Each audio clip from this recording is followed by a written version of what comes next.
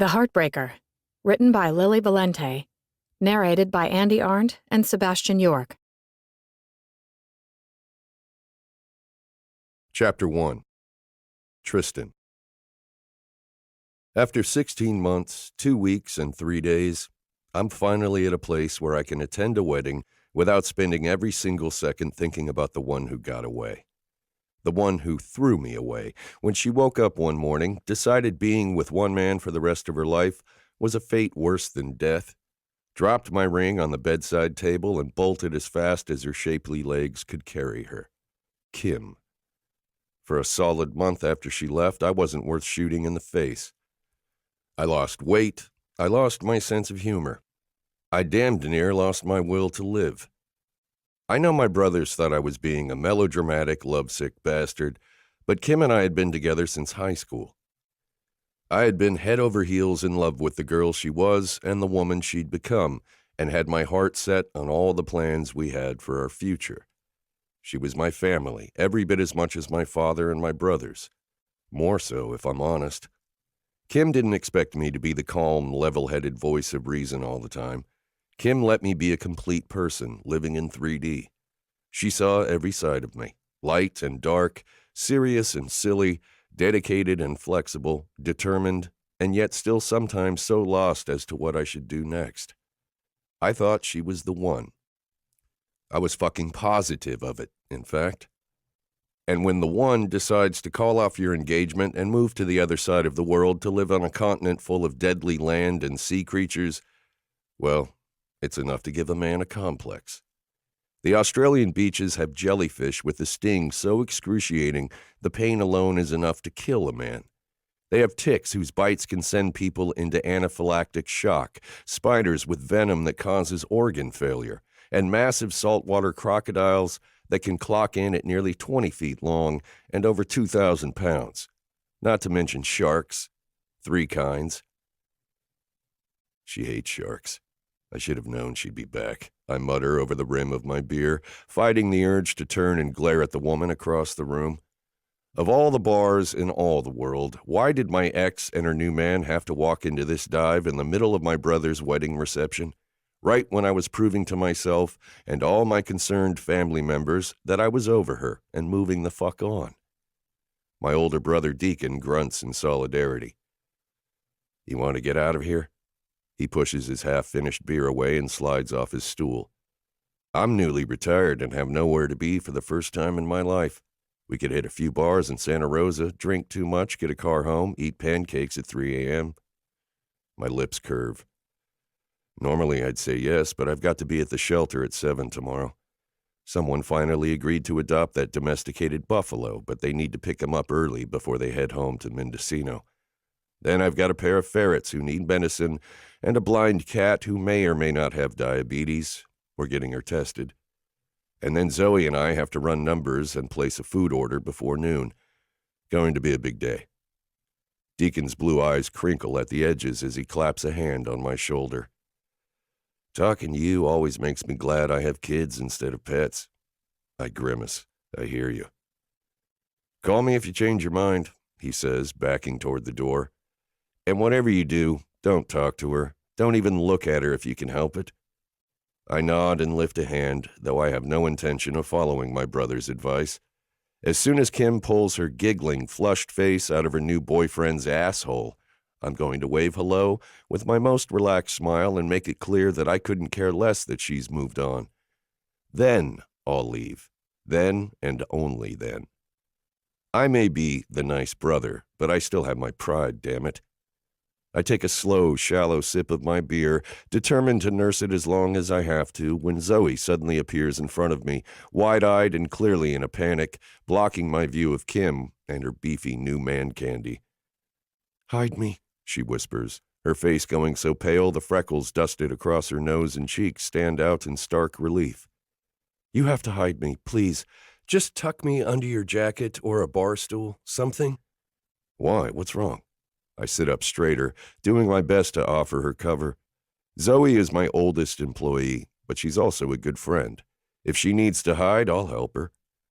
I can't imagine what has her so upset. She's usually the most upbeat, sunny person I know.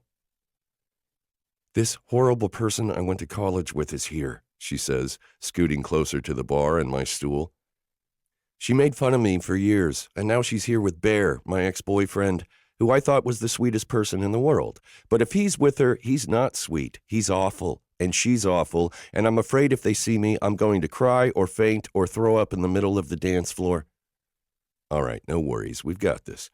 I ease off my stool, my own drama forgotten. Tell me where they are. I'll be your human shield, block you from view until we get to the door, and then we'll bail. Go get a drink somewhere with no assholes in it. Her shoulders sag, and her bright blue eyes flood with gratitude. Thank you, Tristan, so much. They're over by the window. The big guy with the fuzzy face and the girl with the platinum blonde hair and a chunk of ice for a heart. I go still, chest tightening. Surely she can't mean... I know Kim isn't the person I thought she was, but surely she wouldn't torture a sweetheart like Zoey. The woman in the red sweater, black pants? Zoey's forehead furrows as she nods. Yes, why? That's Kim, I blurt out. Kim. She frowns harder before her brows shoot up in sudden understanding. The Kim? Your Kim? Yes, I whisper. Her picture used to be on my desk in my office. Well, I never go into your office, she hisses, looking distressed. I respect your space. You're my boss. She came to the benefit gala with me 3 years in a row. Surely you met her there. Or when she used to bring me lunch?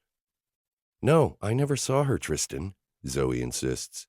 I never had a date for the gala, and somehow I managed to miss the lunch visits from your evil ex-girlfriend. Believe me, if I'd known you were dating Kimberly Kahn, I would have remembered it.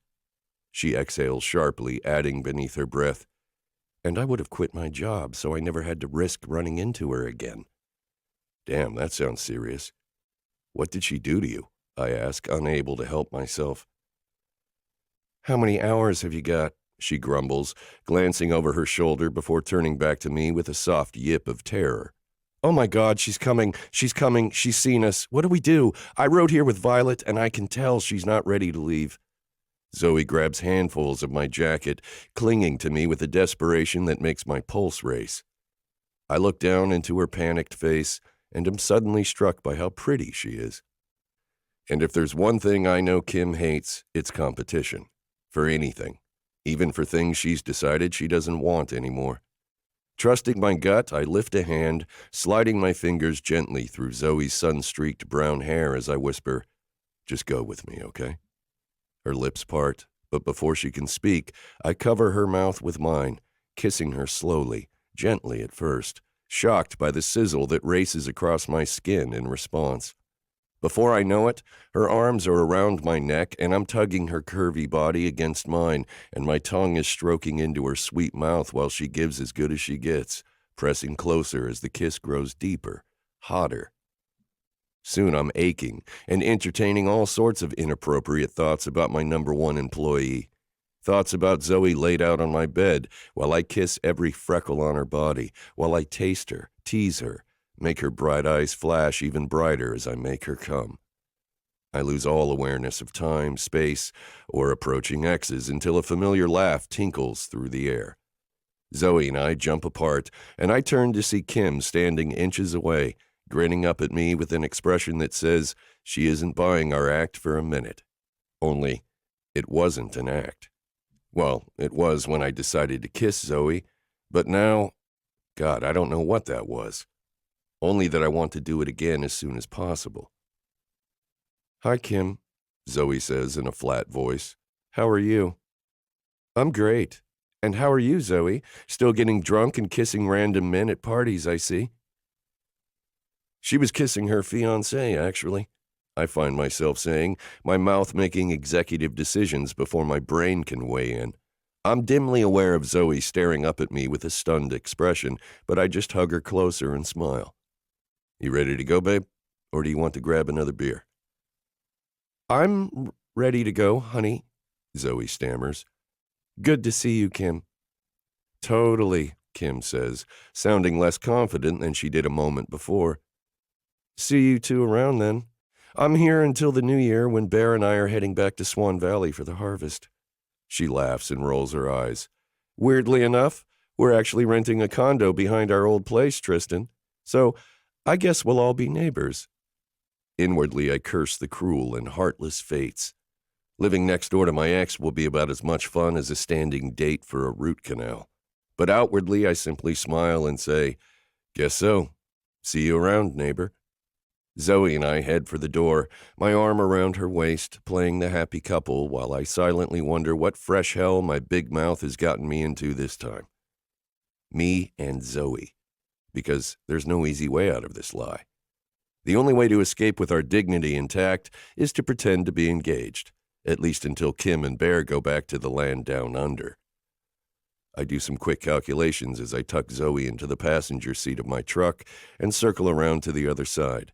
Halloween is a week away, then roughly 4.5 weeks in November, another 4.5 in December, 10 weeks. To save face, Zoey and I are going to have to pretend to be madly in love for 10 whole weeks. Fuck.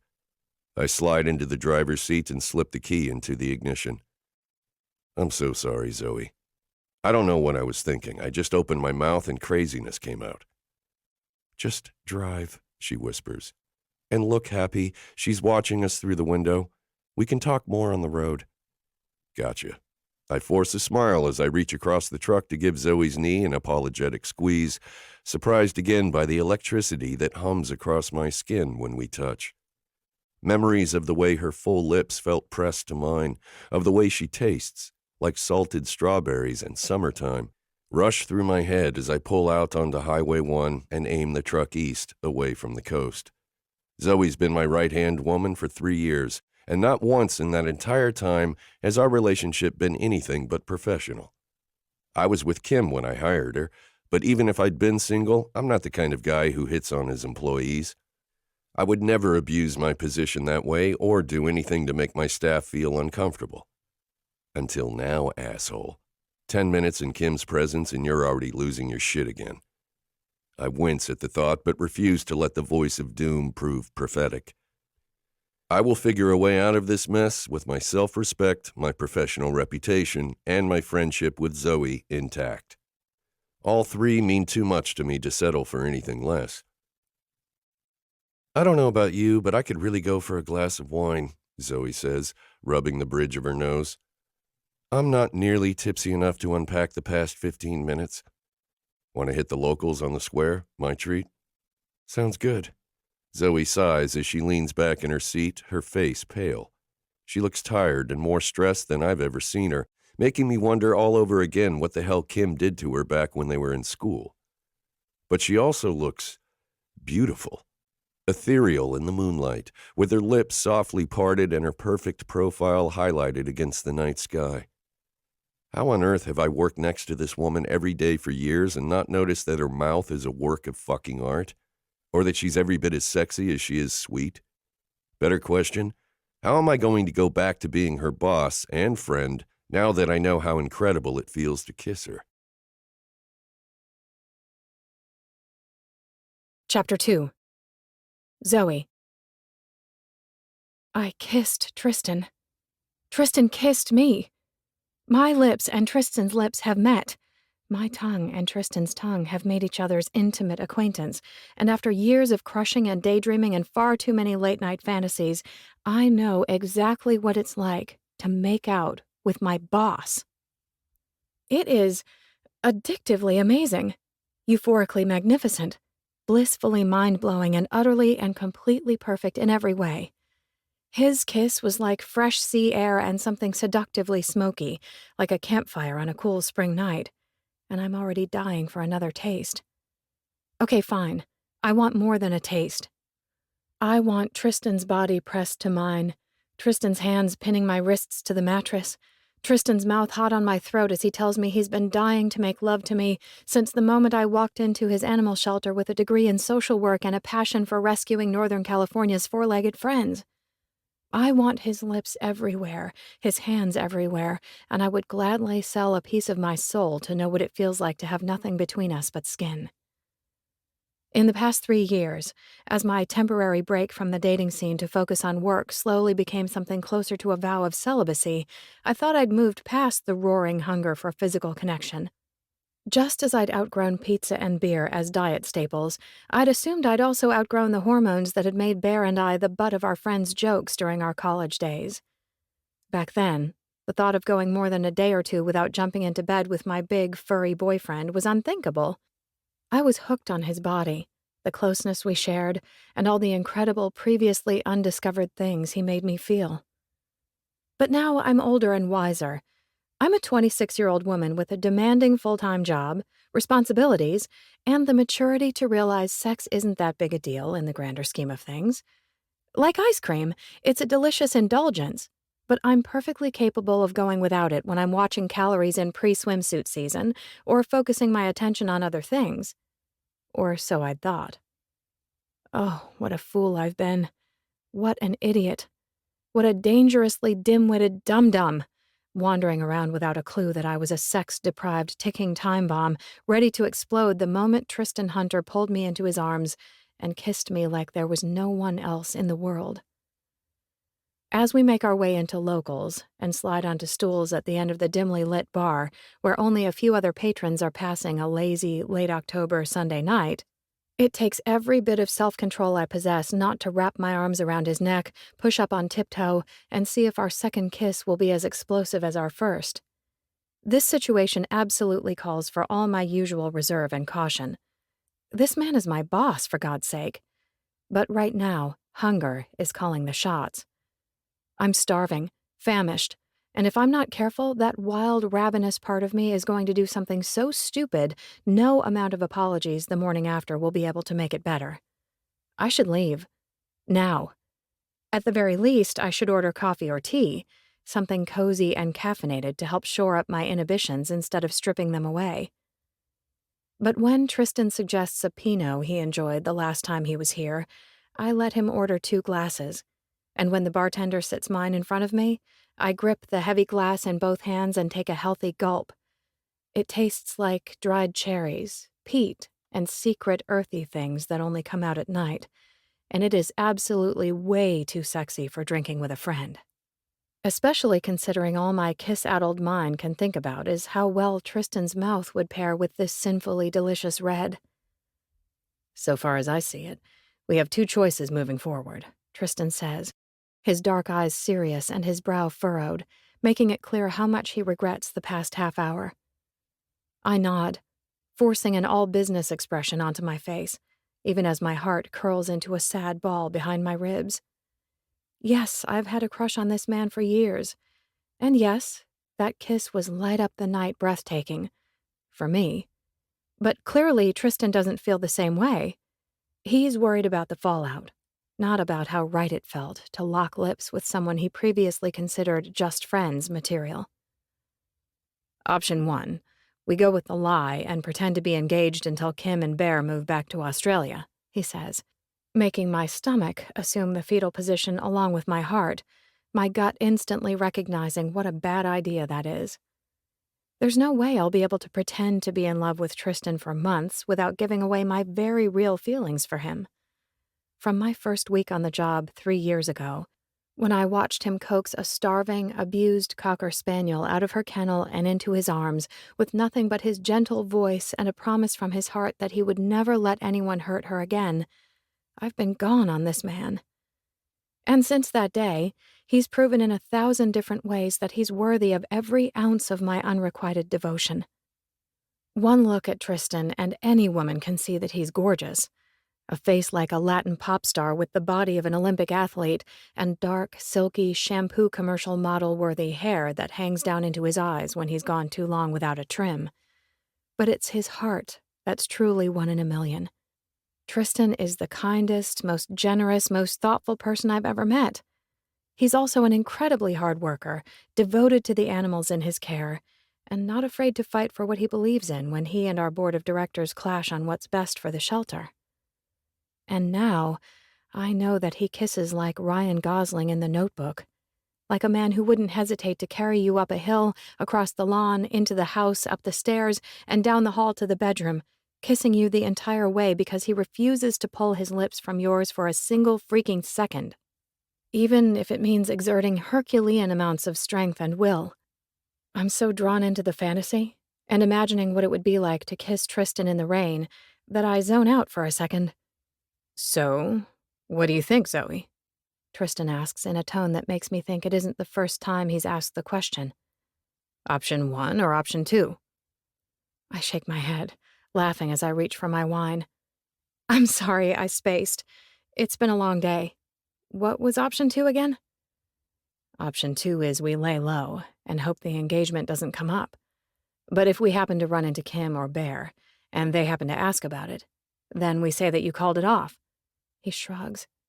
"Say you got cold feet or something. Whatever you think is best. As long as it makes it look like I'm the loser and you're happily moving on with your life." I frown, hating that idea. I don't want to make you look like a loser. But I deserve it. He holds my gaze with an intensity that makes my thin blue sweater and gauzy chiffon skirt suddenly feel too warm. "I'm the one who got us into this mess." "That's not true. I came to you begging for your help. And you helped. You did."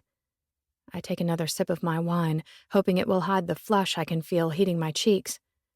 "Did I really?" he asks, arching a brow. "Well, Kim didn't get away with making me feel 2 feet tall," I say.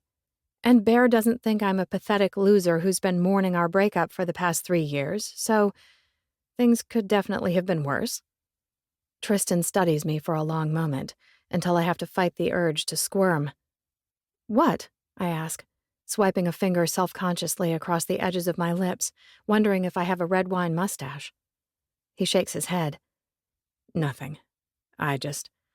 Have you really been mourning him for 3 years? Is that why you don't date much?" "No, I've been dreaming about you, boss man. Crushing on you, fantasizing about what it would be like to be the lucky woman you come home to every night." Thankfully, instead of any of those mortifying confessions, I say in my best all-business voice, "Not at all. I loved Bear, and we had a few great years together, but we weren't compatible long-term. I think we both knew that, even though he was the one who officially decided to end it." "Why weren't you compatible?" Tristan asks. "I mean, if that's not too personal." "No, it's not too personal. I swirl my wine, watching the ruby liquid change colors as it flows around the edge of the glass. "I always saw myself settling down and putting down roots after college, and Bear wanted to travel, roaming the world until he found a place to stick for a while, and then moving on when that gig wasn't fun anymore. That kind of life wasn't for me. I like community and a sense of place. I like feeling like you belong." Tristan finishes my thought with a nod. "I get it. I'm the same way. That's why I never left Sonoma County, even when Kim transferred to Sacramento instead of staying at Sonoma State with me. We'd been together for 2 years at that point, but it was easier to do the long-distance thing with my girlfriend than to leave everyone here behind." He rolls his eyes. "But you know my family.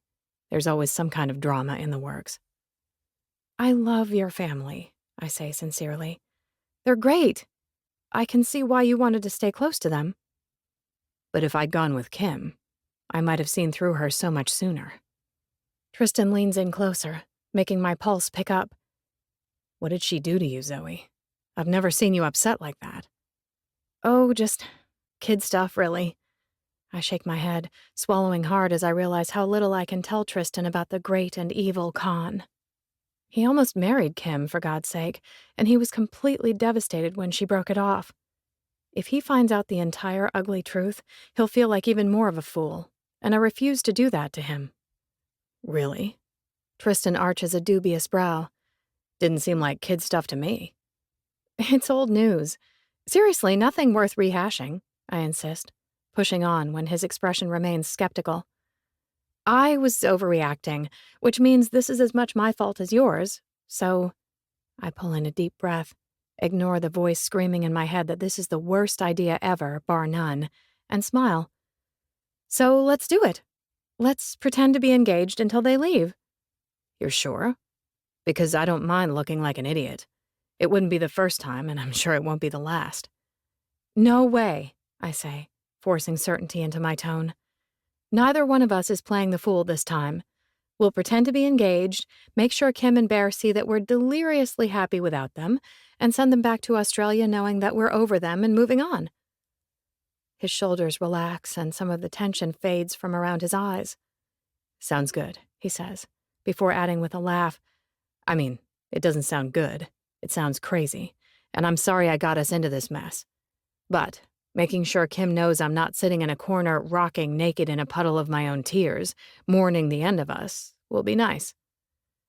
Rocking naked in your own tears isn't pretty, I agree, though I honestly doubt Tristan could be anything but ridiculously beautiful naked, no matter what else he was doing at the time. And that's the kind of thing I have to stop thinking if I'm going to have any shot at pulling this off. No, it isn't. He rubs a hand across his jaw, making a soft scratching sound as his skin brushes stubble, making my lightly whisker-burned lips tingle.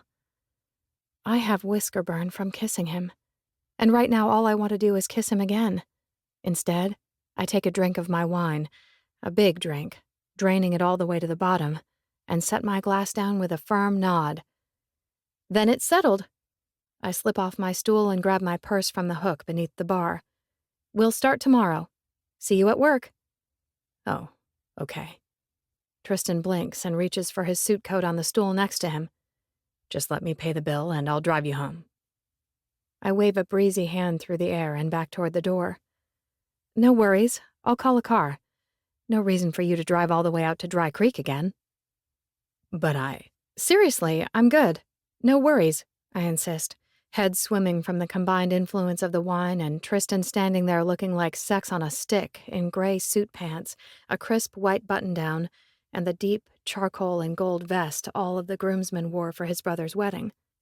I spent all afternoon at an uber-romantic wedding, the evening sipping champagne at a reception packed with people who are madly in love, and ended the night with an earth-shattering kiss before getting fake engaged to my real-life crush. It's been an over-the-top swoony kind of day. That's the only reason I'm finding it so hard to keep from running to Tristan, driving my fingers through his hair and pulling his mouth to mine. I just need to get some distance and some sleep, and by tomorrow morning I'll be back in my right mind.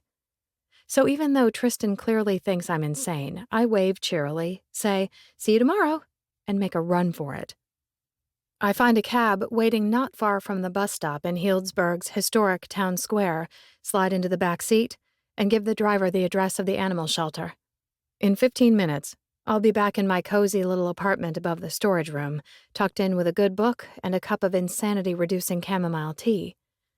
And when I wake up tomorrow, it will be a new day, shiny and fresh with no head-spinning romance in it. Except for the part where you and Tristan are going to be pretending to be in love for several months, I mutter, not caring if the driver thinks I'm crazy. I probably am, but nuts or not, there's no turning back now. Chapter 3. From the texts of Tristan Hunter and Deacon Hunter. Deacon. Just checking to make sure you got home safe, sound, and with no Kim Con-induced battle scars. Tap me back when you get the chance. Tristan. I'm home. The safe and sound part is debatable. Deacon. Shit. You talked to her, didn't you? After I warned you not to. What happened to listening to words of wisdom from your oldest brother? Tristan. I listened. She's the one who came over to talk to me. Right after Zoey begged me to hide her from her ex-boyfriend, who turned out to be Kim's new boyfriend. Deacon. No shit. Tristan. No shit. And then one thing led to another, and I ended up making out with Zoey at the bar and telling Kim that Zoey and I were engaged. Deacon. Oh, fuck. Tristan. Yeah, that pretty much sums it up. So now Zoey and I are fake engaged until after the new year when Kim and her new guy head back to Australia. Deacon. You realize that's insane, right? Tristan. Oh yeah, completely insane. I offered to let Zoey fake dump me so at least she could save face, but she didn't want to go that route. So I guess I need to swing into Jillian's on the square before work tomorrow and get her a ring. Deacon. And somehow you've got Dad and the rest of them convinced that you're the sanest man in the family. That's a solid con you've got going on there, Tris. Tristan. Pride makes a madman of the best of us. I just hope Zoey and I can get through this with our friendship intact. Deacon. Yeah, she's a sweet girl. Tristan. and incredible at her job, and amazing with animals and people, and a complete professional in every way. I don't know what I'd do without her. Deacon. So does this mean the kiss was awful? Or that the kiss was so good you're reminding yourself why you can't have a fling with the person you depend on to keep your work life running smoothly?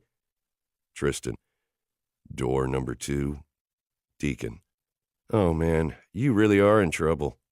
Tristan. Tell me about it. I've been sitting here for an hour staring at my phone trying to convince myself to text her and call the whole thing off. Deacon. But you can't, because you want an excuse to kiss her again. Tristan. Because I want to prove to Kim that I'm not the pathetic wreck of a person she dumped on his ass 1.5 years ago. That's what this is about, Deacon. Zoey and I are just friends and co-workers. That's all we've ever been, and that's all we're ever going to be. Deacon. Why? She's beautiful, sweet, hard-working, apparently a dynamite kisser. You got something against freckles or something? Tristan. No, I don't have a thing against freckles. I like freckles, especially on her, but it's not going to happen. It can't. Even if Zoey were interested in me that way, which she's not, we work together. I don't want to get into a relationship with someone who depends on me for her paycheck. That's creepy, and I don't want to be a creep. Deacon. But a fake engagement with your subordinate is A-OK. Tristan. Fine. Point taken. I'll text her and call it off. Deacon. Sure you will. Tristan. I've really missed your smug side, you know? I'm so glad you're retired and are going to be around all the time, making sure none of us have to do without big brotherly condescension in our lives ever again. Deacon. I'm not smug, buddy. I've just been there. Chemistry is like toothpaste. Once it's out of the tube, it's not going back in. Fake relationship, real relationship, or strained relationship because you're trying to slap a friendly label on something that's not just friendly anymore. One way or another, you and Zoey are going to have to deal with the consequences of learning that you like to kiss each other. Tristan.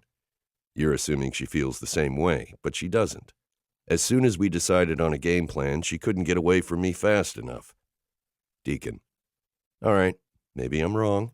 Maybe you're a shit kisser and she can't wait to go back to being platonic coworkers as soon as the nightmarish experience of being your fake true love is over. Tristan. Thanks. I feel so much better. Deacon. You're welcome. Feel free to text anytime. The twins are away at college, and until I decide what's next work-wise, I've got nothing but free time. And don't worry, I won't share your big news with Dad or any of the other gossip mongers around here. Your secret is safe with me. Tristan. Thanks. Deacon. You're welcome. Oh, and make sure to get her something special for the ring, just in case. Tristan. Now who's crazy?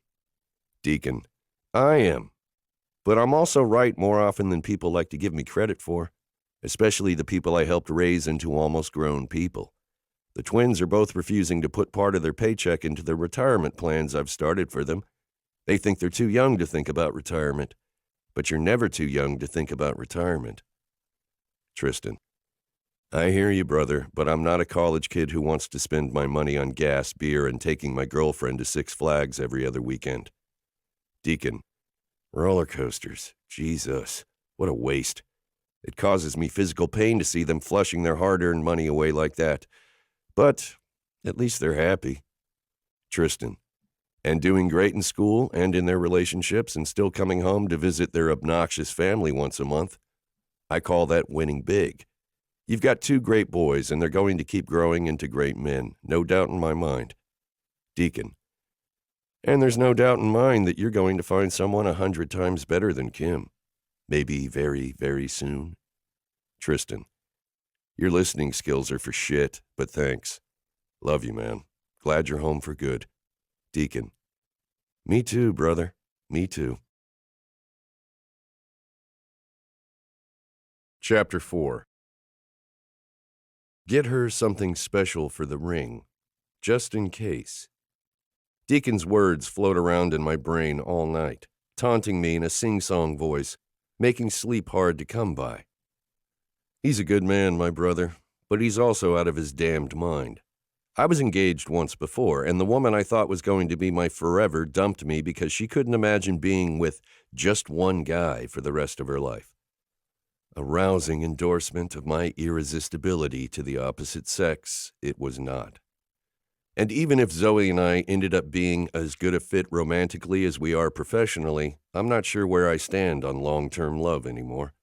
Sure, I used to be a shameless romantic, a smug, happily coupled person who thought he had love all figured out. But I clearly didn't know my ass from a hole in the ground. The woman I thought was my perfect match turned out to be a heartbreaking asshole. And a bully, to boot, judging by Zoey's meltdown last night. I'm not buying the kid stuff excuse for a second. Zoey isn't the kind to beg to be hidden from someone because they had a falling out about who was going to be president of the debate team. No, I'm guessing Zoey softened the story to spare me sordid tales of my ex's shitty behavior. That's exactly what I would expect from a sweetheart like her, and yet another reason it would be a bad idea for us to be anything but friends. I don't like hurting people, anyone, ever, if I can help it, but it would be especially miserable to hurt someone like Zoey. The woman doesn't have a mean bone in her body or much in the way of an emotional support system. Her dad ran off when she was a kid, her mom died when she was a freshman in college, and she doesn't have any other family in the picture as far as I can tell. Yes, she has good friends, but she spends most of her life at the shelter, either working or at her on-site apartment, serving as our go-to in case of animal-related emergencies. If she and I started dating and it ended badly, it would be like Daryl the Doberman with the bad bladder took a piss all over her life. And I don't want Zoey's life to be pissed on, especially not because of something I've done. This is a bad idea, Luke, I mutter as I pull into my parking space in front of the shelter and shut off the engine. But beside me, my eternally optimistic golden retriever is as blissed out as he always is to be arriving at work, where he knows he'll have at least 9 quality hours with the object of his undying affection. Luke's been in love with Zoey since we rescued him and his litter mates from a puppy farm 2 years ago. He lives to lie at her feet, gobble the treats she keeps in a jar on her desk, and break into her apartment while Zoey and I are busy elsewhere and eat her socks. And occasionally her panties, when he can find a pair lying around. On our last emergency trip to the vet, Luke vomited up a skimpy pink lace thong on the waiting room floor while we were waiting for an exam room, making Zoey blush so red I wasn't sure her cheeks would ever return to their normal color. At the time, I'd simply been mortified by my dog's bad behavior and how deeply it had embarrassed her. Now, I can't help thinking about what Zoey would look like in a pair of skimpy lace panties and nothing else. My stupid brother was right. The toothpaste is out of the tube, and it's not going back in. I'm having all kinds of never-before-entertained thoughts about Zoey, and when I see her sitting at her desk, wearing a pair of jeans and a snug long-sleeve tee that molds so tightly to her chest I have to rip my gaze away from her curves, my heart stutters, and my palms start to sweat. And then she looks up and smiles, and suddenly all I want to do is kiss her, to pull her into my office, shut the door, and have my way with her on my desk. Or on the floor. Or up against the... No, bad dog, I shout as Luke jumps into her lap, reverting to a puppy habit we thought we'd broken him of months ago, and nearly knocking Zoey's chair over in the process. Get down, Luke. You don't weigh 12 pounds anymore, man. You're going to crush her. I grab Luke by the collar and guide him back down to the floor. Sorry about that. Zoey laughs. It's fine. At least I know someone's always happy to see me. I pause, weirdly nervous. I thought I'd talked myself away from the ledge over breakfast this morning and was ready to make the best of a sticky situation. But as my gaze meets hers, my mind goes blank and my sweaty palms begin to itch. I mean, I know you're happy to see me too, Zoey says with another laugh and a shake of her head, making her ponytail swish. God, she's cute in a ponytail. Dangerously cute. I just meant... Her breath rushes out as she motions toward me. You know, after last night, I just don't want things to be awkward. They aren't, and they won't be, I lie, the jewelry box in my pocket suddenly feeling like an embarrassing growth digging into my ass. But if you've changed your mind, that's fine. I totally get it. We don't have to go through with it." No, I'm still in," she says, rubbing Luke's head as he pants appreciatively. "I'm just not sure how one goes about being engaged, you know? I've never been engaged. The closest I got was when my high school boyfriend gave me his class ring before spring break and then wanted it back again a week later because he'd accidentally slept with someone while he was in Cancun." I arch a brow. "Accidentally?" Zoey nods as she scratches Luke behind the ears. "Yeah, apparently it's a thing that happens in Cancun. You're walking around, innocently drinking a beer, and all of a sudden you trip in the sand and your penis falls into a stranger's vagina." I snort in surprise. I've never heard Zoey use the word penis or vagina before this morning, and she blushes bright pink. "Sorry," she says. "I'm nervous. My mouth does weird things when I'm nervous." "Don't be nervous, and your mouth is fine," I say, blood pumping faster as I remember how good her mouth felt pressed to mine. "It's perfect." Jesus, shut the fuck up, Tristan. Stop talking about her mouth. Stop looking at her mouth and pull your shit together, man. Clearing my throat, I reach into my pocket and pull out the jewelry box. "And I can help you with the engaged learning curve. First thing on the agenda, of course, is the ring." Zoey's eyes go wide as I open the case. "Oh my God, Tristan, it's beautiful. Like something from a fairy tale." "It was my grandmother's," I say, ridiculously pleased that she likes it. I've always thought the vine and flower detailing around the stone was something special, but Kim had said the rose gold setting was tacky and the diamond too small for a modern bride. I was going to pick something up at the jewelry store, but then I remembered this and thought it would be perfect. Classy, but fun. Like you. Zoey blinks faster, looking flustered. "Well, crap. If I'd known you thought I was classy, I wouldn't have made Cancun penis jokes. Now I've ruined the illusion." "I like your jokes," I say, holding up the box. "Try it on. Let's see if it fits." She reaches for the ring, only to pull her hands back to her chest with a shake of her head. "No, I can't, Tristan. What if it slips off and I lose it in the bulk cat food? Or I break or bend it while I'm cleaning cages or something? I'll never forgive myself." "It's not going to bend or break, and if it's too big, we'll get it sized." Plucking the ring from the stiff velvet, I reach for her hand. The moment my fingers brush hers, electricity pulses across my skin, assuring me the chemistry from last night is still in full effect. I look up, catching her gaze and holding it as I slide the ring onto her slim finger. "Just like I thought," I say. "A perfect fit." Zoey's blue eyes glitter and her lips part, but she doesn't speak. She steps closer until the spring rain and strawberry smell of her fills my head. She smells so fucking good I want to bury my face in her neck and inhale her, memorize the exact notes that make up Ode to Zoey, then kiss my way up her throat to claim her pretty mouth. I'm half a heartbeat away from giving in, from kissing her white stone cold sober and proving this is way more complicated than a little pretend between friends, when Luke barks. A second later, one of his paws lands on my shoulder, the other on Zoey's, and he shoves his grinning face between ours with an excited whimper. "Hey, buddy," Zoey says, laughing. "You like the ring, too?" Luke responds by licking Zoey's cheek, shamelessly kiss-blocking the man who feeds him. But this time, I owe him one. Kissing Zoey isn't on my agenda, at least not in private, purely for pleasure. I've been saved by dog slobber in the nick of time. Now, to get to my office, get myself under control, and establish some ground rules before this goes any further. "Aw, thanks, big guy. I love your kisses." Zoey scratches Luke's ears before lifting his paws off our shoulders. "But you know better than to jump up. Now go lie down on your bed. Go, or we're going to have to take you back to obedience class. Again." With a tucked tail and a shamed look in his melted chocolate eyes, Luke trots over to the bed in the corner of the office and curls up with his head mournfully propped on his paws. Zoey clucks her tongue. Such a sad face. I would feel sorry for him if he weren't an absolute rascal. "He really is," I say with a smile. "He's not stupid. He just has zero interest in following the rules." "Reminds me of your brother." Zoey snaps her fingers as she turns back to me. "Which reminds me, I feel terrible about leaving the reception last night without telling Carrie and Rafe goodbye and thanking them for including me in their special day. Don't worry about it. They won't care. They're not stand-on-ceremony people. I know, but I still feel bad. I like to remember my manners and prove I wasn't raised by wolves.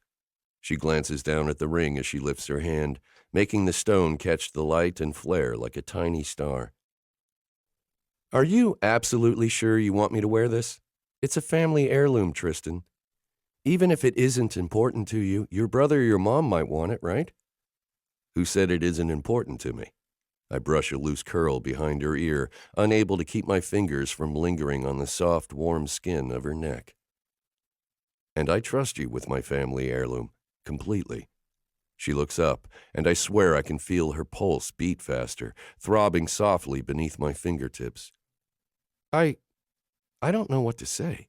Her breath rushes out. And that doesn't happen to me, Tristan. I always have something to say. This fake engagement is already making me weird, and it's just the two of us alone in the office. What am I going to do when we're in front of other people? Before I can assure her it's going to be fine, she rushes on. And what about Violet? She darts a panicked look over my shoulder toward the entrance. She'll be here any minute. What are we going to tell her? I can't lie to her. Not only would it make me feel terrible, but she would see through me in a freaking heartbeat. She's raised 3 daughters. She's trained in the art of unraveling girl lies, and I'm sure even her youngest is 1,000 times better at bending the truth than I am, and she's still in high school. Truly, I have 0 experience in deceiving people. Hey, relax. It's going to be fine. I place what I hope will be a calming hand on her shoulder, but the touch only makes Zoe's panicked eyes open wider. And I got a D in acting in high school. She bites her bottom lip, the tips of her teeth digging in until the flesh goes white. How could I have forgotten that? Oh my God, I was the worst. I forgot my lines during our Say No to Drugs performance in front of the entire school. Just froze up like a deer in the headlights. One of the stagehands finally had to come out from behind the curtain and physically escort me off stage. It was a nightmare. I was so mortified I wore a bag over my head to school the next day. I laugh. I can't help it. Her lips quirk, but she remains pale and panicked looking. Seriously, a paper bag with eye holes cut out in front. I don't know what I was thinking. It only made it worse, of course. People called me Baghead for the rest of freshman year. No wonder you blocked that out, I say, still grinning. I know she's sincerely worried, but I can't help but love that story. And the goofy kid she used to be. But this isn't going to be a Baghead situation, I promise. First up, there's no need to lie to the people we trust. I told my brother Deacon the truth last night. We'll tell Violet the truth, too. She might think we're crazy, but at least our reputations as honest, upstanding citizens will remain intact. Zoe nods slowly, but I can tell she's not completely convinced. Okay, but we still have my crappy acting skills to contend with. The only reason I did okay last night was A, I was a little tipsy and going with the flow, B, we didn't talk to Kim for very long, and C, I didn't have time to overthink things and worry them to death. But I can't stay drunk from now until New Year's Day. We may run into a situation where we have to talk to our exes for longer than a minute, and clearly I've now had lots of time to worry. Then we'll practice before we take our act on the road, I say with a shrug. No big deal. Zoe arches a skeptical brow. Practice being engaged? Practice being a couple. Practice being comfortable with each other in couple-type situations. I force a breezy note into my voice, refusing to think of all the ways couple practice could go horribly awry. We can do this. We're not strangers, after all. We're close friends, and as long as we keep our focus on fooling Kim and Bear and our eyes on the prize, we'll be fine. We've been friends for a long time, Zoe, I continue. I'm more comfortable with you than I am almost anyone. And I think you would say the same, right? She presses her lips together, hesitating a second before she inclines her head in agreement. Yes. So, we just need to focus on our friendship and let the other stuff come from a natural place. I mean, kids hold hands with their friends. Europeans kiss their friends on the cheek to say hello. With a little practice, we can make the couple stuff look and feel natural without worrying about a big dramatic performance. I guess that sounds doable, she says, the tension easing from her shoulders as she rocks back on her heels. So you want to practice after work today? If I can get Violet to stay late and do the evening feeding? Sounds perfect, I agree. My heart skips a beat as I catch a glimpse of the clock on her desk. Shit, it's already 10 till 7. The people from Mendocino are going to be here any minute to pick up Buckley. We've been trying to find this buffalo a home for months, and we need the transfer to go smoothly. Feeding a 1-ton buffalo for another month isn't in our budget, at least not without cutting other programs. I'm about to send Zoey on a paperwork finding mission while I get Buckley into the loading paddock when Zoey holds up a palm. No worries, boss. I've got the paperwork all ready, and I put Buckley to bed in the solo paddock last night. Everything's ready to go, and there's already coffee in the break room. Why don't you grab a cup, and I'll bring the Swansons to your office to finalize the documents as soon as they arrive. The moment of panic vanishes as quickly as it arrived, and a rush of gratitude and relief reminds me why this woman is worth her weight in gold. Thank you, Zoey. You're the best. She grins. Just remember that later, when we're practicing holding hands and my palm is sweaty and I'm smiling like a creepy serial killer because I'm so bad at pretending to be in love. I shake my head. No way.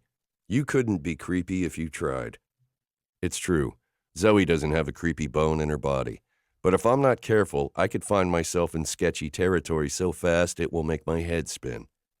I need to maintain firm boundaries and make sure we keep this fake engagement as professional as possible. I'm not just Zoey's friend, I'm her boss, and that's something I need to remember tonight, no matter how far we decide to take our practice. But the possibility that I might get to kiss Zoey again is way more exciting than it should be, ensuring her lips are never far from my thoughts. Even the half hour I spend chasing ferrets that hate taking their medicine around the playroom isn't enough to banish the fizzy feeling of anticipation. I'm in trouble, no doubt about it, and should absolutely postpone practice until a later date when I've got my head on straight. But I don't. They say the spirit is willing, but the flesh is weak. But in my case, neither my spirit nor my flesh has any interest in staying away from Zoey Childers. So I'll just have to trust my mind to keep the other two in line and try not to let my partner in faking it realize how much I real life love the taste of her lips. Chapter 5. Holding hands, some light cheek kissing, maybe a walk through the square arm in arm if things are going well and Tristan and I feel ready to take our coupledom for a test run. I've totally got this. Sure, it's been a while since I've been in a relationship, but it's not like I'm a complete newbie to the world of romance. I've been part of a couple. I've done all of these things before, and at the time they came quite naturally. But you weren't pretending back then. And you didn't do those things while trying to walk the line between being convincing, but not too convincing, lest your boss realize there's nothing pretend about how much you want to jump his bones. I pause, knuckles hovering above Tristan's door, seriously debating running back to my car and calling in sick to couple practice, when it swings open and Tristan appears in the doorway. Hey, you made it. I did, I say, unable to think of anything more clever as I drink in the sight of Tristan fresh from the shower. His dark hair is still damp, and his long-sleeved gray tee clings lightly to his chest. A pair of well-worn jeans complete the casual look, but the way my heart responds to the sight of him is anything but casual. My pulse picks up, beating faster as I imagine what it would be like to lean in and kiss away the drop of water beaded on his neck, to let my hands slip beneath his shirt and discover the firm muscles beneath. I've seen Tristan without a shirt on exactly twice, once at a beach party fundraiser for the shelter, and once while he was mucking out the horse stalls during a heat wave. And both instances are tattooed into my memory bank for all eternity. Magnificent isn't too strong a word. Neither is glorious, resplendent, or jaw-dropping. Just thinking about how beautiful he is half-naked is enough to make me blush. But thankfully, Tristan doesn't seem to notice that I've gone awkwardly mute. Or if he does, he's too nice to let on, and motions for me to come in. I just stuck dinner in the oven. He leads the way through a small but cozy living room, furnished in bright blues and white and muted grays, and into the kitchen. Hope you like roasted root vegetable lasagna. Love it, I say. as he fetches 2 bottles of water from the fridge, doing my best not to fidget or do anything else to betray how nervous I am. I was hoping Luke would help break the ice, but he's nowhere to be seen. Where's the rascal? He's in his kennel downstairs, watching the US Open for the 10th time. I grin. Well then, he should be a happy boy. He loves his tennis. He does. I figured that was the only way to keep him out of our hair. If Luke had his way, there would be no hand-holding without a paw also involved. Tristan nods over his shoulder, a crooked grin curving his lips. I thought we could hang out in the sunroom. It's nice this time of day. Sounds good. I follow him down a hallway, past a closed door, a bathroom, a study, and the open door to his bedroom, where a king-size bed draped in a luxurious-looking creamy white comforter dominates the space.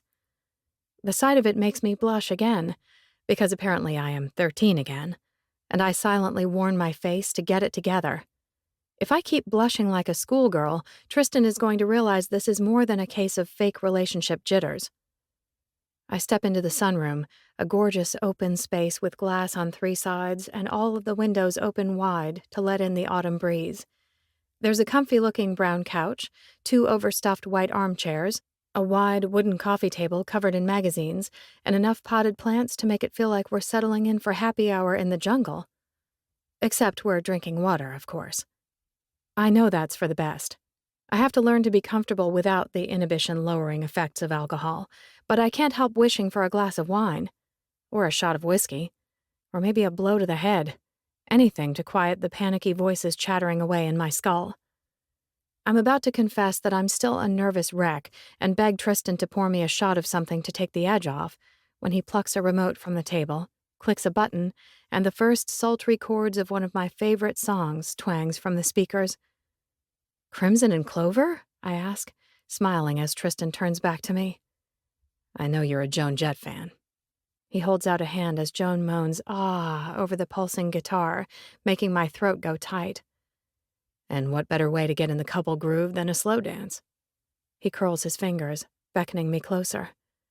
Come here, Childers. Dance with me. Pulse pounding and every nerve ending in my body humming in a mixture of terror and anticipation, I slide my hand into his as his arm wraps around my waist. Immediately, he takes control, spinning me in a half circle as he moves away from the coffee table and into the open area near the door to the backyard. I cling to his shoulder, holding on as we sway slowly back and forth. I've done my share of slow dancing at college parties and fundraisers for Sonoma County charities affiliated with the shelter, but I've never danced like this. Tristan doesn't shuffle side to side, leaving respectable distance for the Holy Spirit the way we did in middle school. He urges me close, molding our bodies together, making me keenly aware of every place we touch. His muscled chest against my breasts, his firm thighs shifting against mine, his warm hand at the small of my back. It's all so much more intimate than holding hands or his lips brushing my cheek. It's overwhelming. So much so that I have no choice but to give in and let him lead, let him spin me left, then right. Let him urge me closer as his palm slides up my back to mold to my ribs, pressing my chest even tighter to his. My breath rushes out as I sneak a peek at him through my lashes to find him watching me with an inscrutable expression. What? I ask, lips tingling as I realize how close his mouth is to mine. Nothing, he murmurs. You're a good dancer. No, you're a good dancer, I correct. I'm a good follower. That's a skill all on its own, he says, his fingertips pressing lightly into my back, sending sparks of awareness skittering up and down my spine. So how is this? Okay? I nod loosely, beginning to feel as tipsy as I did last night. Except this time, I'm drunk on Tristan's touch, Tristan's scent, Tristan's body shifting against mine, making me feel like I'm going to die if I don't get another shot of him. And another, and another. So you're ready to take practice to the next level? He asks as Crimson and Clover ends and the sweet, sultry notes of Etta James at last fill the air. I nod again, tilting my head back, silently asking for what I want, what I need. I can't help myself. I need to feel his lips on mine, need to know if last night was a freak occurrence or if kissing him will always feel like fireworks exploding in my chest, like lightning streaking through my head, and a 4-alarm fire burning beneath my skin, all at once. Tristan leans closer, closer, until the warmth of him heats my mouth, but he's still not close enough. "Can I kiss you, Zoey?" he finally asks, his voice husky. I answer him with a soft moan as I press up on tiptoe. The moment our lips connect, the fireworks display ignites behind my closed eyes, even bigger and brighter than the night before. Because this time we're alone, with nothing to distract me from the feel of Tristan's arms holding me close, the taste of him filling my mouth as his tongue parts my lips. Nothing to impede my awareness of Tristan's heart beating in time with mine, faster, harder, as the kiss grows deeper and his hands smooth down my back to cup my bottom through my jeans. I arch into him, needing to get even closer, gasping against his lips as my belly comes into contact with where he's hard. Oh my God. I almost can't believe it, but it's true. Tristan is hard and thick behind the fly of his jeans. Because of me. Because he really wants me, not because we're pretending to be attracted to each other. I'm still soaring from the realization when suddenly all the heat and sizzle is ripped away, leaving me gasping again, this time from a sudden rush of cold air. "I'm so sorry." Tristan's gaze drops to the floor as he rakes a hand through his hair. "I don't know what happened. I mean, I know, He exhales sharply. "I guess some parts of me don't understand the difference between pretend and not pretend. I apologize. Deeply." "It's okay." I shift uncomfortably from one foot to the other, fingers tangling together to keep myself from reaching for him. "Really, I understand. It's not a big deal."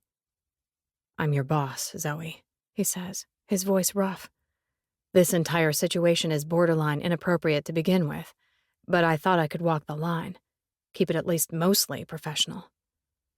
I pull in a breath, on the verge of admitting that he's not the only one feeling unprofessional things. But before I can make any unwise confessions, a familiar voice booms my name. "Zoey?" I frown. Tristan frowns harder, and we both turn slowly to look out the back window. I catch a glimpse of a furry face partially hidden beneath the limbs of an overloaded orange tree before the voice comes again. "Hey, Zoey, that is you." "Bear?" I ask, skin crawling despite the friendly smile on my ex-boyfriend's face. Yes, Bear is one of the nicest people I know, but even a nice guy peeping through your back window is a little skeevy. "What are you doing?" "I'm picking oranges. You guys want some?" He leans over the fence, holding out an enormous fruit that nearly overflows his large hand. "Sorry about interrupting. I was about to crawl back down the ladder, but then I saw your face, Zoey, and—" His cheeks flush above his thick brown beard. "This is weird, right? I'm sorry. It's just been so long since I've seen you, and it was such a nice surprise that I got excited and wanted to say hi. But dudes, I sincerely apologize for interrupting." "No, it's fine, Bear," I lie. "I'll be out to say hi in just a second." I turn back to Tristan, adding for his ears only, "Am I crazy? Or does it seem like he had no idea he might see me around the neighborhood, let alone that you and I are allegedly engaged?" Tristan nods, casting a quick glance over my shoulder at Bear. "You're not crazy. But why would Kim keep that a secret from her live-in boyfriend? Especially considering that you and Bear used to be together." I chew my lip as I shrug. "I have no idea, but Kim's choices rarely make any sense to me. Like dumping you," I add, as I move toward the door leading into the backyard. "I mean, what woman in her right mind does something like that?" His dark eyes flash, and the hint of a smile curves his lips. "Thanks. I'm going to go check on the lasagna. Tell Bear hi for me, but be sure to pass on the orange. That tree stopped giving good fruit years ago." "Will do." I give Tristan a thumbs up and head out into the yard, heart dancing behind my ribs, despite the fact that I'm about to chat with my ex for the first time since he dumped me 3 years ago. But there was something in Tristan's eyes just then, something that made me feel hopeful. "Wow, Zoey, you look great," Bear says as I approach, his friendly face lighting up with another guileless grin. "How have you been? What have you been up to, woman? It's so great to see you looking so happy and awesome. Thanks, Bear.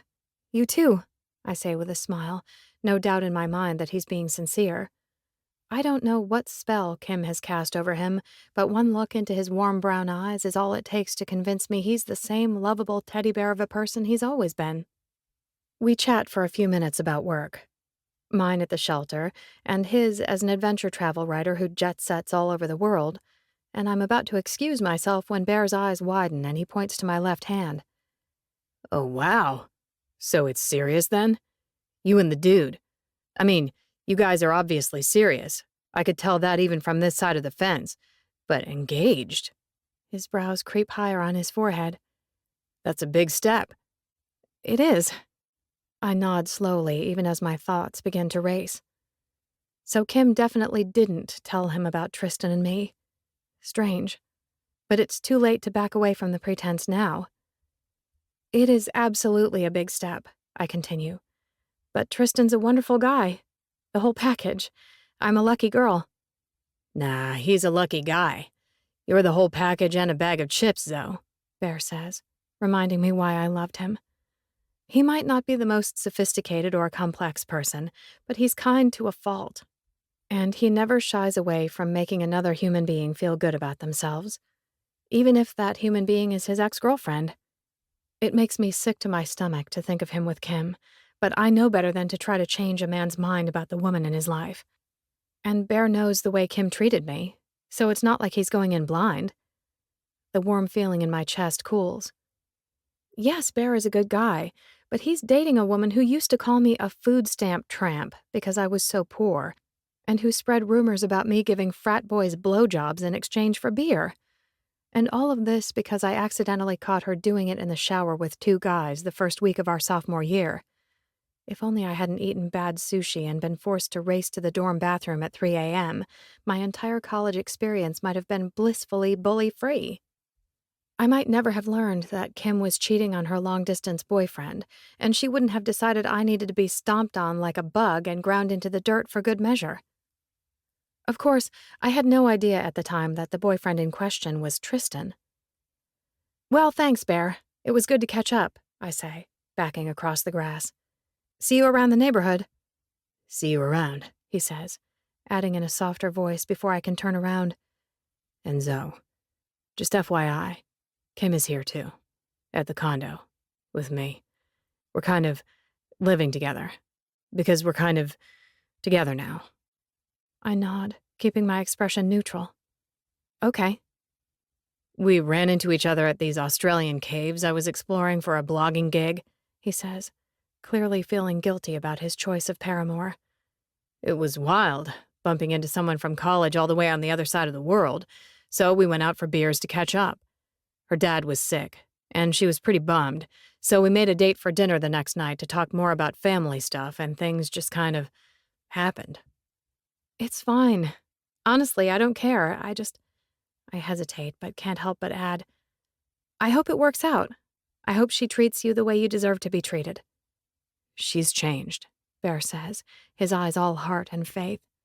She truly, honestly has. If she hadn't, I wouldn't be with her. You know that.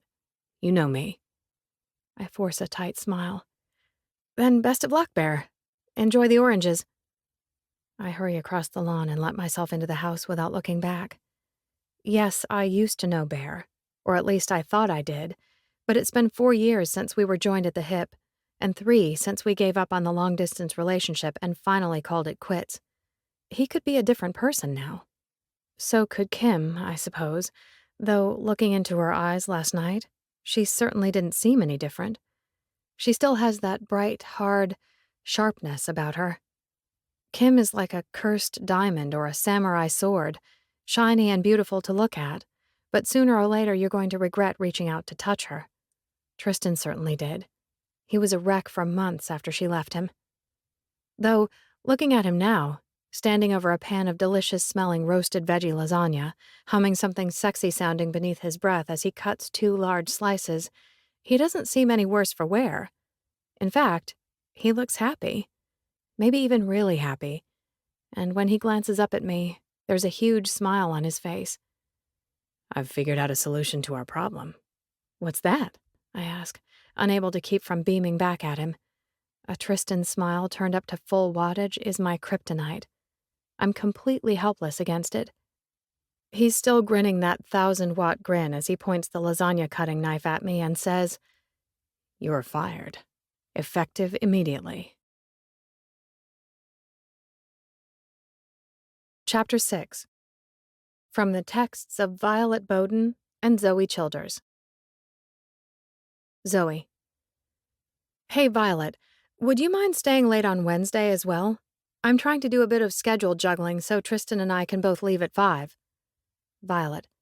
Of course, no problem. Adriana has cross-country until 6:30 again, so there's no rush for me to get home. So how's the fake fiancé thing going, by the way? Jesus, when Tristan told me, it was all I could do not to spit coffee all over him. I can't believe the man has no clue you've got a thing for him. Zoey. Neither does anyone else. You just have superpowered crush-sniffing abilities. Violet. I do. A hazard of raising 3 daughters. With all 4 of us dating now, it's like a romance war zone around here. Someone's always falling in love, falling out of love, or getting her heart ripped, still beating from her chest. I'm honestly looking forward to the day when I'm finally too old to hunt for Mr. Right. Zoey. You're never too old for love. You just need to find the right guy. Violet. I just need to find a guy. Period. At my age, you can't be too picky, honey. Not a whole lot of great catches out there between the ages of 40 and 50. Zoey. Well, if there is one, you'll sweep him off his feet. You're gorgeous and funny, and you make the most amazing pottery I've ever seen. My flamingo mug is seriously the highlight of my morning, every morning. Violet. You're sweet. And it's adorable that you think I'll be this easily distracted from getting the goods on you and the boss man. Spill it, sweetheart. I need details. Zoey. There's not a whole lot to tell. I had to head home right after dinner to give the ferrets their last doses of antibiotics. But I guess things did get a little interesting before dinner. Violet. Interesting. What kind of interesting? Zoey. Oh, just interesting. Violet. Fine. Keep your secrets, sunshine. I should have known better than to ask. You are the most tight-lipped kid I've ever met. I swear Tristan gossips more than you do. Zoey. I'm sorry. I can't help it. I'm just not the type to kiss and tell. Violet. Oh, boy. So you kissed him then? Was it amazing? Everything you dreamed it would be and more? Send 1 eggplant emoji for no, 2 for yes.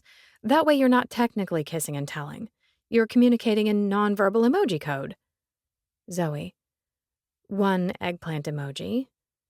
2nd eggplant emoji. Violet. Yay! Double eggplant! I'm so happy for you, sweetie. You 2 are going to be so adorable together. I knew the day would come when that sweet, handsome idiot would finally open his baby browns and see the treasure sitting right outside his office. Zoey. Oh, no, it's not like that, Vi. It's still just a fake relationship. I mean, I could tell Tristan enjoyed the kiss too, but for now, that's all it was. A kiss that led to me getting fired, followed by a nice dinner, and a semi-awkward hug goodbye. Violet. What? He fired you? How could he fire you? Does he have his head shoved completely up his ass? You're the best thing to happen to this shelter in 20 years. Zoey. Calm down, Vi. It's okay. Violet. I will not calm down, and it's not okay. Believe me, I used to volunteer here back before the board put Tristan in charge and he hired competent support staff. It was a nightmare. And I honestly don't care how nice he usually is. This is completely out of bounds. Zoey. Just wait a second, okay? Violet. I'm flabbergasted that he thinks he can get away with this, that he thinks he can fire you a day after sweet-talking you into pretending to being his fiancé without facing consequences for his actions. That's grounds for a lawsuit right there, honey. And I'm not going to stand by and let you— Zoey. Violet, please let me explain. Violet. Okay, fine. No need to shout. Zoey.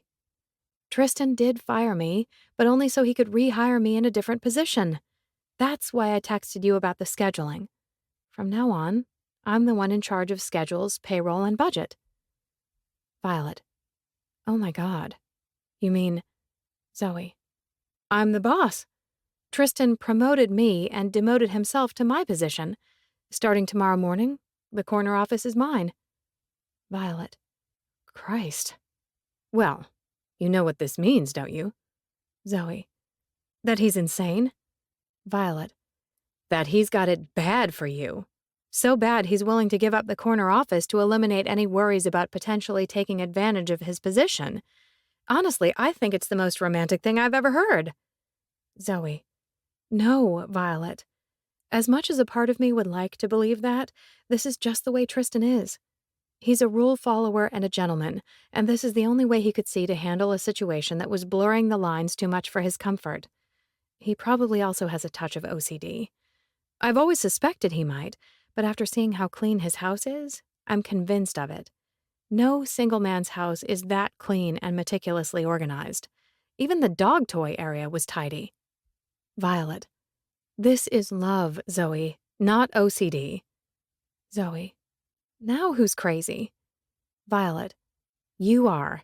Or blind. Just wait.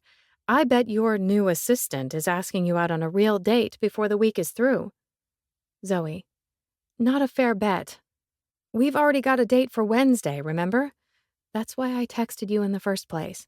And it's not a real date.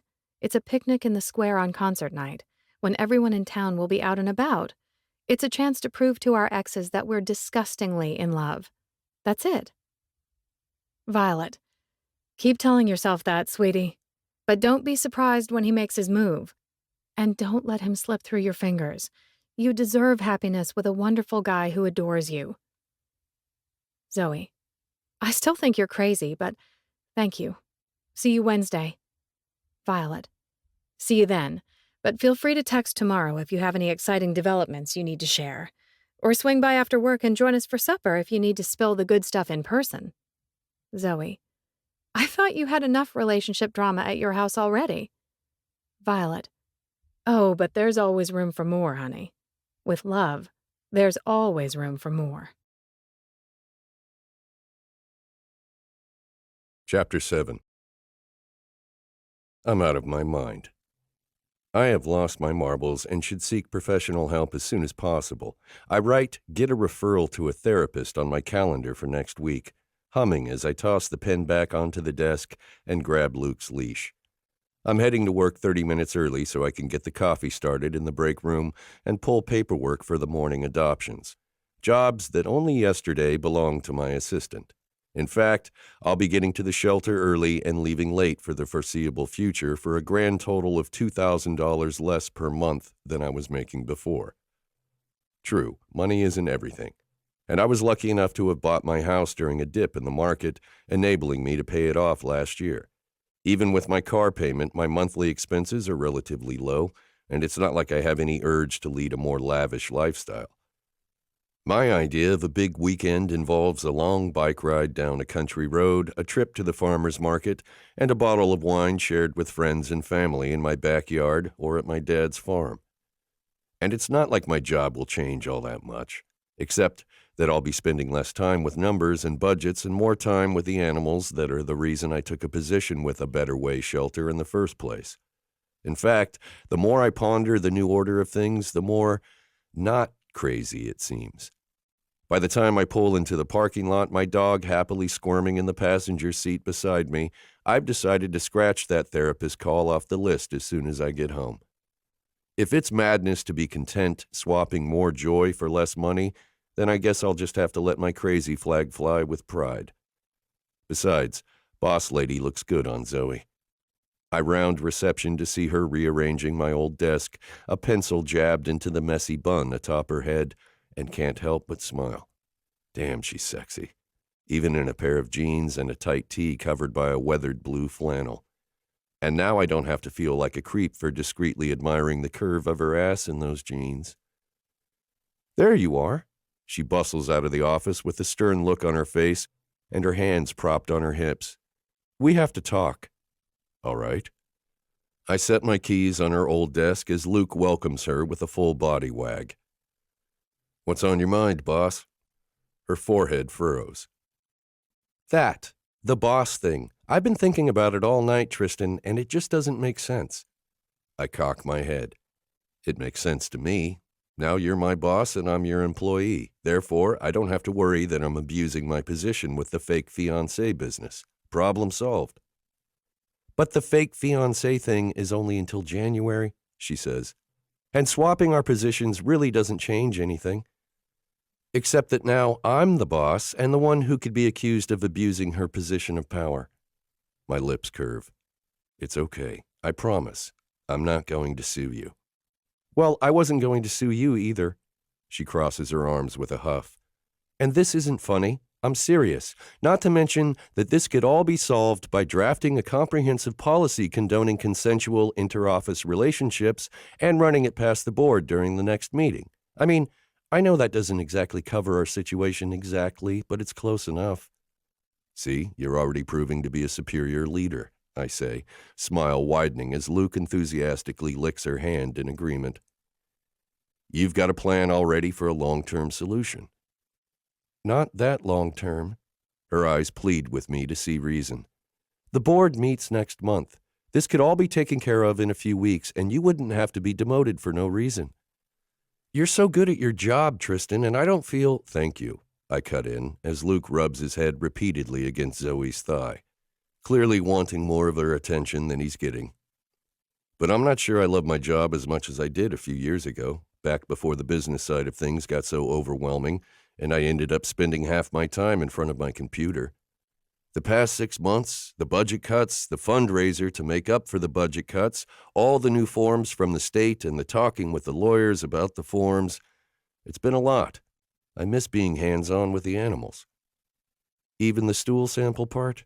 She cocks her head, brows raised.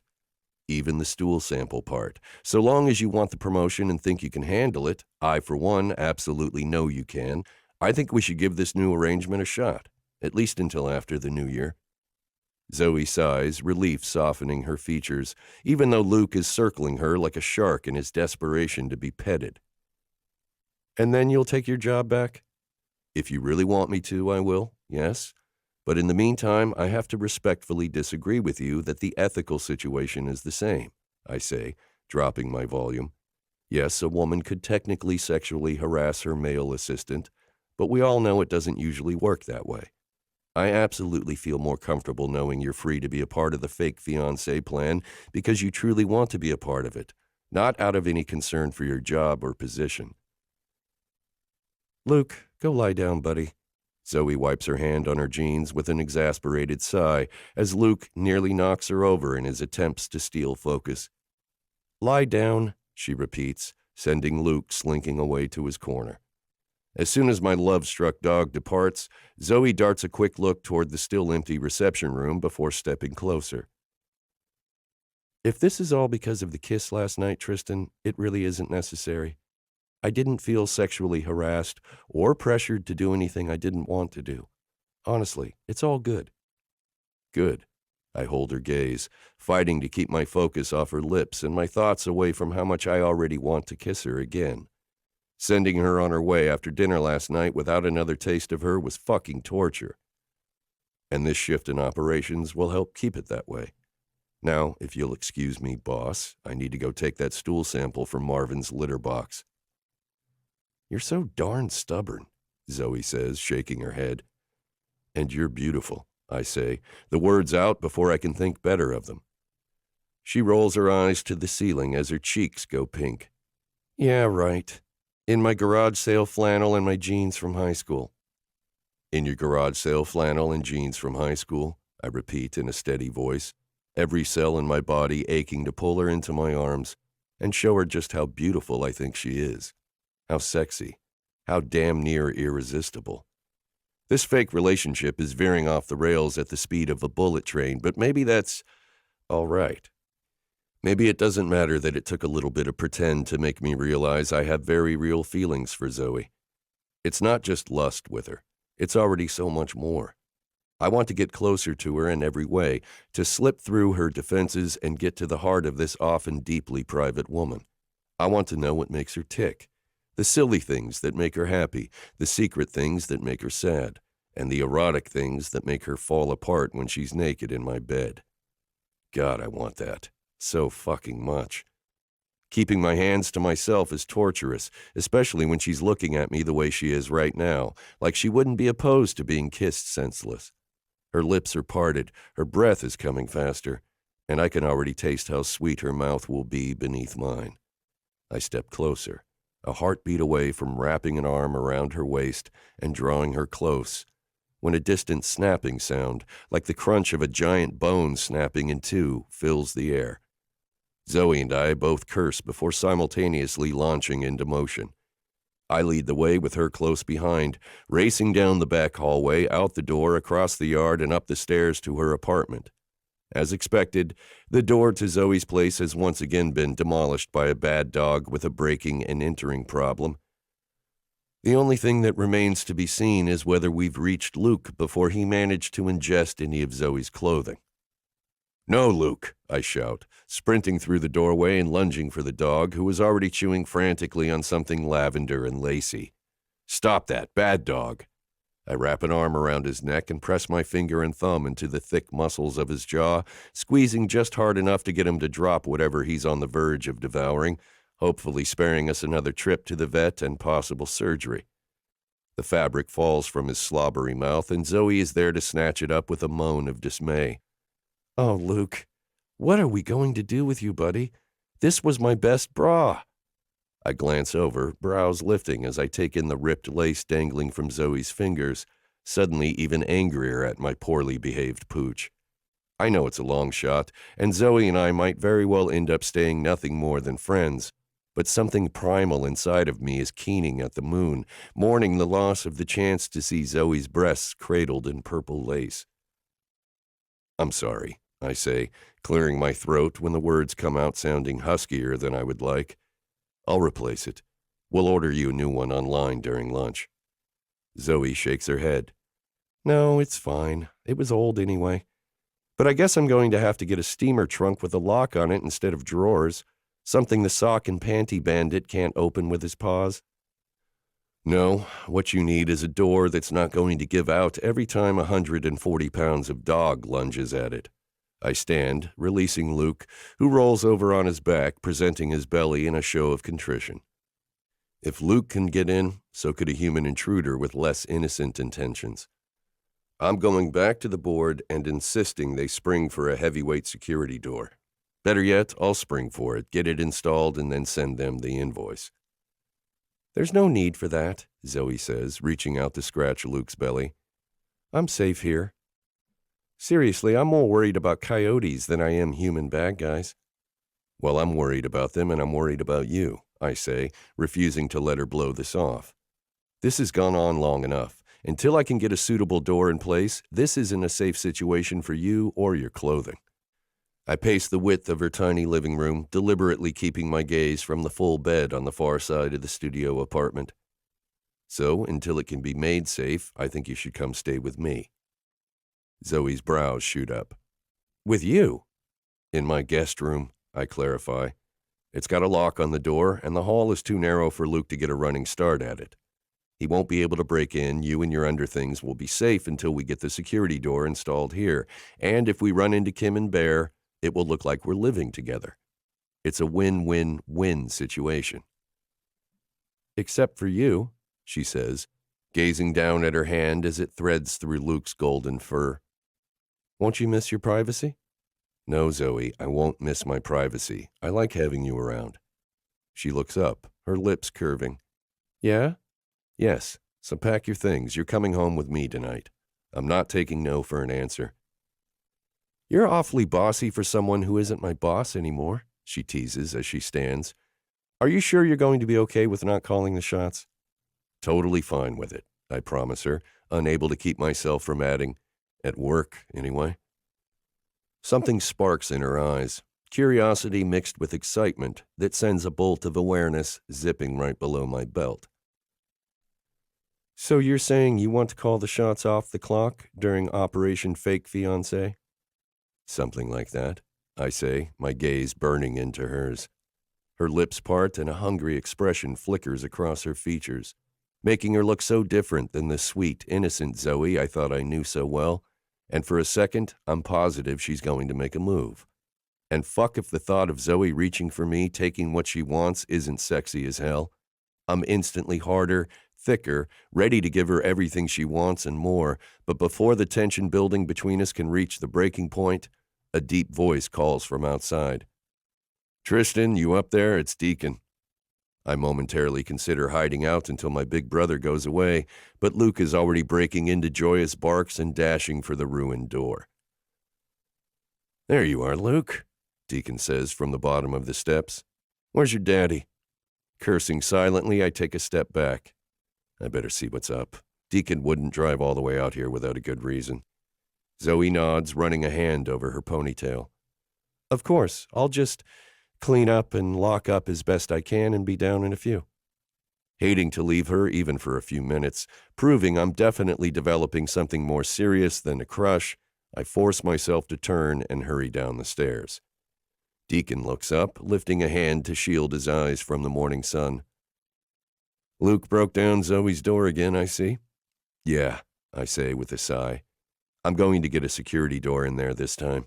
Something strong enough even a lovesick dog fueled by fantasies of delicious socks can't break through." Deacon grunts, his blue eyes crinkling at the edges. "Or you could try the hardcore obedience school over in Bennett Valley. I hear they work wonders with cases like Luke. It's like military school for dogs. Whip the mischief right out of them." "Like the Air Force whipped it out of you?" I cast my brother a pointed look, making him laugh. "Well, it might at least mellow Luke out a bit." He nods toward the parking lot. "Speaking of mellowing out, that's why I'm here.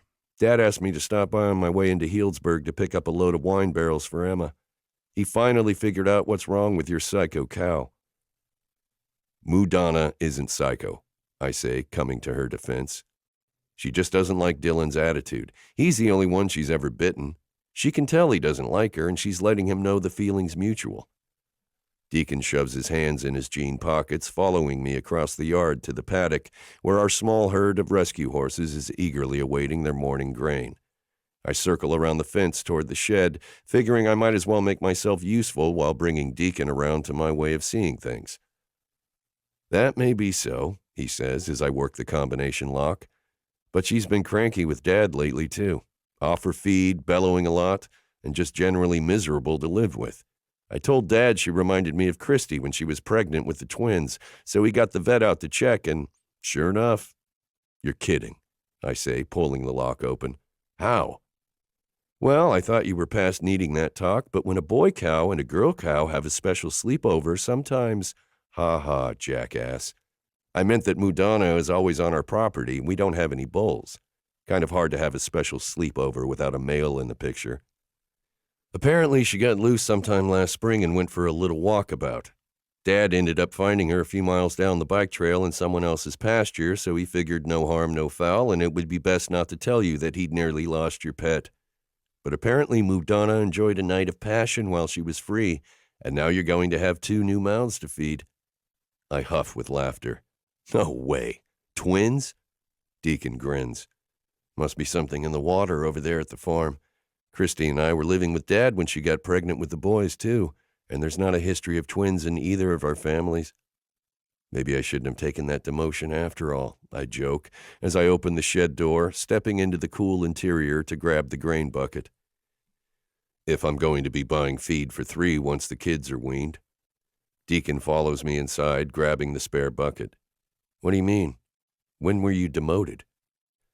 "I demoted myself last night so there wouldn't be a professional conflict of interest with Zoey and I pretending to be together. Now she's in charge and I'm taking orders." He grunts. "Really? And how's that going so far, Mr. Control Freak?" "I'm only a control freak when I doubt the leadership of the person in charge." I step back out into the morning sun, headed for the troughs where the horses are already gathered expectantly, used to the morning routine by now. I don't doubt Zoey's abilities for a second. She could run this entire place by herself if she had to. She's worth 2 of me. "I doubt that," Deacon says. "But I've always enjoyed your humble side, baby brother. It's a nice contrast to the 2 cocky turds who came before you." I grin. Dylan isn't cocky, he just puts on an act when he's nervous. "True, but Rafe has always thought very well of himself." "He has," I agree. I don't know how Carrie puts up with him. Carrie thinks well of herself, too. They're a perfect pair. "Morning, Deacon," Zoey calls out, waving a hand from the other side of the pen. "Morning," he calls back. "I got the door pieced together as best I could, Tristan," Zoey says, "and put the old bookcase in front of it that we used to block Luke's access last time. Do you want me to put him in a kennel to keep him out of trouble, or let him out into the dog run with the others for morning exercise?" "You can let him out into the dog run," I say. "He's playing well with the rest of them now that the bulldog with the bad attitude got adopted last week. But remember, you're the boss. You don't have to ask for my 2 cents before you make a call." She rolls her eyes. "I do when it's your dog, you crazy person. See you inside. Bye, Deacon. Have a good one." Deacon waves goodbye, a shit-eating grin on his face that makes my lips twist. "What?" I demand as I fill the shorter trough. "What's the grin about?" "Speaking of perfect matches," he dumps his grain into the next trough over. "You two are both such solid, generous, hard-working people. Can't really imagine a better fit, honestly. The only thing that bothers me is why I didn't see it the first time I met the girl, or why it took you 3 years to kiss her." "You're ridiculous," I say. "I'm not talking about this anymore with you." But is he really ridiculous when he's echoing thoughts that have been dancing through my head nonstop since last night? I don't know, but I don't regret asking Zoey to move in with me for a second, even if it will be hell keeping things friendly while exposed to her sexy self all day at work and all evening after hours. Hell, but what a sweet vision, and one I'm looking forward to far more than I should. Chapter 8. He only asked me to move in because it's practical. My door is broken, his place is close to work, and having me in residence gives Project Fake Fiancé additional street cred. After all, if Tristan and I were really desperately in love and planning a spring wedding, we'd surely already be living together. Bear and I moved into his off-campus apartment 3 months after we started dating, and we never even got close to I do. That's all this is, a practical choice. But as I follow Tristan up the front steps and through his front door, my heart is pounding and my stomach feels like someone set up a wind farm in there. 7 days. I'll be staying with Tristan for at least the next 7 days, the absolute earliest the hardware store said they would be able to deliver and install the extra heavy-duty new door, and I'm way more excited about that than I should be. Oh, the trouble we could get into in 7 days. Lots and lots of trouble, I'm thinking, especially if the suspicion that's been tickling my brain all day is founded. Either I'm completely losing it, or Tristan was flirting with me this morning. After his brother left, we got too busy for banter. Our volunteers arrived, and we were slammed with adoption meetings and unexpected drop-offs, but the vibe when we were alone together was definitely not purely friendly. Like when he said he was fine with me being in charge, and then added, "at work," in a voice so sexy I could no longer be held responsible for the state of my panties, for example. I seriously thought I was going to faint. Faint or pounce on him and beg him to boss away. Boss me up, boss me down, boss me flat onto my back and hold me down hard while he does absolutely anything he wants to my body. Oh, the wicked imaginings those 2 little words sent flooding through my mind. All day long, I've had graphic, stomach-flutter-inducing fantasies about Tristan locking his fingers around my wrists, Tristan fisting his hand in my hair, Tristan taking charge and taking me in a way that leaves no doubt that he wants me every bit as much as I want him. That's the core of the fantasy, after all, the thrill of imagining what it would be like to know Tristan wants me so much he's powerless to resist, no matter how hard he might try to be a gentleman. "Ready to see your room?" Tristan casts a friendly glance at me over his shoulder as he drops his keys and wallet in a dish by the door, clearly having no idea I've been daydreaming for hours about getting him naked. I force an equally not sex-starved expression onto my face and nod. Sure, that would be great. I'll need to get some sheets from the cupboard, but otherwise everything should be ready for you. Tristan leads the way down the hall, opening a door on the left, revealing the room I didn't get a peek into yesterday. Immediately, my eyes begin to tingle pleasantly from the combination of soft yellow walls and a bright floral bedspread, featuring giant peonies in various shades of orange, red, and yellow. It's gorgeous. I step inside, dragging my roller suitcase behind me. Luke jumps over the purple hardshell in his excitement to beat Tristan and me inside and begins gamboling back and forth around the bed. He's clearly thrilled to have me here, and I can't help wishing his master was equally easy to read. But Tristan's got his just friends face on, again, making me wonder if I imagined that moment of heat and connection in my apartment. It's possible, I guess. The thought is enough to dim my excitement a watt or two. "Are you sure?" Tristan asks, his brow furrowing. "I have another bedspread in the closet if this one is too loud. I like it, but Kim's mom said it gave her a headache. When she came to visit, we had to swap it out for something calmer." I shake my head and wave a hand in the air. No, it's great. I love it. Really, it's not too loud at all." I scrunch my nose. "So, what's it like, living in the house you used to share with your fiancé? Is that weird at all?" Tristan shrugs. "A little bit weird, at first. But now I don't think about it much. Kim and I were together when I bought the house, but she didn't move in until a year later. So, in a way, I guess it's always felt more like mine than ours. I do miss her mom, though. Karen did her share of complaining, but she also made the most incredible chicken pot pie." I nod, unable to resist adding in a smug voice, "Oh, I'm sure it was great pot pie. But I can betcha I can do better. And it'll be a vegetarian version that harms no living thing aside from some succulent late summer veggies." "Oh, yeah?" A challenging smile flashes across his face. "Is that so?" "It's absolutely so."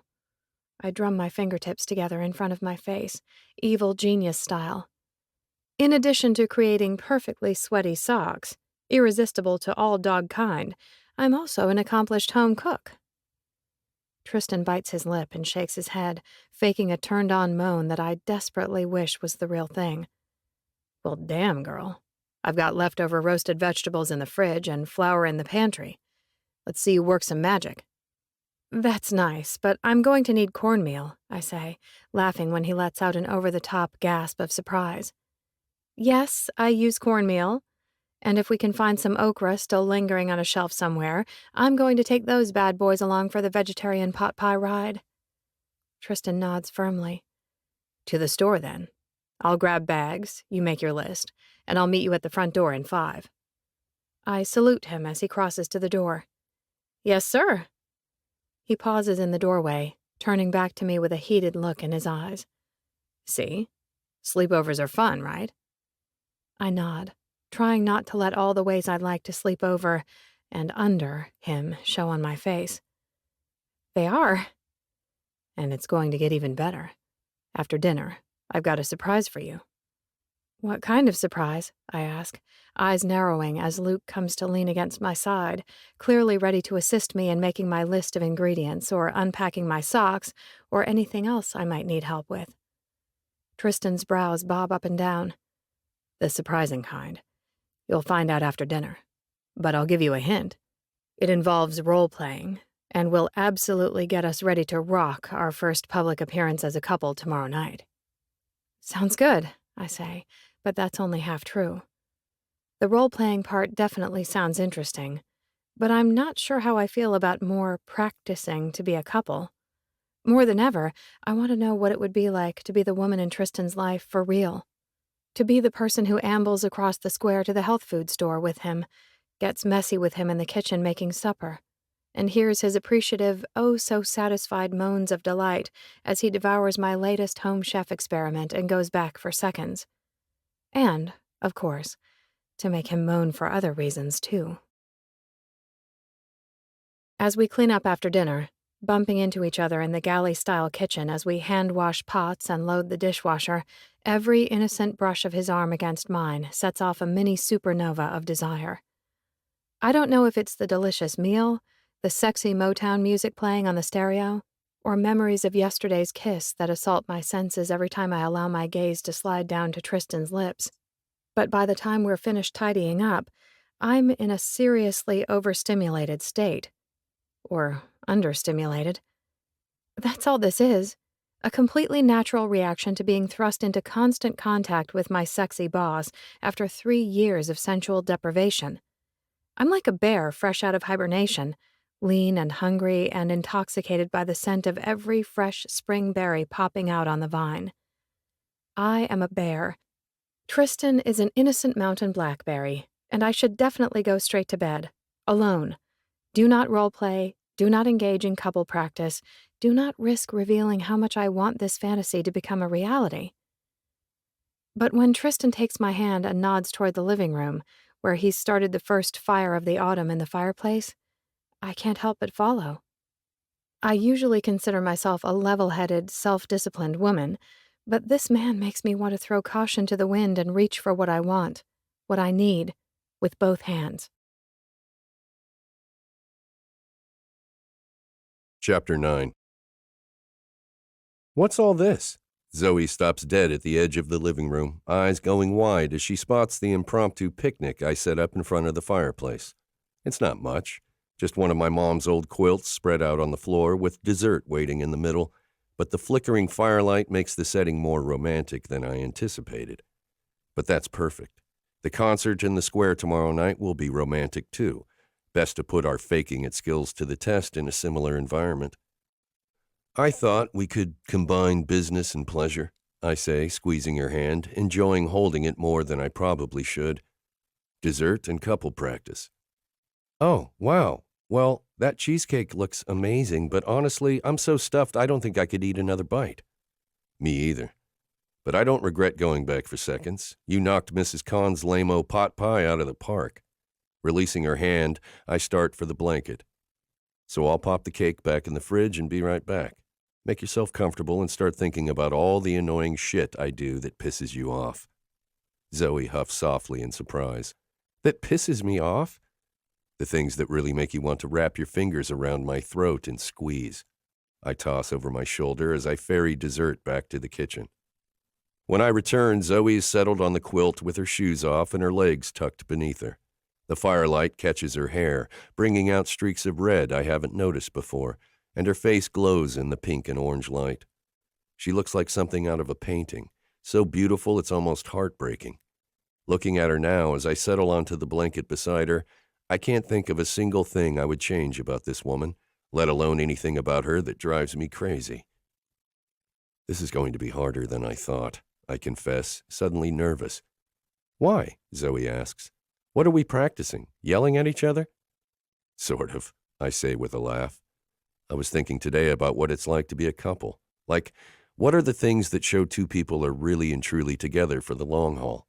And yes, kissing and holding hands and lingering looks are all a part of it, but so is the flip side of being in an intimate relationship. Fighting, Zoey supplies with a frown, clearly unconvinced. You don't agree? You and Bear never argued. She blinks, her brows lifting. No, we did, I guess, sometimes. He liked to watch reality TV, and I preferred Masterpiece Classic, so we'd clash over who got to control the remote every once in a while. And he thought it was weird that I eat pizza with a fork and knife, and he drove me crazy throwing his dirty clothes on the floor near the hamper instead of actually inside the hamper. But nothing too intense. We never really had a big blow-up, even when we broke up. I humph beneath my breath. Really? Never? She shakes her head, making her ponytail swish. No, never. But you would say you had a passionate connection in other ways? I ask, pushing on when her gaze darts uncomfortably to the fire. Not to pry, I'm just curious, I guess. Kim and I fought all the time, but I assumed that was just part of having an intense relationship. But I could be wrong. I honestly don't have much dating experience, aside from nearly a decade with a girl I hooked up with while we were both still in high school. I shrug. It could have been that our relationship was immature or something. You're not immature, Zoey says. Not even a little bit. You're one of the most grounded, responsible men I know. Thank you. I hold her gaze, fighting the urge to lean in and kiss her. It's her first night here as my house guest, and I'm still not sure where we stand as far as being something more than friends. Could she want more than pretend to? Yes, she seems attracted to me, but neither of us have put real-life dating on the table, and my gut says it's better to play it safe than to push too soon and scare her away. And you might have a point, Zoey continues, skimming her fingers over the quilt where a patch of bright red fabric meets a faded flower print. Bear and I were good together, and I loved him, but I wouldn't say our relationship was all that intense or passionate. I was actually okay when he ended things. Sad, but okay. She lets out a long breath. But I've seen some of my friends go through breakups that truly devastated them. They were so miserable and down that I worried about their safety. Zoey glances up at me through her long lashes. Like you, right after Kim left. You were so sad it hurt to look at you. My chest goes tight. I'm sorry. Why are you sorry? You were sad. It's okay to be sad. I know, but I'm still sorry. I hate that I worried people. I shake my head slightly. And I hate that I was so fucking pathetic for so long. Zoey's hand comes to rest lightly on my cheek, her soft touch making the ache in my chest even worse. You weren't pathetic. You were heartbroken, and there's no shame in that. Though it did make me want to break the face of the woman who'd hurt you. And that was before I knew you'd been dumped by Kim Khan. My lips curve. Kim Khan? Like Genghis Khan. Zoey's fingers slide up, brushing my hair from my face, making the moment feel even more intimate. She slaughtered her enemies with words, he slaughtered his with swords, but I always thought they had a lot in common aside from the last name. Slaughtered, huh? I arch a brow. If that's what you call kid stuff, I'd hate to see what you consider a full-fledged grown-up offense. Zoey wrinkles her nose and her hand drops back to the quilt. Yeah, that might be a strong word. But the point is, I get why you were sad. You had something intense, and it ended. I just haven't been there yet myself. So, if we're going to have a lover's quarrel, you're going to have to teach me how to pull it off. Are you sure? I ask. Maybe this is a stupid idea. No, it's not stupid. I get what you're saying, and it sounds like seeing us fighting might convince Kim we're living happily ever after more than making goo-goo eyes at each other ever will. She shifts onto her knees, palms resting on her thighs. So, let's do this. Show me how to fight. I smile at her prim, prepared-for-battle stance, but nod. Okay, so I figured it would be best to start with at least a kernel of something real. That will make faking a blow-up easier and more believable. So tell me, what drives you nuts about me? Zoey blinks, shakes her head, and sighs. She puckers her lips, furrows her brow, and sighs again. She crosses her arms, taps a finger to the side of her mouth, and hums, soft and low. That many things, huh? I tease, making her grin. No, not that many things. Not anything at all, really. Except, she trails off with a nervous laugh and a shrug. Except what? She waves a hand between us as if to dismiss the topic. Nothing, it's nothing. No, tell me, I press. Seriously, I can take it, Zoey. I'm a big boy. What gets on your last nerve? Tell me. She looks up, eyes going wide. No, I can't. Tell me, I insist, letting heat creep into my voice as I see a perfect opening and go for it. Why is getting you to open up such a battle? Zoey's brows shoot up. Me? You're the one who's a locked book. A locked book. Like an open book, but the opposite, she says, utterly serious. A book that's locked up and determined to keep all his secrets. I'm tempted to laugh at the description, but I force myself to keep up the angry act. Oh yeah? Like what? What have you ever wanted to know that I haven't been willing to talk about? All kinds of things, she says, volume building. Like after your breakup, you refused to talk or let anyone in. You just trudged around looking stoic and losing weight so fast, I couldn't stop making sandwiches for you and leaving them in the staff fridge with your name on them. And after Smokey died too, you didn't talk or cry, you just ghosted for days. I was at work the next day, I say, a pang of real irritation zipping through me. Smokey, our old office cat, who'd roamed between my desk and Zoey's until he'd gotten too stiff to move from his bed near Luke's, had been mine since I found him half drowned in a ditch when I was 16. Losing him had been hard, but I certainly hadn't ghosted afterward. Your body was there, but your heart wasn't, Zoey said. Anytime you feel vulnerable, you shut down. You retreat inside your shell and refuse to come out until you're all better, and that sucks. Why does it suck? I asked with a sharp exhalation. What's wrong with that? I'm trying to be respectful, Zoey, to handle my own shit so other people don't have to. So other people don't get to, she says in a softer voice. You do realize that's something friends like to do for each other, right? Help the people they care about handle their shit.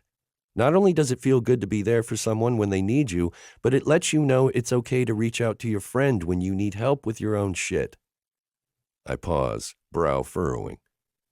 You can reach out anytime you need help. I'm always here, anytime you need me. I hope you know that. I know you mean that, but it doesn't feel true sometimes, she says gently. Being vulnerable isn't a one-way street, Tristan. If both people aren't willing to let down their guard, then the relationship eventually gets weird and uneven. One person becomes the taker and the other the giver.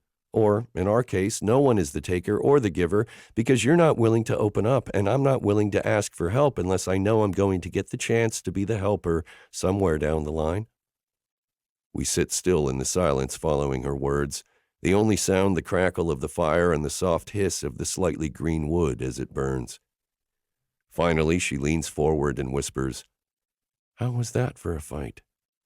I pull in a breath as I rub a hand over my jaw. Good. Less dramatic and screamy than what I'm used to, but intense. And honest? She hesitates, clearly debating for a moment before she nods. Yeah, it was. I mean, I didn't intend to go there, but it would be nice if you let people be there for you more. Not me, in particular, if that's not something you're comfortable with. But your brothers, maybe, or your... Why wouldn't I be comfortable with you? We're friends, right? Good friends? She nods. Yes, we are, but we also work together. Well, we're not at work now, I say, pressing my lips together as I consider everything she said. And I can work on getting out of my shell after hours as long as you promise to do the same. I want to be there for you, Zoey. That part was honest, too. Thanks. I appreciate that. Her cheeks dimple as she fights a smile. So I guess we've graduated to the making up part of the lover's quarrel? Unless you want to pout and give me the cold shoulder for a few days to prove that you're right and I'm wrong. Zoey rolls her eyes. God, no. Pouting is lame. And I'm way too old and lazy for it. Besides, I can't remember... She's interrupted by a long, mournful howl from downstairs, and I silently curse myself for not starting the tennis match over from the beginning instead of picking up from where Luke left off yesterday. Sounds like somebody's ready to come back upstairs, Zoey says with a laugh as she hops to her feet. I'll go let him out, and I'll grab his leash. He's used to a walk after dinner. You're welcome to join us if you want. Thanks, but I think I'll stay here, Zoey says, backing toward the stairs to the basement. Shower and get settled in, start some laundry so I have something to wear to work tomorrow, give you guys some privacy. The last thing I want is privacy. But clearly, Zoey isn't as up for constant togetherness as I am, something I should remember the next time I start thinking confessing my growing feelings for her is a good idea. I take Luke for his walk alone and return home to find Zoey's door closed. I complete my nightly routine, starting the dishwasher, locking the doors, and kenneling Luke. Only, bedtime tonight involves catching the dog before he can ingest a small white sweat sock he managed to drag out of the dryer in the basement while my back was turned. I head back upstairs with Zoey's clean laundry in a basket in my arms. Holding her clothes feels pleasantly intimate, and the excuse to knock on her door is way more exciting than it should be. And when she opens the door in a faded gray t-shirt and pink and gray-striped pajama pants, the sight of her all cozy and ready for bed makes it almost impossible to keep from pulling her into my arms. Instead, I hold out the laundry.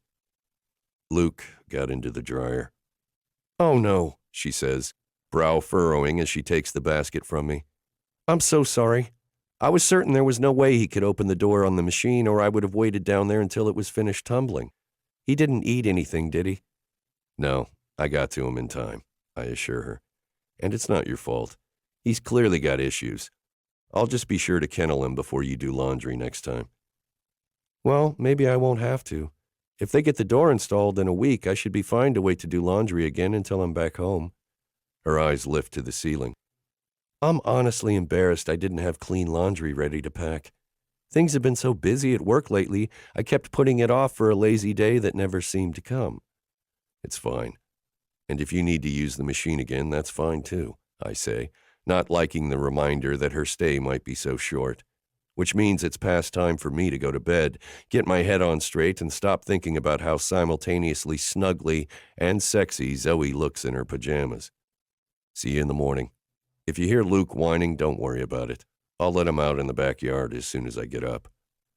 Or I can, she says. If I'm up first, I don't mind. I want to help out while I'm here, be a good house guest. You made the one vegetarian pot pie to rule them all. You're already the best house guest ever. Zoey grins. Wait until you taste my veggie shepherd's pie. It's even better. So you have a way with all pie, then. All savory pies, she corrects. And savory tarts. I make a mean Cuban meatless tart and a Greek feta pastry guaranteed to deliver a major M.O. I arch a brow. A modus operandi? Her cheeks flush as she laughs. No, a mouth orgasm. Sorry, I forgot not everyone is up to date on my weird personal lingo. It's fine. I like the lingo. And the food sounds great, I say, playing it cool even as the word orgasm goes straight to my misbehaving dick. I take a step back, forcing a friendly smile. Let me know what ingredients you need, and I'll grab them while I'm shopping for our picnic tomorrow. Zoey nods, biting her bottom lip in a way that makes me ache to feel her mouth soft and hot against mine. Sounds great. Good night, Tristan. Good night, Zoey. Sleep tight. I turn, willing my feet to keep moving toward my room, away from the increasingly irresistible woman down the hall, toward a bed that feels lonely for the first time in months. I've been alone for over a year, but I haven't felt lonely in a long time. I've been okay flying solo, focusing on friends and family, while my heart healed enough to make dating sound palatable again. Now, I'm suddenly ready, absolutely, completely, desperately ready to start something with the one woman who should remain off limits. If I don't want to risk losing Zoey as a friend or a coworker, I should keep my dick in my pants and my crush on her under wraps. But as I slide into bed and flick off the light, there's only one thought whispering through my head. Some things, like sexy, sweet girls with freckles dancing across their noses, are worth the risk. Chapter 10. By the time I wake up the next morning, after way too many hours spent wide-eyed and sleepless, so hyper-aware of the beautiful and oh-so-tempting man down the hall that I ended up sewing until the wee hours in hopes that the repetitive work would eventually lull me to sleep, Luke is already whining pitifully in his kennel.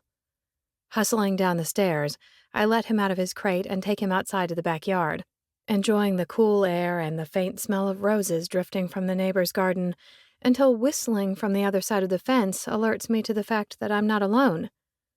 Squinting in the dim morning light, I hone in on the orange tree in time to see Bear's brown curls appear over the top of the fence. Moving fast, I duck back inside the sunroom and whisper to Luke, "Here, boy. Come here, Luke. I've got a new toy for you." Thankfully, Luke gallops eagerly across the lawn, sparing me an early morning chat with my ex. Shutting the door behind him, I pull the stuffed creature I made from all my already damaged socks from my robe pocket and hold it out to the happily squirming dog. "It's a sock doll, just for you, buddy.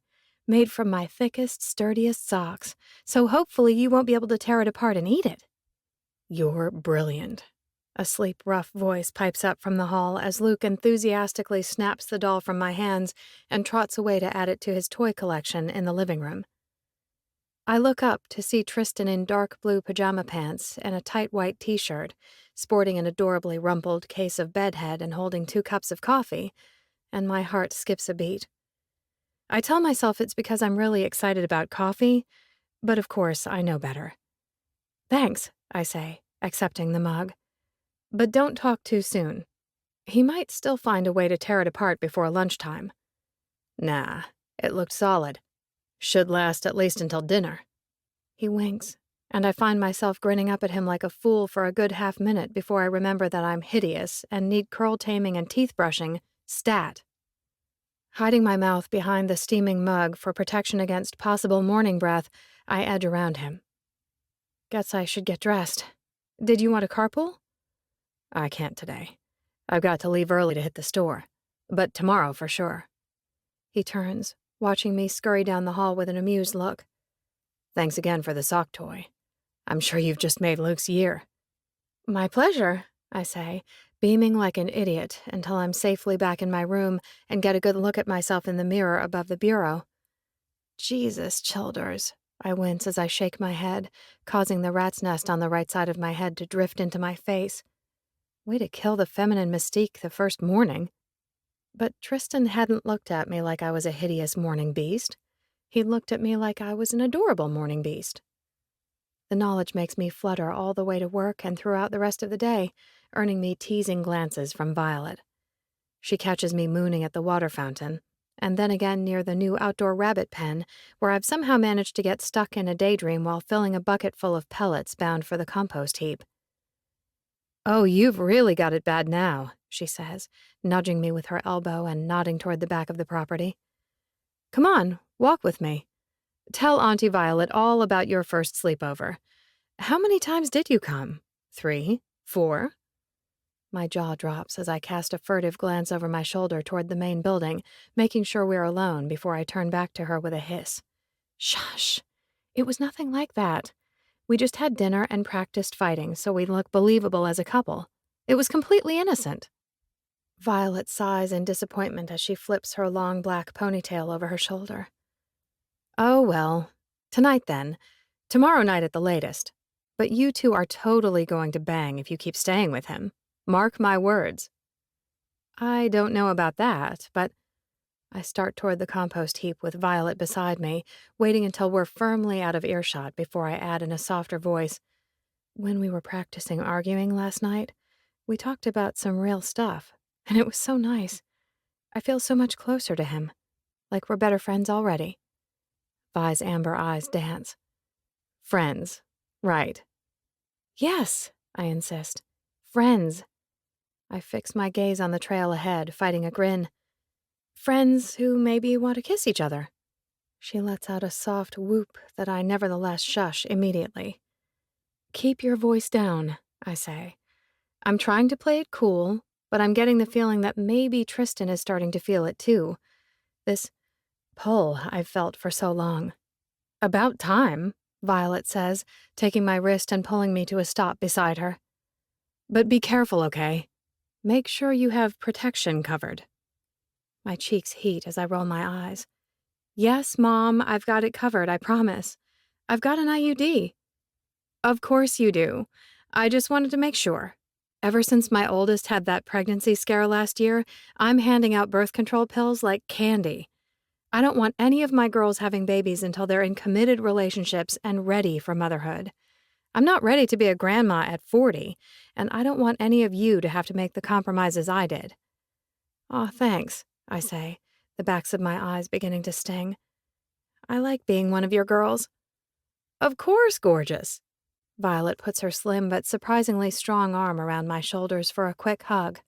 You always will be, and you'll always be the good one since the other 3 are a coven of hellions. We spend the rest of the walk to the compost heap talking about her 3 girls' various acts of mischief and rebellion. And by the time we get back to the shelter, Tristan's car is gone, and there's a note waiting for me on my new desk. Gone to kill you a picnic worthy of a culinary master's discerning tastes. Meet me by the snail statue at 6. I'll be the guy on the picnic blanket with a feast and a dog who's madly in love with you. I smile so hard my cheeks start to hurt, but even when Violet laughs and swears, "Tonight, girl, it's going down tonight," I can't bring myself to stop grinning long enough to shush her. Maybe I'm crazy or imagining things, but I read possibilities between the lines of Tristan's note. Magical possibilities that leave me floating on air through my closing duties, making me immune to the scent of the doggy piles I gather up in the run and the cantankerous hiss of the new Persian cat who's decided she doesn't like the cut of my jib. Nothing can get me down. Not now, not with all my most secret wishes on the verge of coming true. Chapter 11. After fighting the snarl of traffic at the one and only roundabout in town, the one that's been under construction for 3 years and likely won't be finished in my lifetime, I park at Tristan's house, dash in for a quick shower and change of clothes, and then walk the 4 blocks to the square. I won't have to worry about driving after a couple of glasses of wine, and it's a lovely evening for a walk. Healdsburg is ridiculously picturesque in the rosy sunset light. Flowers run rampant over every trellis in town, overflowing planters and spilling over fences to tease passers-by with thick bougainvillea blossoms and sun-warmed roses perfuming the Indian summer air.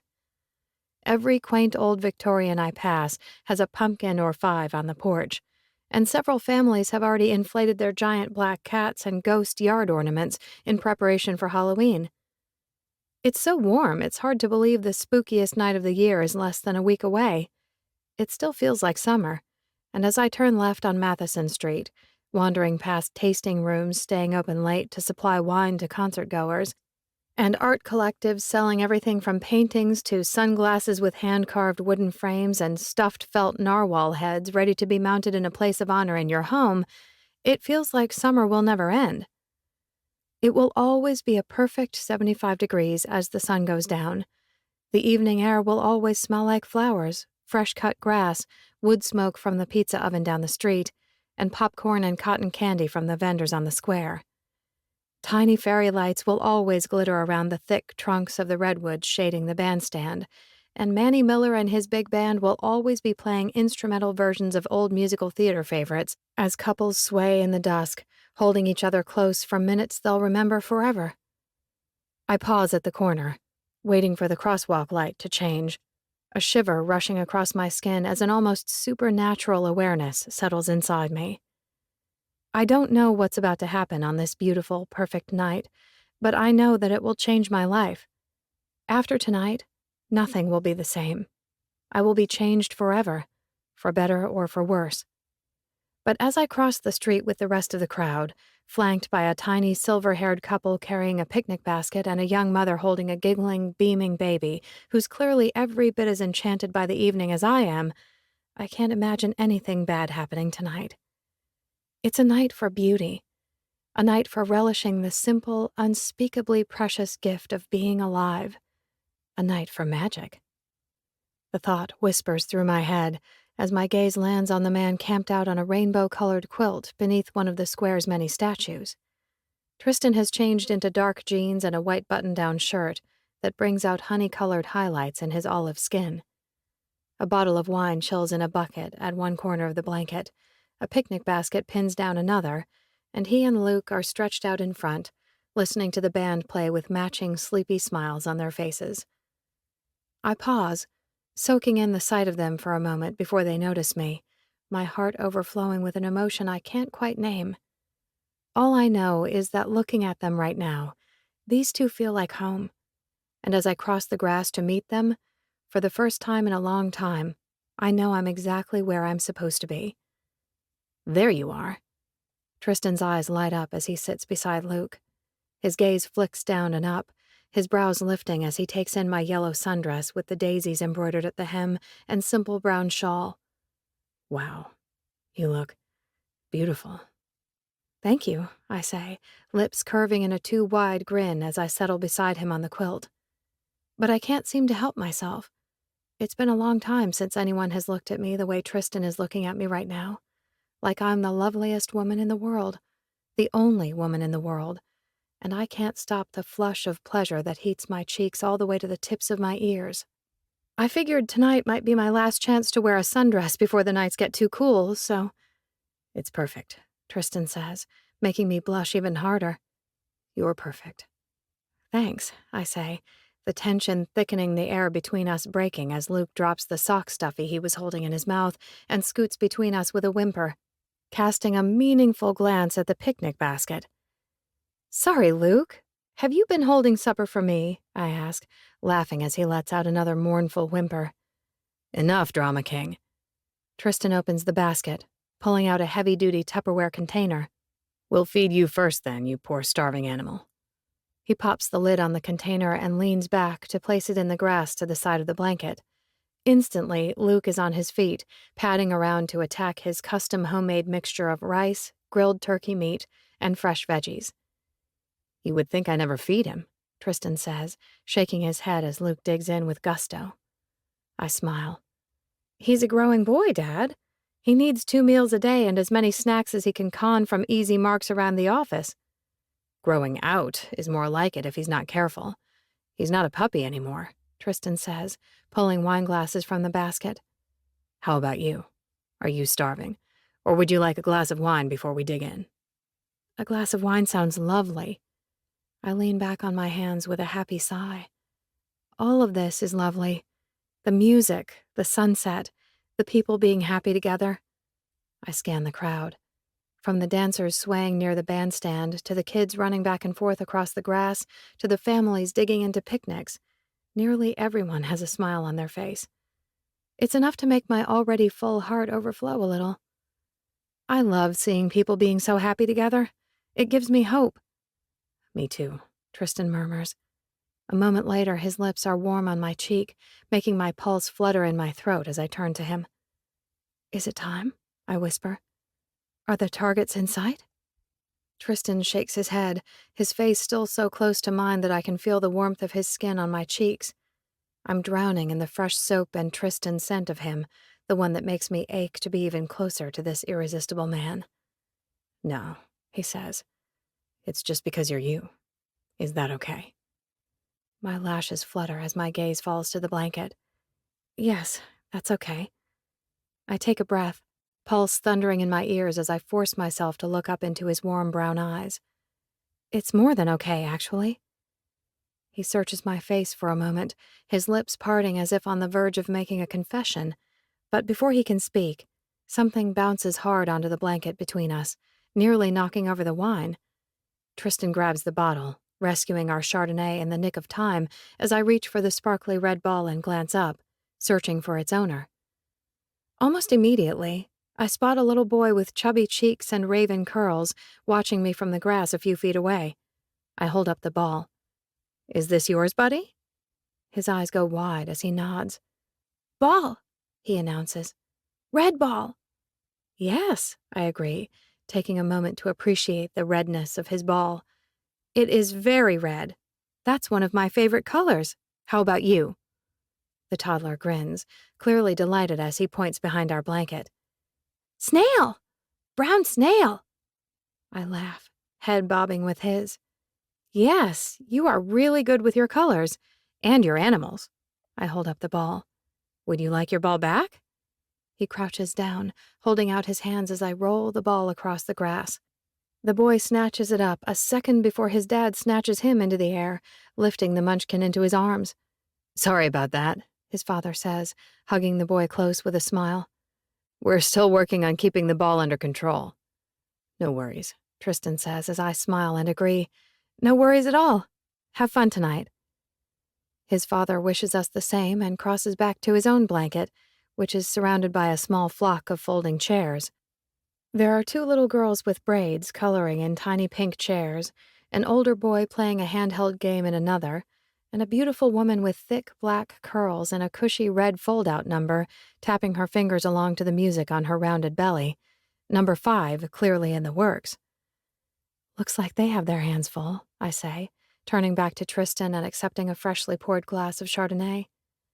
Absolutely. He casts another covert glance over my shoulder. But at least they spaced them out a little more than Dylan and Emma. Their girls are barely 10 months apart. Irish twins. I blow out a breath as I swirl my wine. I get tired just thinking about what her day must look like. Me too. Though my brother Deacon swears a shelter full of animals is more work than any number of kids. I wrinkle my nose. No way. Animals are easy. Well, relatively easy. Meet their needs for food, shelter, safety, community, and routine, and they tick along just fine. It seems like there's so much more that can go wrong with human babies. Tristan takes a thoughtful drink of his wine, then runs his tongue over his bottom lip, catching a stray drop of liquid and making my heart start fluttering all over again in the process. He really does have the most beautiful mouth, and any minute now I could be kissing it. Our plan is to do a little light making out as soon as we spot Kim and Bear, then transition into a disagreement over something work-related, and finish with a more intense kiss and make-up session. I'm nervous about the performance, but I'm even more nervous that I'll forget it's a performance. All the lines are blurring with this man, and it's getting harder and harder to separate reality and fantasy. I don't know, Tristan finally says as Luke returns to the blanket, flopping down beside me with a satisfied grunt now that his belly is full. I think human babies need a lot of the same things. Have you thought about kids? If you want them someday. I mean, you're obviously great with them. I roll my eyes with a laugh. Oh, I don't know about that. I just happen to have a strong appreciation for red balls and brown snails. Any kind of snail, really. They're pretty fascinating. They are, Tristan agrees, his lips curving. Most species are hermaphrodites. I know, I nod excitedly. Isn't that wild? I mean, they never know who's going to end up pregnant. Could be thing one, could be thing two, could be both of them at the same time. I sip my wine, nodding as I swallow. It really gives the whole process a layer of suspense that human reproduction lacks. Tristan laughs. I'm serious, I say, though I can't help smiling. I sort of wish I was a snail sometimes. Home on your back so you never have to leave it. Lots of exciting possibilities every mating season. And even if you end up pregnant, you'd only have to lay some eggs under a rock or something, not go through actual childbirth. I confess the thought of growing a life inside of me and then having to get that life out safely is pretty terrifying. I clear my throat and take another slightly too large sip of wine. What about you? Do you want kids? Tristan's grin fades as he lifts a shoulder and lets it fall. I used to think so. I'm not sure anymore. Not sure I trust myself, I guess. My brow furrows. Why? You'd be a great dad. There's no doubt in my mind. I mean, you're already a stellar dog parent. Thanks. Though, with the number of socks Luke's vomited up or had surgically removed from his GI tract, I'm not sure the vet would agree with you. He pats Luke's rump. Though that might be behind us now, huh, buddy? Now that you have Zaki. I grin. Zaki? A mix of Zoey and Sock. It's the perfect name for your brilliant new dog toy. Feel free to use it when you're applying for your patent. Will do, I say, nodding soberly. Thank you so much for the help with that. You're welcome.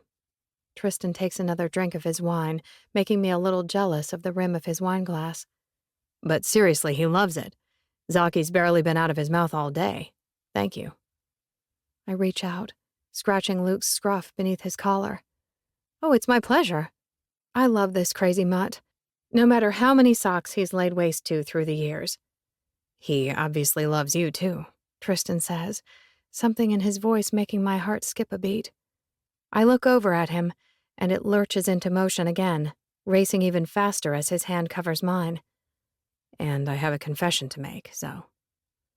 I swallow hard, afraid to hope, but unable to stop the soaring, sailing, dreams coming true feeling swelling in my chest. Yes? This pretending to be together thing. It's not. He shakes his head. It's just not working out for me. My soaring hopes plummet so fast the world starts to spin. Oh, okay. I nod and keep nodding, repeating after a moment, okay. I know I should say something else, something to make the transition back to friends and colleagues easier, but I can't find the words. All I can think is that this might be the last time Tristan's hand is on mine, the last time I get to sit this close to him. The thought is so horrible and sad that my throat goes tight, and for a second, I'm afraid I might do something mortifying like tear up right here in the middle of the town square. Though I really don't care what any of these people think of me. I only care about him. This man who apparently doesn't feel the pull I feel, doesn't sense the magical possibilities hovering in the wings, waiting for us to reach out and grab them. No, it's not okay, Tristan says softly. I knew it wasn't working out yesterday, and I still went ahead with the fight practice and planning this whole stupid stunt, and His breath rushes out as his fingers curl around mine. And I shouldn't have. I should have been honest with you the moment I realized that I don't want to pretend with you. I want. My eyes go wide as I search his face, afraid to get my hopes up again. But he doesn't look like a man who's getting ready to tell me he wants to be friends. He looks like a man who wants to kiss me and keep kissing me until everything in the world fades away except his lips and mine. Finally, I summon the courage to ask, "What do you want, Tristan?" "I want you, Zoey," he says, sending my heart skyrocketing into the darkening sky where it explodes in a burst of dazzling color. "I want to give you and me a shot. For real. If you think you might be up for it." With a laugh sob of unadulterated joy, I lean in, pressing my lips to his. He moans softly, a relieved, hopeful, happy sound that echoes everything I'm feeling, and threads his fingers into my hair. His lips part, and his tongue strokes against mine, imprinting the taste of this first real kiss indelibly in my memory. He tastes like butterscotch and oaky Chardonnay with a slight tang of green apple mixed with the sexy, smoky taste of Tristan. And I know I'm never going to forget this moment, this magic, or the way every cell in my body is lighting up with longing and relief. I don't have to hide anymore. I don't have to pretend kissing him isn't the best thing to happen to my mouth in years. I don't have to hold back as I return his kiss, showing him with every brush of skin against skin how grateful I am for this chance to express what he means to me with my touch. Finally, after a kiss that's probably way too steamy for the town square, we pull apart, breath coming fast. Almost instantly, the square bursts into applause. And though I know the cheering is for the band's gorgeous take on The Street Where You Live from My Fair Lady, I can't help but feel like it's meant for us. For this. For the dream coming true under the Samson the Snail statue. So, I assume that's a yes to being my steady date. Tristan grins as he brushes my hair from my face. I laugh, lifting my eyes to the pale blue twilight sky. Yes, though I have to say it took you long enough. I've had a thing for you for a while, you know. Really? He asks, seemingly genuinely surprised. Yes. I bite my lip, but I don't want to keep the truth contained. I don't want to hide the way I feel about Tristan ever again. I'm crazy about you, silly. And I've clearly just been crazy. He shakes his head. I can't believe it took me this long to realize how good this could be. How incredible. Almost as incredible as the way you taste. He leans in, but I stop him with 2 fingers pressed to his mouth. I can't, I whisper. No more making out in public tonight. Not a fan of public displays of affection. No, I'm just not sure how much longer I'll be able to control myself.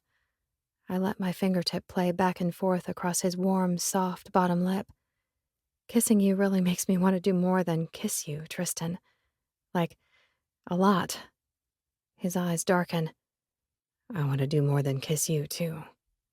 I haven't been able to stop thinking about how much more since the first time we kissed, in fact. But I don't want to rush you, Zoey.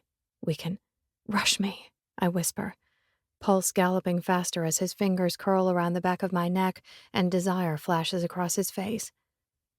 Please rush me. You're sure? He asks, holding my gaze with an intensity that makes me shiver. I nod. Yes, I'm sure. I want you to take me home, Tristan. Right now. Grab Luke's leash and get him hooked up, he says, his voice husky. I'll get everything else packed, and we'll be out of here in 5 minutes. Sizzling with anticipation, with urgency, with the euphoria of knowing that I'm about to feel what it's like to be in Tristan's arms, in his bed, with nothing separating his incredible body from mine, I hook Luke's leash to his collar with trembling hands and grab his empty supper dish from the grass. Within moments, Tristan has the picnic basket repacked, the wine corked, the quilt folded, and his arm around my waist. Let's get home, beautiful. He kisses my cheek again, but this time there's nothing sweet about it. Even in that gentle brush of his lips against my skin, I can feel the erotic possibilities simmering in the air between us, making my body ache and my voice breathy as I say, I can't wait. Hand in hand, we start down the path leading out of the square, walking fast enough that Luke has to trot to keep up. We reach the crosswalk just as the yellow light flashes and break into a jog, stepping onto the curb on the other side just in time to run smack dab into a couple spilling out the front door of the Mexican restaurant on the corner. Sorry about that, Tristan says, pulling up short. I tug Luke's leash, drawing him closer to avoid getting the leash tangled in a familiar pair of legs. I look up, the electricity humming across my skin fading as I lock eyes with Bear. "Oh, hey," I stammer. "How are you?" "Good," he says, gaze shifting uncomfortably to his right. "Kim and I were just grabbing some food before heading over to the concert." I glance over to see Kim staring up at Tristan, looking anything but pleased as he offers a polite, "Hi, Kim. Nice to see you." "Nice to see you, too," Kim says in a tone that makes it clear it's anything but nice. "You two aren't leaving so soon, are you? Things are just getting started." "We've got some business to take care of at home." Tristan takes my hand, holding tight as he steps to the left, shifting around our X's. "But you guys enjoy it. They're a great group." "Can't be that great if you're leaving already." Kim lets out a high-pitched laugh before adding in a borderline pleading voice, "Come on, Tristan, you two should stay. We can all share a bottle of wine and get caught up on the town gossip." "Maybe some other time," Tristan tosses over his shoulder. "Have a good one." I glance over my shoulder, lifting a hand to Bear, while deliberately avoiding eye contact with Kim. If looks could kill, hers would have already flayed my skin from my bones and tossed me headfirst into a vat of acid. There was a time in my life when a look like that from Kimberly Kahn would have scared the hell out of me and sent me home shaking in my boots to spend the night wondering what fresh hell she had planned for my life. But now, the moment I turn back to Tristan, old pain and ex-related trauma fade away, banished in the heat and affection in his gaze. "You're sure you don't care about making them jealous anymore?" "Nope," he says without a beat of hesitation. "Not even a little bit. What about you?" Heart soaring, I squeeze his hand tighter. "Nope. All I care about is you, Mr. Hunter." "Ditto, Ms. Childers." He lifts our joined palms and presses a kiss to the back of my hand, and even that simple gesture, that innocent touch, is enough to make my soul dance and my body ache. It's definitely a night for magic, all right, and Tristan and I are on our way home to prove it. Chapter 12. By the time I kennel Luke, restart the U.S. Open from the very beginning to keep him company, and hurry back up the stairs, my heart pounding hard with anticipation and an unexpectedly vicious case of the jitters, Zoey is nowhere to be seen. I move down the hall, but there's no sign of her in the bathroom or the guest room.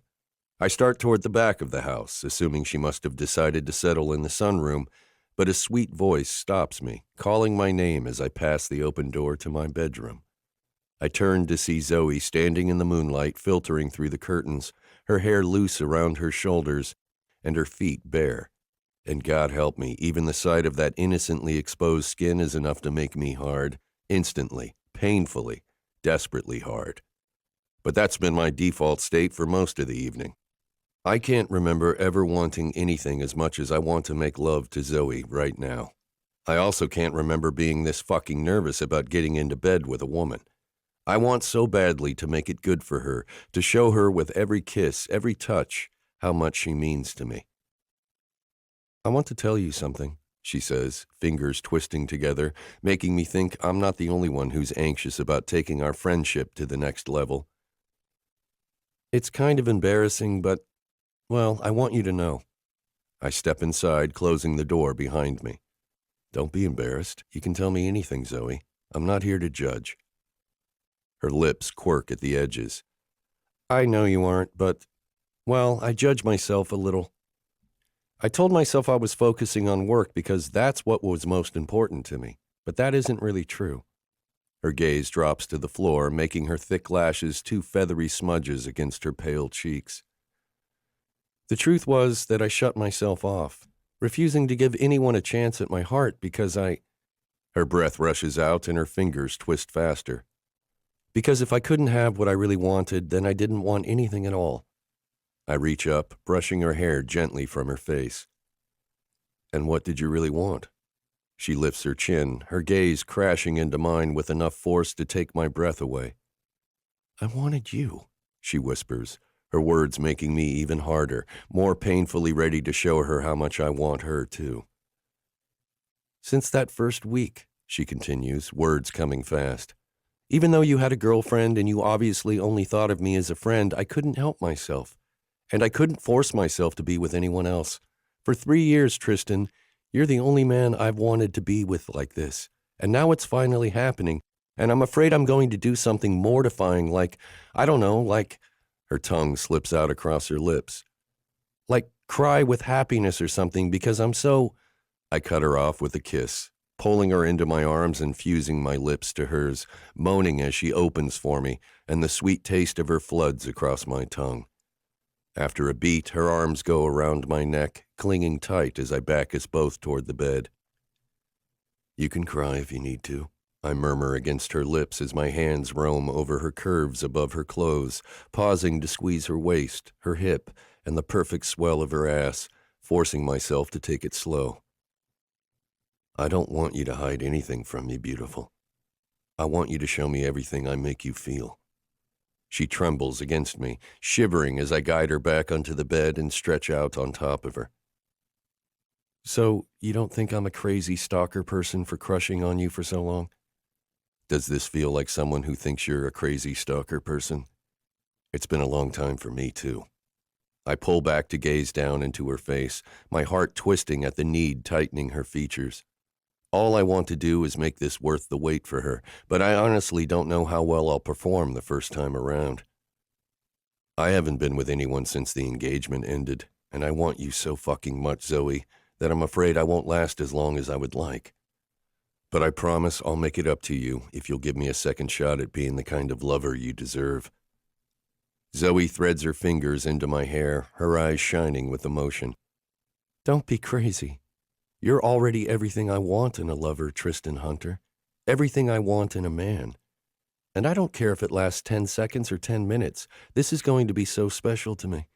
I can't wait to be with you. Throat tight, I nod. Me too, Freckles.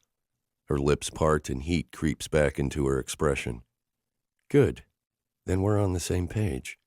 She reaches for the top button of my shirt, slipping it slowly through the hole before moving to the next, eyes locked with mine.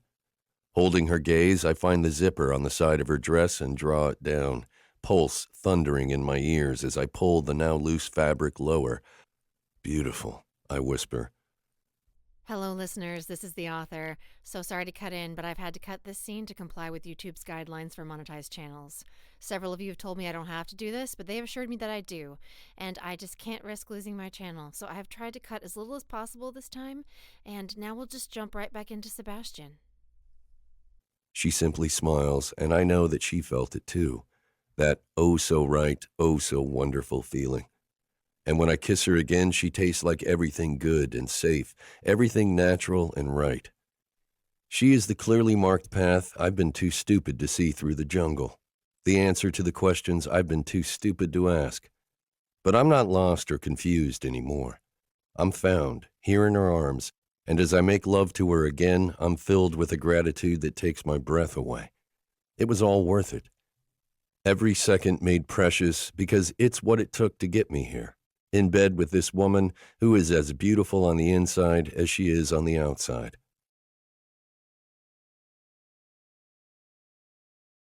Chapter 13. From the texts of Violet Bowden and Zoey Childers. Zoey. Violet, are you awake? Violet.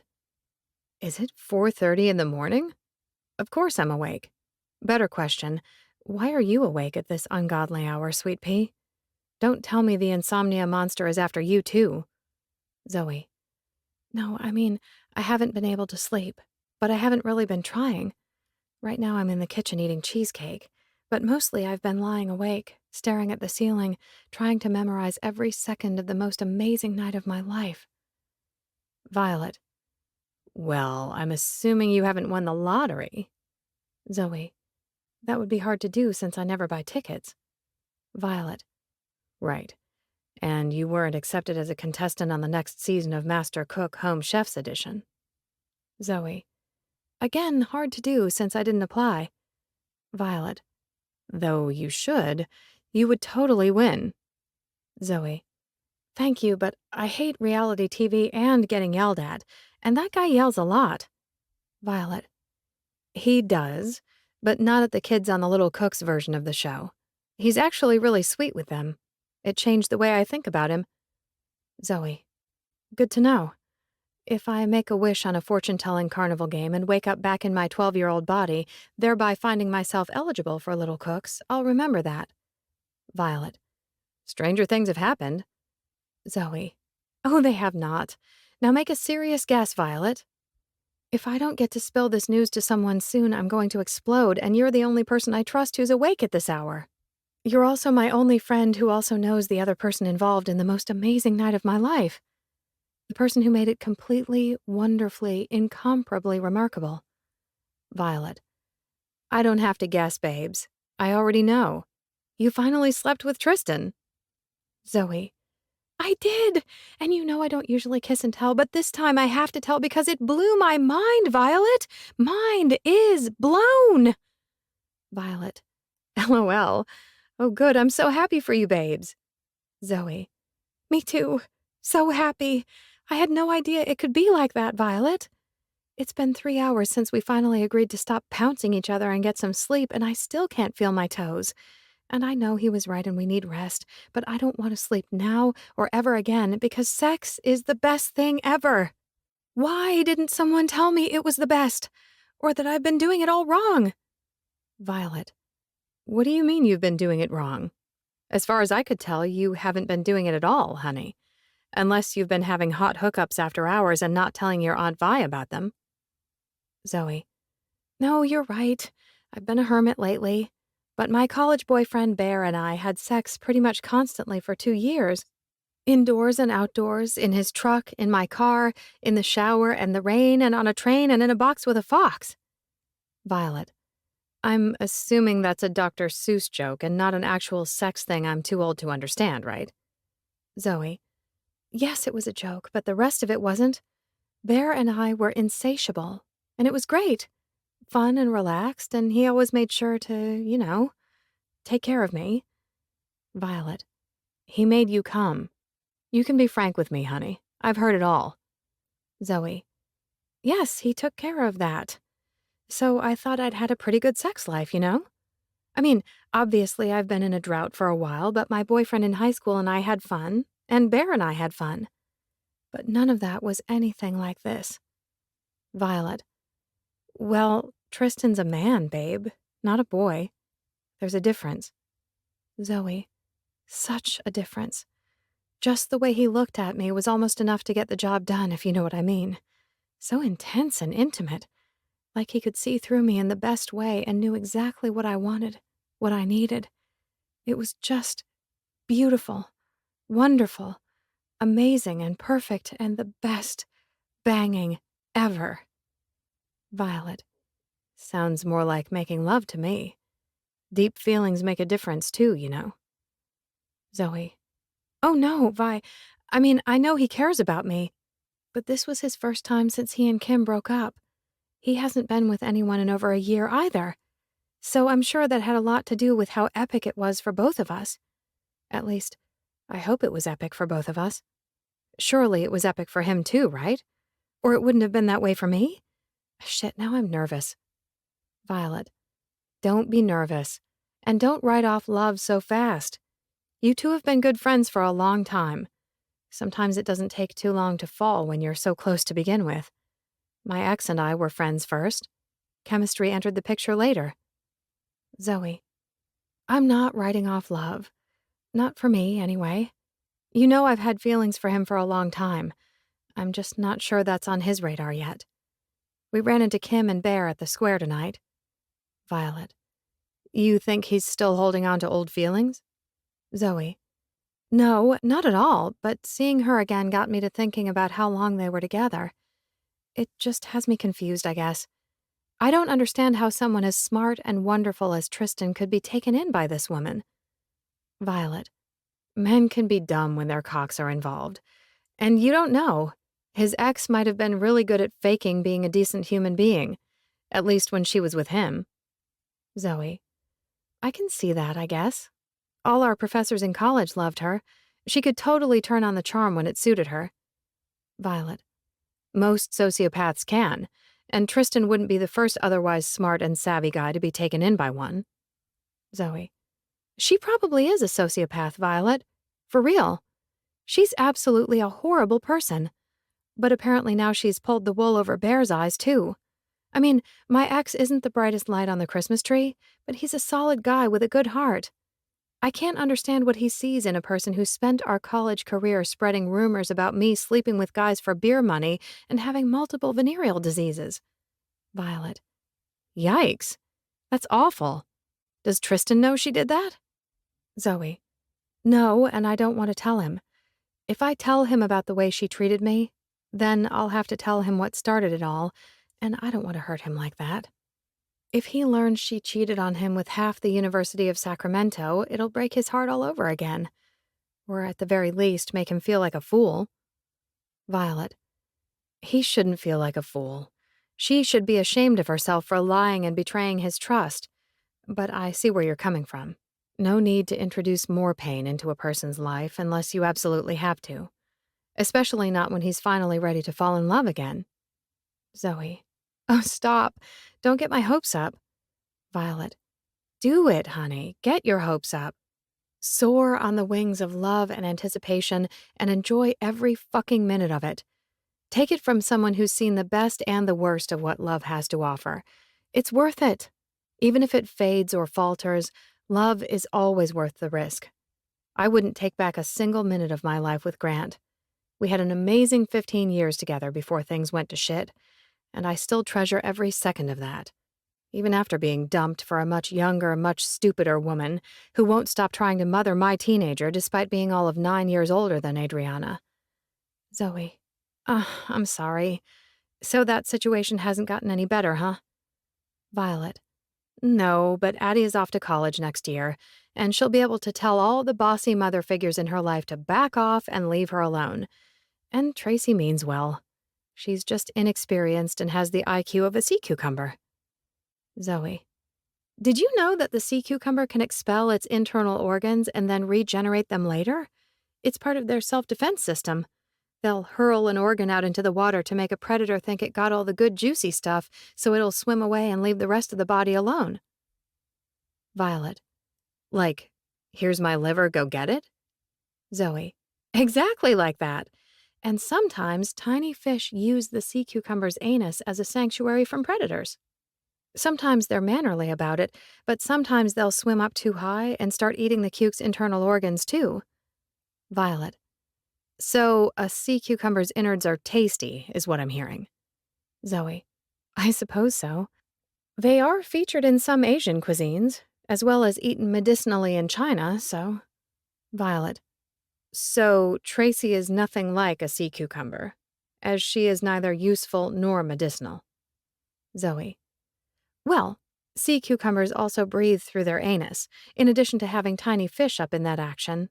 So maybe there's an area of similarity there? Violet.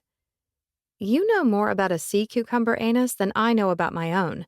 Seriously. You should be on Jeopardy. Zoey. When they decide to do an animal trivia only episode, I'll be the first in line to apply, right after I win Master Cook. Violet. I'm holding you to that. And I'm ordering you and Tristan to both call in sick today. Zoey. Oh no, it's fine, Violet. I can go without sleep for one night and still function the next day. It's not a big deal. Violet. It is a big deal, and you and Tristan should take the day to sleep in and enjoy your newfound bliss. I'm already up anyway. I'll take care of the morning feeding and medicining. There aren't any adoptions on the schedule today, so I'll be able to handle walk-ins until Mary and Virginia get there in the afternoon for their volunteer hours. It's fine. Go crawl back into bed and order Tristan to take the day off. You're his boss now, so you can totally do that. Zoey. Probably not the best way to prove I'm boss material. Taking a personal day my first week on the job? Violet. Your first personal day in forever. You haven't taken a day since you were sick as a dog last spring. Go. Sleep in. Wake up and get a leisurely breakfast with your hunky new boyfriend. Enjoy the gorgeous weather.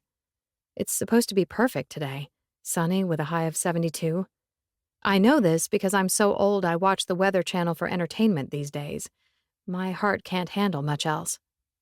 Zoey, you are not old. Stop it. And the Weather Channel is fascinating. Violet, almost as good as managing my fiber intake, my other favorite new pastime. Wink. Now, go get some rest, girl, so you can wake up refreshed and enjoy your sexy new boyfriend. Zoey, my boyfriend. Is it okay that I have the biggest, goofiest smile on my face right now? Violet, it's more than okay, honey. It's perfect. Chapter 14. Perfect. Everything is perfect. So perfect I can hardly believe this is my life. I'm floating on air as I tiptoe back down the hall in the dark, my head so high in the clouds I nearly trip over Luke before I see him curled up on the carpet. He's camped outside my door, his new sock toy between his paws. When he sees me, he lifts his head sharply and his tail thumps the carpet. Hey, buddy! How did you get out of your kennel? I lean down, giving him a good rub behind the ears. I'm not in there tonight. I'm sleeping in your dad's bed. I am. I'm going back to sleep in Tristan's bed, where Tristan is currently passed out without a stitch of clothing on. Be still my heart, and the rest of me. Just the thought of the man who made me see stars a few hours ago is enough to fill my chest with a swarm of happy bees. God, I can't wait to be next to him again. Luke apparently feels the same way.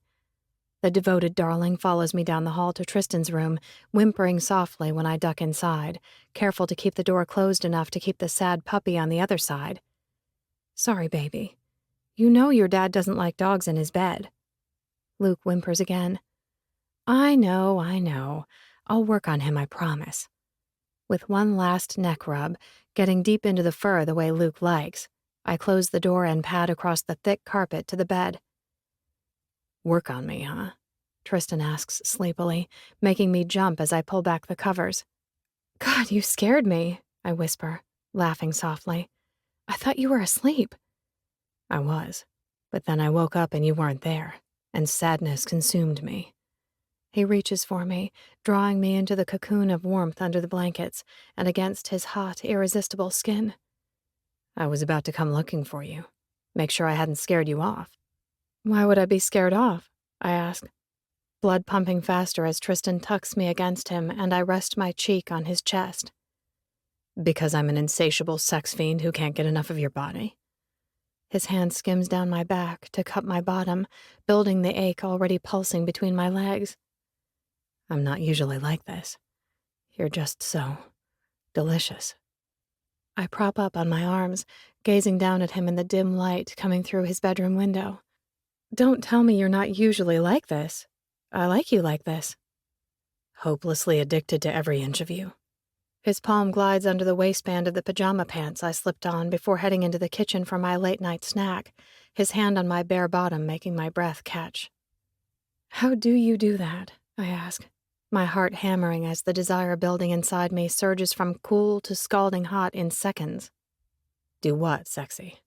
Tristan brushes my hair from my face, cupping my cheek as he guides my mouth closer to his. Make me desperate for you with just a touch? If we were albatrosses, I would have already picked out a nest and started the mating dance ritual. He just feels right. Everything about him, from the way he drives me wild to the way he pulls me close, tucking me into the smaller spoon position and kissing my shoulder. I sigh, so content and exhausted. I'm on the verge of sleep in seconds. The only thing that keeps me awake is the whining at the door. The whining that gets louder and louder the longer Tristan and I lay quietly on the bed. I would say that he'll eventually stop, but he's fragile on nights when he's managed to break out of his kennel. Tristan kisses my shoulder again before slipping out of bed and reaching for his jeans on the floor. At this point, I might as well go let him outside, before he decides we've missed morning backyard time and leaves a puddle by the door. I'll wait up for you, I murmur, my eyes already sliding closed again. Hurry back. Tristan chuckles. Get your rest, sleeping beauty. I'll wake you at 10, and we'll go get waffles and French press coffee and celebrate." "Oh, yay." I smile and hum happily as I snuggle deeper into the covers. "What are we celebrating?" "Are you kidding?" He leans over to kiss my cheek, making me smile. 6 orgasms in less than 12 hours, of course. My brow furrows as my pleasure-overloaded and sleep-deprived brain does the math. I force my left eye to open. "But we're on 5, right?" He grins down at me. "That's why I'm waking you up at 10. That way we'll have time for number 6, with a few minutes left over to shower, get dressed, and make it to Rosewood Grocery before they stop serving breakfast at 11. Luke whines louder from outside, clearly not approving of this plan. I giggle as Tristan mock glares at the door. "I hear you, Luke. Keep your pants on." Grabbing his t-shirt off the floor, Tristan turns back to me. "Don't worry. I'll leave the orgasm police outside until we're ready to leave for breakfast." I smile, my lids heavy. "Oh, I'm not worried." Not worried at all. In fact, as I slide into a deep, delicious sleep sweeter than any in recent memory, I'm completely at peace. Giddy with excitement, but peaceful at the same time. It's not a combination I've experienced before, but Tristan is rapidly redefining reality as I know it. And I couldn't be happier about him or this brave new world.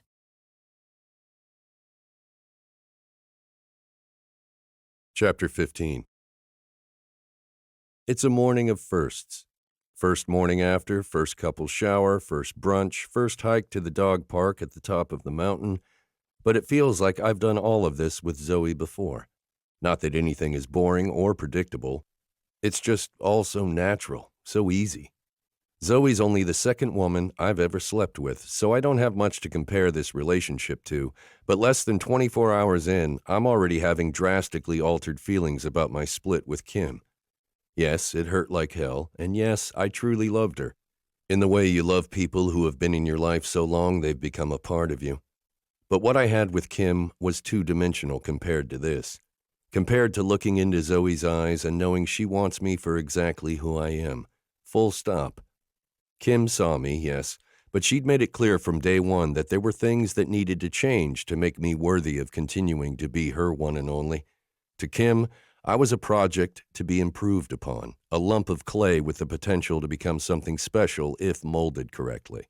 With Zoey, I'm already a prize, no modifications needed, and I feel the same way about her. She's already perfect. From the way she giggles when she gets whipped cream on her nose after a particularly daring bite of extra-thick Rosewood Grocery waffle, to the way she stops to let Luke sniff every signpost from downtown to the start of the trailhead, to the way she races him to the entrance to the dog park as soon as the familiar wrought iron gate comes into view. She is so sweet and loving and real. I've always thought Zoey was pretty, and lately, beautiful is the word that comes to mind when I glance her way. And yes, since our first kiss, I've definitely been attracted to her, but I never expected it to be so white-hot between us.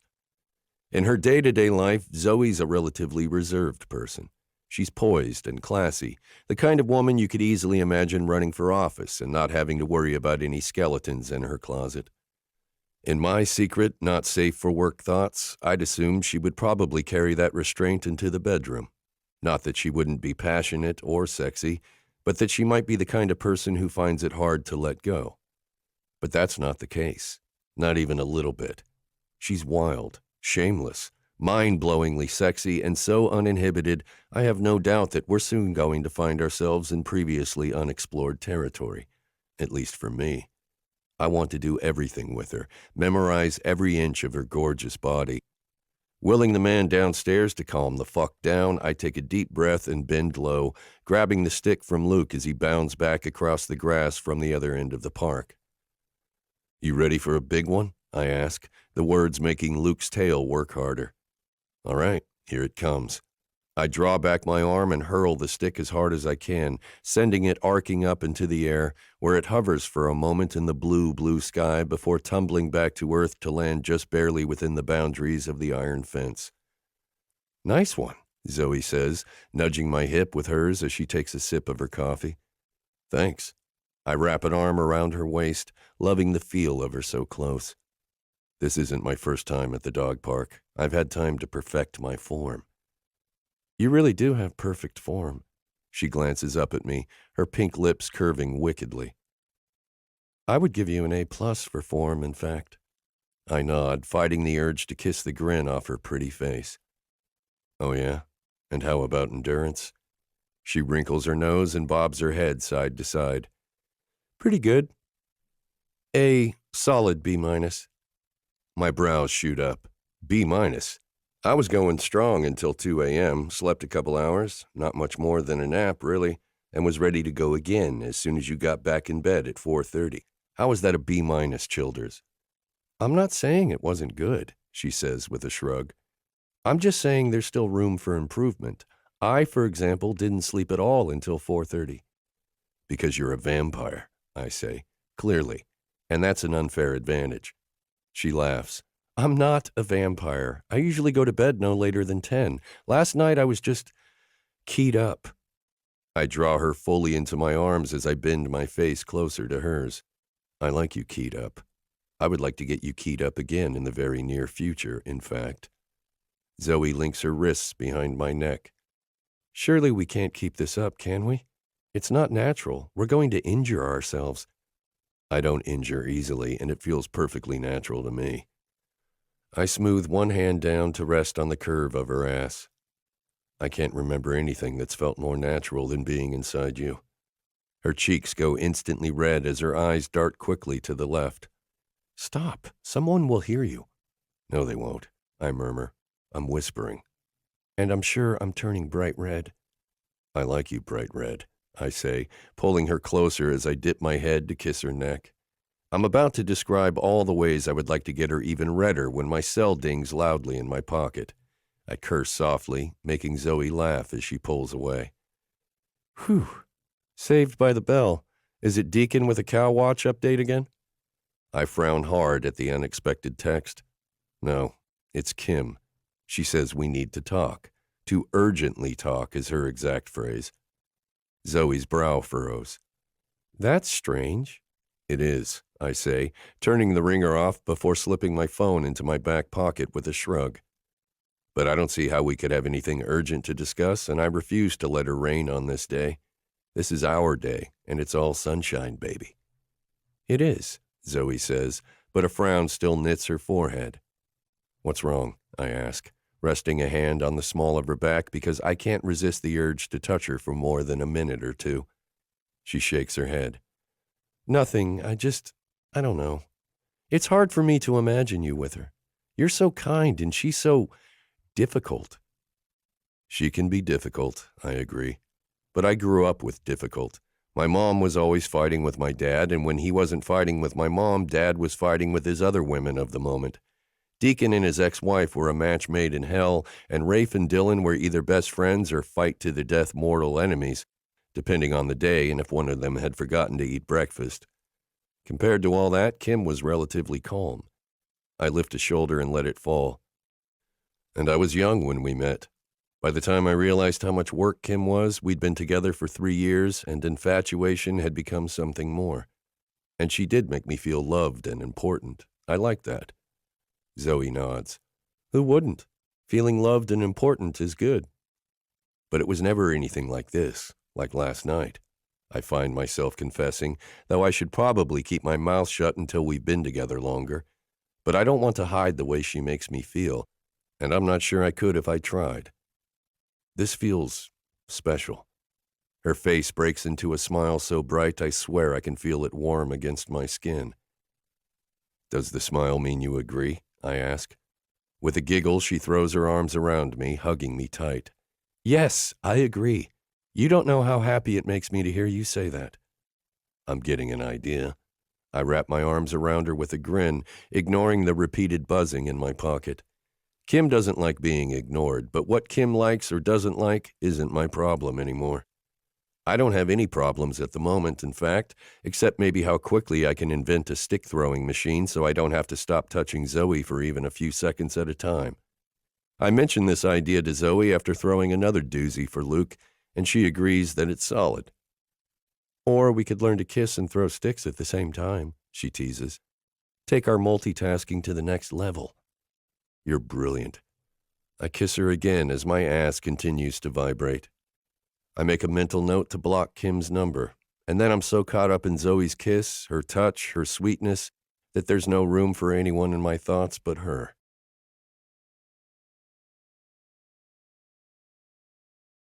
Chapter 16. Halloween. I'm awoken from my perfectly lovely dream featuring Tristan skinny dipping in my favorite swimming hole by slugs squirming through my bare toes. Hot, squishy, slobbery slugs. I bolt into a seated position, a scream clawing up my throat only for it to end in a yip of surprise when I see Luke grinning at me from the end of the bed. Somehow he's managed to pull up the comforter, pull off my socks, and, judging from the amount of slobber surrounding my feet and dampening the sheets, has apparently been licking my toes for quite some time. Oh man, Luke. I scrunch my nose. This is getting weird, buddy. At least he didn't eat your socks this time, Tristan says sleepily. They're down there on the floor. I call that progress. I call it gross, I mutter. It's not gross. Tristan's hand slips up the back of my sleep shirt, cool against my sleep-warm skin. You're very lickable. Ditto. I grin at him over my shoulder, smile widening as I see that his hair is sticking up on one side and completely flat on the other. Call me crazy, but I love seeing him sleep mussed and imperfect. It makes me feel special to be one of the only people in the world who knows what Tristan looks like before he's completed his meticulous grooming rituals. So why isn't Luke hot after your sexy man toes? Tristan rolls his eyes with a soft sigh. Who among us can explain the mysteries of the heart, dear Zoey? It wants what it wants, and Luke's heart clearly has a thing for your foot stink and yours alone. I reach out, slapping his leg beneath the covers. I do not have stinky feet. At least I didn't when I went to bed, before they were bathed in slobber. I will remind you that you're the one who lobbied for the dog in the bed. I was quite happy tucking Luke into his kennel downstairs with some tennis to send him off to dreamland. But he got lonely down there, I sigh as Luke leans in to sniff my ankle, then decides to give it a few kisses while he's at it. All right, that's enough, psycho. Keep your tongue to yourself, or your dad is going to bring me around to his way of thinking, and it'll be back to the basement for you. I shoo Luke off the bed as I reach for my robe on the chair in the corner. Go on. Meet me at the door, and I'll let you outside. At the magic word, outside, Luke lets out a happy bark and bounds joyfully from the room, ready for another morning of christening the grass and terrorizing the garden slugs. I'll get the coffee started, baby, Tristan says. You want oatmeal too? I pause, leaning against the doorway, taking a moment to soak in the everyday wonderful of waking up with my favorite person, of having him call me baby, of knowing I'll come back from collecting the morning dog dew, and breakfast and coffee will be waiting for me because my boyfriend loves feeding me and ensuring I'm caffeinated. It's enough to make a girl hope the hardware store's door delivery gets delayed another week, and another, and another. Yes, please, I say, my heart filling as I watch Tristan sit up, the early morning sun catching the hair on his arms and making it shine. God, he's beautiful. And mine. It still blows my mind. Oatmeal sounds great. His lips curve into a crooked grin. How do you make the word oatmeal sound so sexy? Practice, I say with a wink, making him laugh. See you in 10 for that oatmeal date, mister. I'll have it waiting, gorgeous. His laughter follows me down the hall and into the sunroom, where Luke is waiting by the door, his tail wagging fast. Okay, but no eating the slugs this time. You could catch something, I say as I unlock the deadbolt and let him out, stepping into the only slightly cool morning air. It's been such a long, toasty autumn, but Indian summer can't last much longer. Halloween is tonight, for goodness sake. Stepping into the sandals I've taken to leaving on the stoop, I grab a biodegradable bag from the box on the shelves near the door and follow Luke out into the damp grass. It's another perfectly lovely morning, like every morning I've woken up in this house, with this man, in this new version of my life that is so exactly what I dreamed about, that a part of me still worries it will vanish in the next blink, and I'll wake up alone in my little apartment. If it weren't for our god-awful neighbors, Tristan and I would be floating through the world in our own rosy, dreamy couple bubble. But between Kim's daily texts to Tristan, insisting they have a private meeting to discuss mysterious, important things she needs to communicate, and Bear's early morning accidental meetings with me, Kim and Bear are doing their best to intrude upon our world built for two. As if summoned by my thoughts, Bear's deep voice calls out cheerily from the other side of the fence, "Hey there, neighbor. Happy Halloween." Happy Halloween. I force a smile as Luke gambols around the yard, taking his sweet time doing his business, and run a hand through my sleep-rumpled hair. If Bear were the type to notice bedhead, I would feel self-conscious, but he's always been oblivious to things like that, as well as to nonverbal cues that a girl would enjoy a little more space and a little less neighborly interaction with her ex-boyfriend. "Are you and Tristan going to the party at the Raven tonight?" Bear plucks an orange from the tree, though surely he must have enough oranges to start his own farm-to-table juice stand by this point. "Sounds like it's going to be good times. Live band, then a DJ, open bar, and mandatory costumes for all." "We don't have any set plans that I know of," I lie, not wanting to risk our Halloween agenda getting back to Kim. I have no idea if Bear realizes that Kim has been texting her ex at least once or twice a day, but he clearly seems eager to reestablish some sort of relationship between the two of us. I can't tell if he just wants to be friends or something more. Bear is a hard read for things like that. But either way, I wish he would give me some space. I'll always have fond memories of our time together, but I'd like to focus on the future right now, not the past. "You should check it out then," he says. "I think there are still tickets available, and I know you love an excuse to get dressed up. Remember that zombie cheerleader costume from sophomore year? That was awesome. You rocked that one hard." "Thanks," I say, silently willing Luke to get down to business so I can go inside and grab a lightning-fast shower and a leisurely breakfast, in that order. "I do have a costume," I confess as Bear lingers on his ladder, though by now his basket is almost full. "I'm going as Ursula from The Little Mermaid, and Luke is going to be my evil minion, the electric eel." Bear laughs. "Sweet. I always thought she was kind of hot, you know? I mean, call me crazy, but a purple lady in a skin-tight leather outfit with tentacles?" He waggles his bushy brows. "Sign me up." I nod awkwardly, not sure how to respond, but thankfully Luke saves the day by assuming the squat position. "All right, then, have a good one. I hope we see you around," Bear says, his upper lip curling ever so slightly as he backs down the ladder, confirming my suspicion that he's grossed out by dog poo. Which is hysterical in a guy who positions himself as an extreme adventurer, mountain man kind of person. Surely he's faced down more formidable sights than a golden retriever taking a discreet crap in his own yard. "Have a good one," I echo as Bear disappears. I cross to the corner of the yard, collect Luke's offering, and am about to hurry back inside when hushed whispers on the other side of the fence catch my attention. Brow furrowed, I lean closer, ears straining, but I can only make out a few words. Bear whispering, "Patience," and then a feminine voice muttering something about running out of time in a frustrated tone. I'm not 100% sure, but that second voice sounds a heck of a lot like Kim's. What in the world could she be running out of time for?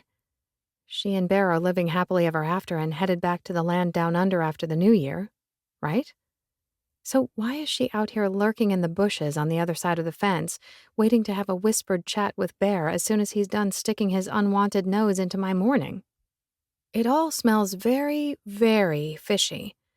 So fishy, in fact, that my stomach feels unsettled for reasons that have nothing to do with my spitty dog toes or scooping doggy doo. I haven't been caught in the crosshairs of Kim's agenda for years, but I remember how miserable it is to be swept up in her drama. I want no part of that. I just want to enjoy my time with Tristan, relish every second of falling in love with him, and ignore the outside world. But experience has taught me to ignore Kim at my own peril.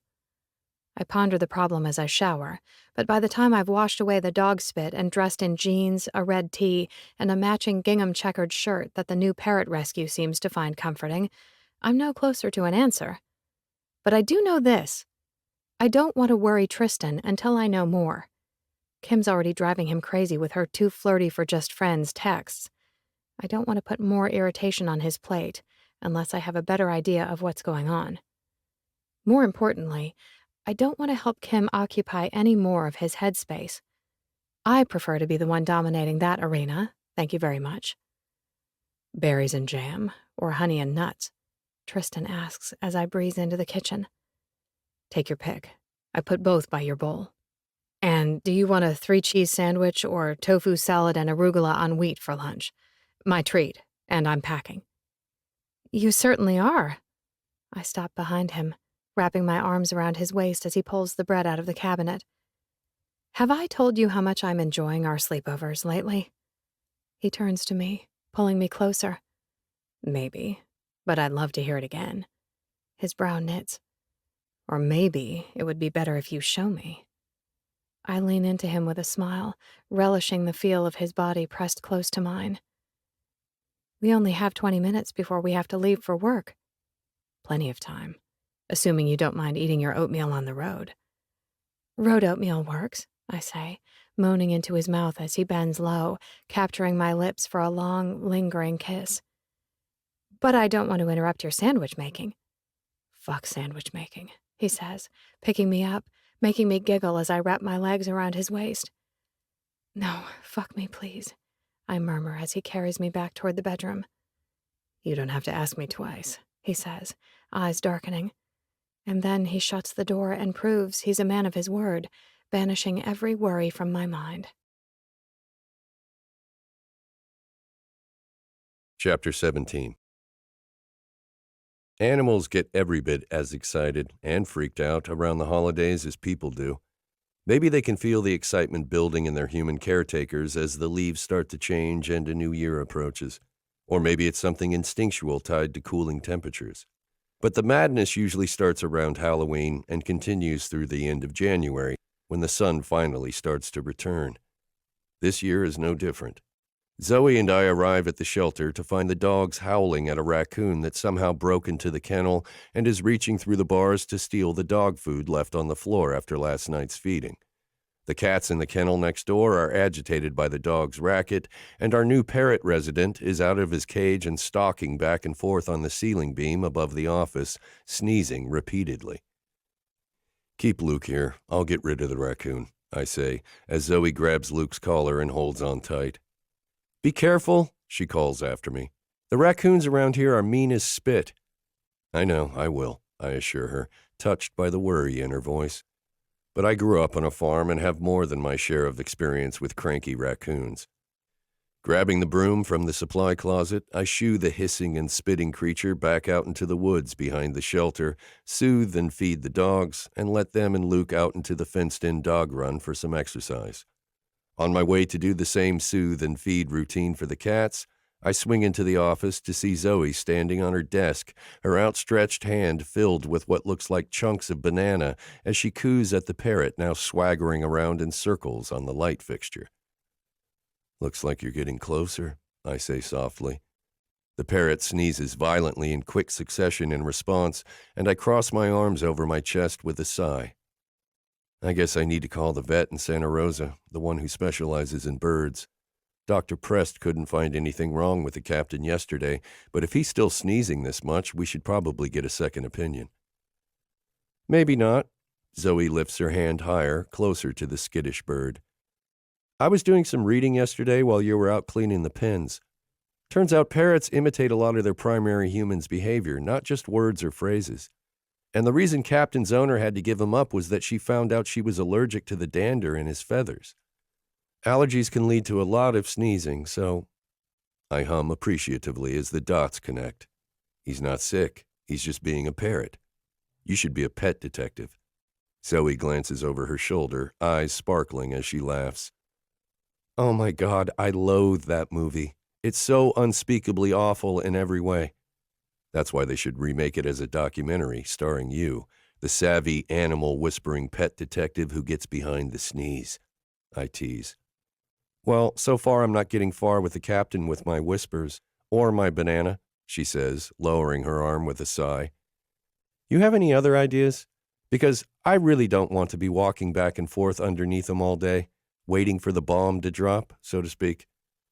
I chew the inside of my cheek, trying to remember if there was anything pertinent in the captain's file that might lead to his recapture, but the details are fuzzy. Let me grab his folder and see if I can find anything that might help. Maybe a favorite food or something. Perfect. In the meantime, I'll go feed and comfort the cats. Zoey pops the banana chunks into her mouth, brushes her palm on her delicious, jean-clad bottom, and then hops down off the desk. She's clearly on a mission, but as she passes by, I can't help wrapping an arm around her waist and leaning down to steal a quick kiss. "What was that for?" she asks, grinning against my lips. "Nothing, just happy you're here." Her smile widens. "I'm happy you're here, too." "Loose lips sink ships," the captain screeches from overhead, making Zoey and I laugh. "Loose lips sink ships." "That one's just full of surprises," she says, patting my chest. "Good luck." I head into my old office to flip through the stack of files in the inbox on the edge of Zoey's desk, the ones Violet hasn't gotten around to scanning into our database just yet. I find the captain's, but before I can flip it open, my phone vibrates in my back pocket. I tug it out to see a text from Deacon. "Cow Watch Daily Update. Dad thinks she's getting close and wants to make sure you're keeping your phone handy. He won't admit it, but I can tell he's nervous about handling the birth without you here." Brow furrowing, I text back. "Why? I mean, I know it's been a while since we had livestock on the property, but Dad helped birth calves all the time when we were growing up."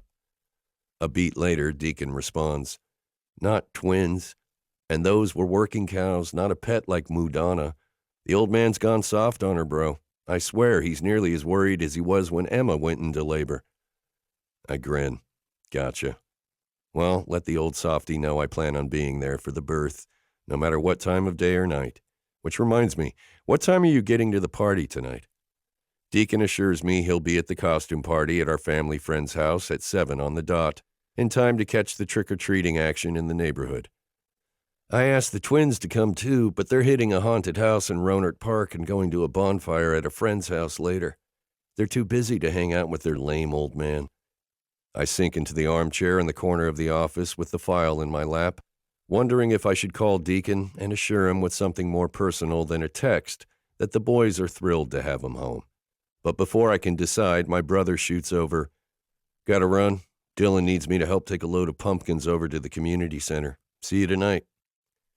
I send him a thumbs up and dig into the file, comforted by the fact that Deacon is going to be spending the morning with Dylan. Dylan has his cranky moments, but beneath his tough guy act, he's got a damned good heart. He'll cheer Deacon up and keep our oldest brother from feeling bummed by empty nest syndrome. "Find anything?" Zoey appears in the doorway, a fluffy white Persian in her arms. "Not yet. I got sidetracked by the Daily Cow Watch text." I lift my gaze from the folder, arching a pointed brow at Honey Mew Mew. "Are you sure that's a good idea? One look at that killer feline and the captain might never come down." Zoey hums beneath her breath. "True, but poor Honey was so stressed out she was about to lick her own tail off. She told me she needed dedicated snuggle time and maybe some tuna from my apartment." Her apartment. I don't like that combination of words, but despite hardware store incompetence and repeatedly delayed deliveries from their supplier, her door will eventually be fixed. And then she'll move out of my house and out of my bed, only to return for the occasional date night sleepover. The thought is vile. Zoey laughs. "Are you okay?" "Fine," I say, flipping the file closed. "You looked like you just swallowed something awful." I force a smile. "Worse. I figured out how we're going to get Captain off the light fixture. It involves dancing." Zoey snorts. "You're kidding me." I'm not. His previous owner said he loves nothing more than a disco groove session followed by raisins and a nap. "Oh my, disco." Zoey grins wickedly. "I can't wait to see this, baby. I know how much you love to fast dance." I shoot a mock glare her way and point to where her purse slouches on her desk. "Pull up Saturday Night Fever. I know you've got the soundtrack." Zoey giggles. "I do, and I'm not even a bit ashamed of it. Disco music is happy music. Let me put Honey in the playroom and I'll be right back. You're not watching me fast dance, I call after her as she scurries away. Oh, yes, I am, she calls back. And I'm going to film it for the shelter social media page. Show Sonoma County how far we're willing to go to help our animals. Not happening, Childers, not a chance, I insist, but I know I won't be able to say no to her. I lift my gaze to the captain. Come on, buddy. Come down and spare us both the dance party, okay? Dancing Queen, the parrot crows, clearly not on my side. Dancing Queen! Excellent choice, Captain, and I just happen to have it on one of my playlists. Zoey claps her hands as she hurries back into the room, practically bouncing with excitement. Now, this is the way to start a Friday. Wagging her fingers up and down in what I vaguely recognize as a disco move from a movie I watched years ago, Zoey shimmies over to her purse and grabs her phone. And God help me, though I hate any kind of dancing, but slow dancing like Luke hates being separated from Zoe's socks, her excitement is contagious. By the first trill of the piano keys, I'm grinning, and by the time the singers begin cooing about digging the dancing queen, I'm out on the dance floor, the empty space between the desk and Luke's bed, getting my groove on. That's right, you've got it, Zoey shouts encouragement as I mimic her moves, more finger wagging and pointing with some spinning mixed in. Soon the captain is bobbing his head in time to the beat and bouncing from side to side, so clearly swept up in the magic of disco that I forget to be self-conscious. I'm an average fast dancer on my best days, and this is the first time I've ever boogied to ABBA, but with Zoey grinning and spinning beside me and a happy animal croaking his joy as he hops down from the light to dance on the desk, I finally get it. Disco can be a blast, as long as you're in the right company. But I think I'd enjoy watching paint dry with Zoey. As I spin her under my arm, gazing down into her blissed-out face, I'm struck by a rush of emotion so intense, it's like a wave knocking me off my feet. It hits hard and fast, shocking, but at the same time somehow so expected. I'm already in love with her, not simply on my way there. I'm in love with Zoey, and it isn't something that happened all of a sudden. This has been building for months, maybe even years. Maybe even before Kim and I called it quits. Looking back over the past few years, all my best memories have Zoey in them. She's been my partner, my co-conspirator, and the person I turn to when I need to talk to someone who knows how to listen with her whole heart. And yes, she's right. I could stand to open up more. But for a man raised in a house full of let's not talk about feelings alpha males, I already share more of my vulnerable underbelly than any of my brothers. And I share that part of myself with her, not with Kim, not with Dad, Deacon, Dylan, or Rafe, not with my friends in town or my buddies from high school or any of the very nice shelter volunteers with whom I've formed close connections in the past few years. Zoey is my touchstone, my home base, the person I trust for advice that comes from a good heart and a level head. And I know she feels the same way about me. We fit together on a molecular level, in that soul-deep way I'd deluded myself into thinking Kim and I would find if I just stayed the course and kept trying to get better, stronger, more successful and perfect in her eyes. But Kim and I never would have made it for the long haul. We were every bit as mismatched as Zoey and I are a perfect fit. So really, the amazing thing isn't that I'm madly in love with her. The crazy thing is how long it took me to see the truth right in front of my face. Honestly, it scares the shit out of me. I've always thought I could trust my gut and intuition. I'm the person my brothers have come to for advice ever since we were kids, and I've always felt I could be trusted to offer grounded, realistic solutions. But this whole time I've been so fucking blind. As Dancing Queen ends and something from Saturday Night Fever begins to play, Zoey reaches out to squeeze my hand. You want to grab him, or you want me to give it a go? For a second, I'm confused. So lost in thought, I'm not sure what she's talking about. But then she glances at the parrot happily grooving on the desk, and it all becomes clear. So clear that I don't hesitate to say, let's dance some more. Her eyes widen. You're kidding. I shake my head, absolutely certain. I'm not. He's having a blast, I'm having a blast, he's not sneezing anymore. It's a win-win-win. Zoey lifts her arms and links her wrists behind my neck with a fond smile. I like this fast dancing side of you. And you're really not bad at it, you know. And you're the sweetest liar I know. I kiss her as we sway in a circle, loving the way her laughter tastes on my lips. So I've been asleep. So what? I'm awake now. The blinders are off, and the way forward is clear, and I'm going to make my first move as a clear-headed man in love tonight.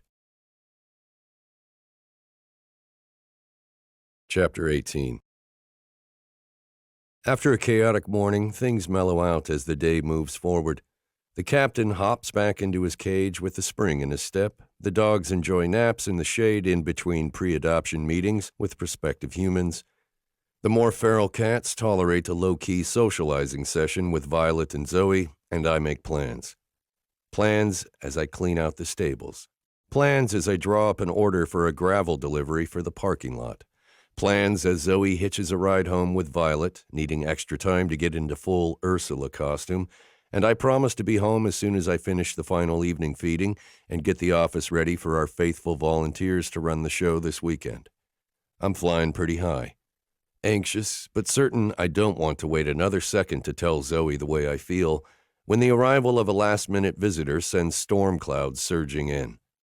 Of all the days for Kim to decide to show up for an unexpected visit, what the hell is she doing here anyway? Cursing softly beneath my breath and steeling myself for a run-in with my ex, I lift a hand as she approaches the counter, tugging my earbuds out with the other. Hey, I was just doing a last cleanup around the office. We're closing in 10 minutes. Kim smiles thinly, her shoulders hunching as she rests her arms on the reception counter. I know. I waited until the end of the day on purpose. I was hoping we could talk, if you're not too busy. Jaw clenching, I nod as I tuck the push vacuum into its corner behind Luke's bed. I'd rather get out of here ASAP, but maybe this talk will mean an end to the daily texting. Sure. Just let me grab Luke from the dog run. We can talk on the way to the car. I'd rather it be just the two of us, actually, she says, making me stop in the hallway, turning back to face her as she adds, I get kind of sad when I see him, you know?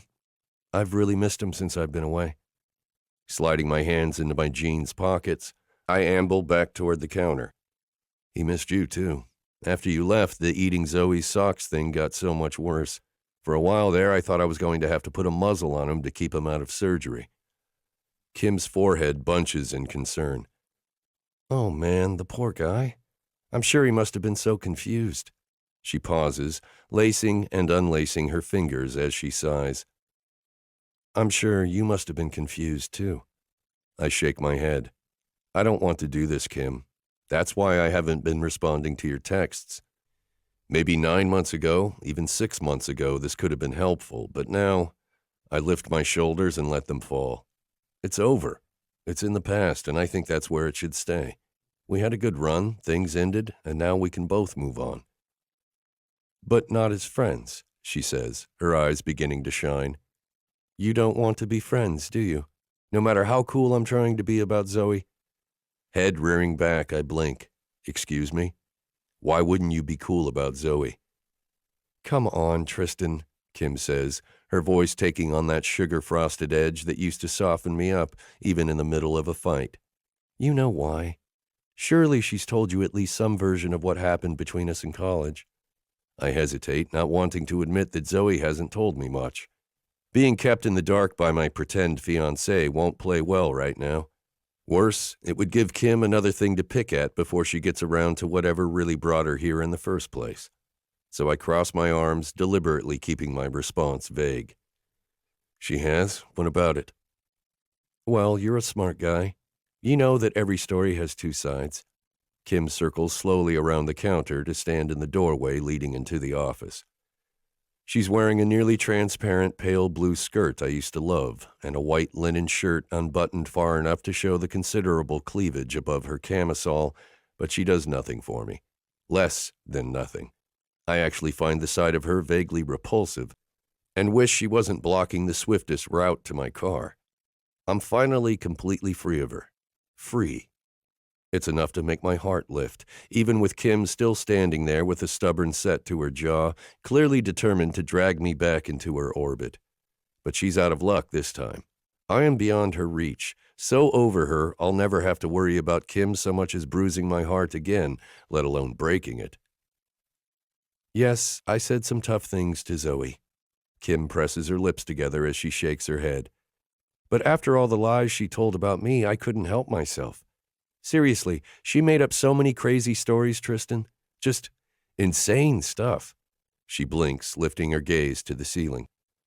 At first, I thought she was just jealous and was willing to do absolutely anything to get attention.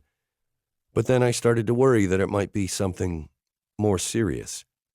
I study Kim's face, fighting the urge to tell her to go shovel her shit somewhere else because no one here is buying, but a part of me is curious as to what's behind this smear attempt. Does she just want to make sure I never find happiness with someone else? Or is there something else on her agenda? Surely she can't think there's a snowflake's chance in hell of the two of us getting back together. Get to the point, Kim, I say, instead of the several harsher things floating through my head. I assume there is a point. Kim presses her hands together in front of her. Please, don't be mad. I promise I'm not trying to screw things up for you. If you're happy with Zoey, then I'm happy for you. I'm just worried and want to make sure you're safe. My eyebrows shoot up. Safe from who? Zoey? That's why I've been texting so often, Kim says, the skin around her eyes tightening with worry. Just to make sure everything is still good with you two. I mean, after the way she stalked me in college, I wouldn't put physical violence past her, especially if she thought that it would hurt me in some way.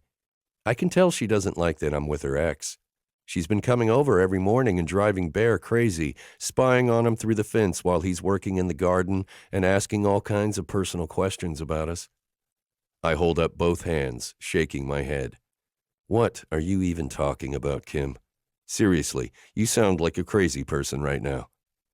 Kim's hands fall helplessly to her sides. I know, I'm sorry. But when you're talking about crazy people, sometimes you end up sounding crazy. But I swear to you, Zoey's acting weird again, the way she did in college. All obsessed with me and weird. And honestly, if I'd realized Zoey from college was also your friend Zoey from work, I would have warned you about her years ago, Tristan. Immediately. She shakes her head with a sigh. I would have probably encouraged you to fire her. Yes, she may have changed and gotten psychological help or whatever, but I went through too much with that girl to trust her with anyone I care about. My breath rushes out as tension digs into my face. I want to shut this down, but I have no idea what to say to Kim right now. It's all so wild. I have no idea how to connect her story with the Zoey I know. But then, I also don't know anything about what happened between Kim and Zoey in college because Zoey refuses to tell me. Because I still care about you. Kim takes one slow step closer and then another. I know I did a shit job of showing it, but I was scared, Tris. I was only 25. I didn't feel ready to walk down the aisle. I had to prove to myself that I could make it on my own first. If I hadn't, I never would have had the faith in myself that I have now. I would have always worried that I'd be helpless without you, and that's no way to build a strong marriage. Driving a clawed hand through my hair, I close my eyes, suddenly so fucking tired. I don't want to wander down memory lane with Kim. I don't want to rehash the details of our breakup or remind her of the cruel way she ended things. I just want to go home, take a power nap, and wake up and forget this conversation ever happened. I have to go, Kim, I say, sniffing as I open my eyes. I can't unpack all this right now, maybe ever. Nothing you're saying makes sense to me, and I can't go back. Neither of us can. People say that, Kim whispers, tears filling her eyes. But it's not true. Sometimes the only way forward is back. That's why I'm here, Tristan. I can't move on with Bear or anyone else until I know you're okay. You're the most important person in my life, even if you're not in my life anymore. I'm okay, I say, my throat tight. I'm better than okay, actually. Are you really, though? She asks, her throat working. If you don't even know the woman you're about to marry? I know, Zoey. I narrow my gaze, hoping Kim can see how close I am to asking her to leave. And this conversation is over. Move on, Kim. Be happy. Let us both let go of the past. After a long moment, she nods, her gaze dropping to the floor. Okay. I'm sorry if I upset you. Truly, all I want is to make sure you stay safe. She shifts back a step, breath hitching. And to tell you I'm sorry for hurting you. If there's one thing I could take back in my entire life, that would be it. Before I can respond, Kim turns and hurries out of the office, across the deserted waiting room and through the front door into the rosy evening sunlight. I watch her go, unable to name the feelings rushing through my chest. I suppose I should feel vindicated. She clearly regrets the shitty way she broke things off. Or maybe I should be experiencing a heaping helping of grim satisfaction. She broke my heart, but it looks like her heart didn't escape unscathed. Or maybe I should simply be relieved that it's finally over. She said her piece, I listened, and we agreed to disagree before amicably parting ways. But all I feel as she gets into her car and drives away is confused, and sad, and angry that Kim's put a damper on the fun of the day. But then, her visit hasn't changed anything, really. I still trust Zoey, I still care about Zoey, and I'm still planning to tell her how much she means to me, tonight, as soon as I put the finishing touches on my plan. Thoughts shifting back to my romance to-do list, I fetch Luke and head out, locking the door behind me. By the time Luke and I reach the hardware store, mere minutes before they close, I've put Kim mostly out of my mind. I'll talk through what happened with Zoey when I get home, and then we'll move on to bigger and better things, like turning another aspect of our pretend into sweet, sweet reality. Chapter 19. You know you've reached a special place in a friendship when you find yourself standing in your shower wearing nothing but a bandeau bikini top and a pair of black spandex shorts, while your girlfriend paints you from hairline to cleavage in purple body spray. The thought makes me want to laugh, but I keep my eyes closed and my breath held, having learned the hard way about the unpleasantness of inhaling body paint. "One more second," Violet says, moving the misting wand over my shoulders. "Lift your ponytail. You don't want purple hair." I oblige, and a moment later, Violet shouts, "Done!" and flicks off the motor on the spray kit. "But don't move," she adds. "Give yourself a few seconds to dry first." "Thank you for this," I say, eyes slowly blinking open as the sticky feeling on my lids fades. Truly, it goes on so much smoother with help. "My pleasure." Violet crosses her arms, studying me with a bemused smile. "Though I think you're the only woman in the world who thinks Halloween is a good time to paint herself the color of an eggplant and slap on a gray wig." "A white wig," I correct. "Oh, so more of an 80-year-old woman than a 60-year-old one? Be still my heart. How will poor Tristan ever control himself?" I lift my nose into the air. "Oh, ye of little faith. You just wait. My Ursula is going to be both sexy and unique. I may not be a pro at romance or relationships, but I know how to Halloween." "You use it as a verb," Violet says, arching a brow. "I do." I narrow my eyes and smile. "And I think that tells you all you need to know about my dedication to celebrating this holiday properly." I stand corrected then, and I can't wait to see the final result. She glances at her step tracker with a wince and a cluck of her tongue. "But if I'm going to be properly decked out myself, I've got to run. Marjorie can only squeeze me in for an updo between 5 and 5:30. I make shooing motions. "Go. Get pretty. I'll see you at the party." "Do I need to bring anything?" Violet asks, tossing her long hair over her shoulder as she backs toward the door. "Ice? Wine? Orange cupcakes with spider and skeleton rings on top?" I shake my head. "Just bring yourself. According to Tristan, these people always hire a caterer, so—" Violet rolls a shoulder. "Oh, well, ooh la la. Hopefully my outfit will be up to snuff. I've never been to a fancy person Healdsburg party before. My friends live over by the ball field and serve hot dogs, and they definitely want you to bring your own beer." "He said they're super nice," I assure her. "And I'm sure your mystery costume will be fine. Seriously, you would look gorgeous in an old sack." "But not in a gray wig," she teases, darting out of the bathroom before I can throw the bottle of shampoo at her. "You'll see," I shout. "It's going to be amazing." I bet it is. comes a deeper voice from down the hall, making my blood pressure spike. Bye, Violet. Thanks for painting my sea witch. My pleasure. Your sea witch is looking pretty foxy in there in nothing but a bikini top, so be sure to brace yourself for impact, Violet says over the sound of the opening door. See you two lovebirds later. The door closes, leaving us alone, and when Tristan's voice comes again, I can tell he's even closer. How did it turn out? I can't wait to see you. No, you can't come in here yet. I grab the shower curtain, tugging it closed. You can't see me until I'm all pulled together. But I want to see you now, he says from right outside the door. A little bird told me you're only wearing a bikini top in there. And body paint you aren't allowed to smear until after the party, I say in my I mean business voice. I'm serious, Tristan. If you come in here before I'm ready, I'm going to be for real angry with you. Proper Halloweening necessitates a big reveal. All right. But I want to tell you something before I go shower, okay? I pull back the curtain. Okay. What's wrong? Nothing's wrong. You sound like something's wrong. Did you get another weird text from Kim? He hesitates for a long beat, making my stomach drop. I'd hoped Kim was getting the hint, but apparently not. Actually, she came by the shelter as I was closing up. My forehead pinches. What? Why? It's not like she can take an adopted animal back to Australia. They have very strict animal control laws down there. I know, he says, amusement in his voice before he continues in a more focused tone. And no, she didn't want to adopt an animal. She said she was checking in to make sure I was okay, that I was safe. Safe, I echo, frowning so hard I know I'm probably creasing my face paint.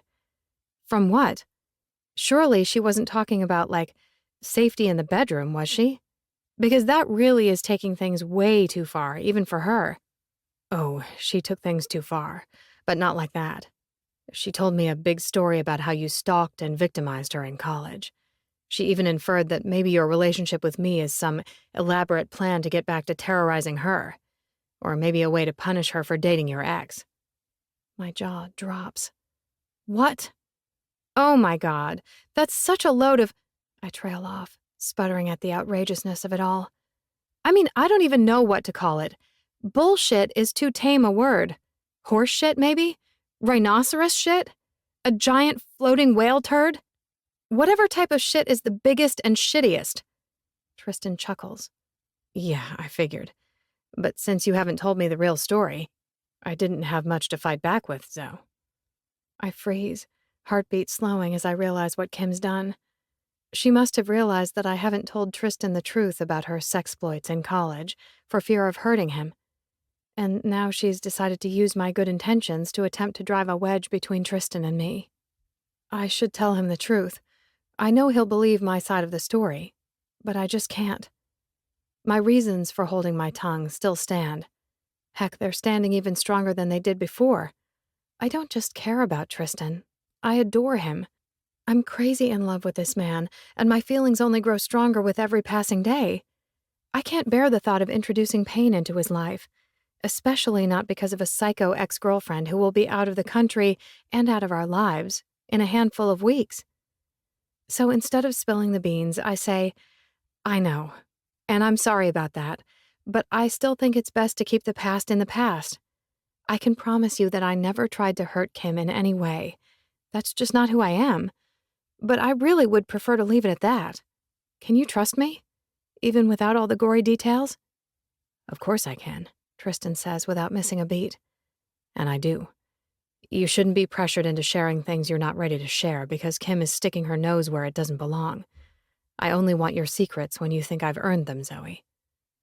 Pain flashes through my chest. My first instinct is to swear to him that this has nothing to do with my secrets, that I'm only trying to protect him, but that would tip my hand and send him rushing to the very conclusions I'm trying to keep under lock and key. Thank you, I say instead. You really are the best. That remains to be seen. Let's see if I can coax Luke into his costume before we start handing out awesome boyfriend awards. I grin. No way. You're the awesomest. Nominations are closed, and the envelope is sealed.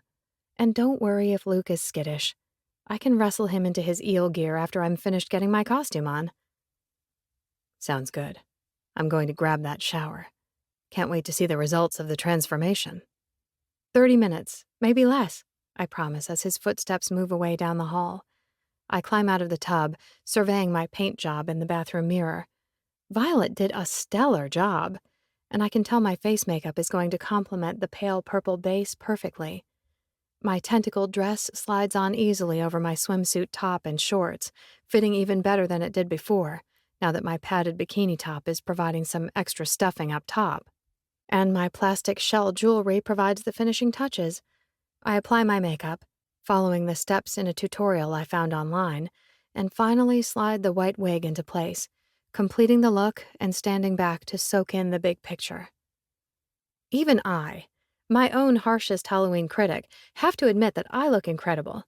Sexy and a touch scary, with the combo of purple skin and black eyeliner making my eyes pop so bright and blue they look like they're glowing. The sexy Ursula experiment is a complete success, but I can't seem to recapture the giddy excitement of earlier this afternoon. And I don't rush out of the bathroom to show Tristan the way I would have before he dropped the Kim bomb. There's a bigger picture there, too. One I'm not seeing clearly, and that nags at my brain, dulling the innocent enjoyment of playing dress-up with the people I love. Love. I start to nibble at my bottom lip, but force myself to stop before I smear my ruby red lipstick. Kim still being in love with Tristan would explain why she's texting and swinging by the shelter to tell tall tales about how awful I was to her in college. Does she actually want him back? Or is this just her wanting to make sure he isn't happy with anyone else? Or at least not with me, the girl she decided to hate at first sight. And where does Bear and the patience I heard them whispering about come in? I feel like I'm right there, on the verge of pulling it all into focus. But before the puzzle pieces can fall into place, claws scratch against the door, and Luke lets out a mournful whimper. "I'm coming, buddy, just a second," I say, giving my wig one last fluff. There will be time to sort out Kim's latest head game later. Tonight is for fun and friends and enjoying the spookiest night of the year with my amazing boyfriend. I open the door to find Luke already dressed in his evil green and purple electric eel costume, and Tristan standing behind him, looking a mind-melting mixture of ridiculous and sexy as hell that has me doubled over laughing in seconds. Luke barks, bounding back and forth in the hall, clearly enjoying the excitement. "This is not the reaction I was hoping for," Tristan says, running a hand down the front of his long white beard, the one that covers his chest but leaves his drool-worthy six-pack out for show and tell. "I'm a very serious merman, you know. I demand respect from my subjects, witch, not LOLs." I stand, fighting to regain control and keep tears of laughter from slipping from my eyes and wrecking my makeup. "Oh, man. I'm so sorry, King Triton." I pat Luke on the head, helping to calm us both down. "You are very serious. I can tell by the lobster tucked in the front of your fins." Tristan grins as he points at the stuffed lobster peeking out from the top of his sparkling blue merman tail, a pair of bell-bottoms that flare into fins at his calves. "You like that? I ordered it on the sly to surprise you." "Oh, I love it," I say, grinning so hard my jaw is starting to hurt. "Though I do feel tempted to ask if that's a lobster in your pants or if you're just happy to see me." He moves in, wrapping his arm around my waist and drawing me close as Luke circles our legs. "Both, baby. Because you are the sexiest sea witch in the ocean. How do you manage to look this hot painted purple?" "Spring lilac, specifically. I tried on 10 different colors until I found the perfect shade of sea witch." "Oh, it's perfect, all right." His hand drops down to cup my ass above where one of my tentacles curls out into the air. "And the octopus look is really working for me. I think I'm developing a fish fetish as we speak." "Octopi are mollusks, not fish." I arch an imperious brow even as I press closer, running my hands up his smooth, sculpted back, relishing the feel of his warm skin against my fingertips. "Cephalopods, in particular." "I stand corrected, pet detective." "Me too," I say, smoothing his whiskers from his mouth. I thought it would be easy to keep my hands off King Triton. I had no idea you would be this delicious. Ridiculous, but delicious. I had no doubt you'd be hot. You always are. His lids droop to half-mast, taking on that sexy, sleepy look that's growing more familiar with every passing day. It's an invitation I usually find impossible to refuse, but tonight, for the good of the trick-or-treaters of Healdsburg, who need to see our magnificent ensembles, I must fight the good fight. No way. I take a step back, moving out of his arms and pointing a stern finger at his chest. No pouncing until we party. Then I get to toss your tentacles over your head and take you like the king of the ocean, he asks, sending a sizzle across my skin. Oh yes, I promise, threading my fingers through his. That sounds wonderful. And it does. So wonderful I can't help skip dancing through the house to the door, feeling like the luckiest girl in the world. Chapter 20. Outside, dusk has fallen, and a few tiny superheroes and toddler princesses are already making their way down the street from house to house, getting a jump on the trick-or-treating fun under watchful parental eyes before the big kids take over and run wild after dark. Zoey and I leave our bowl of candy at the end of the drive by the smiling scarecrow she propped up on a throne of hay bales a few days ago, stick a sign saying, "Take 2, Happy Halloween," into the nearly overflowing container, and head off with Luke trotting in front of us.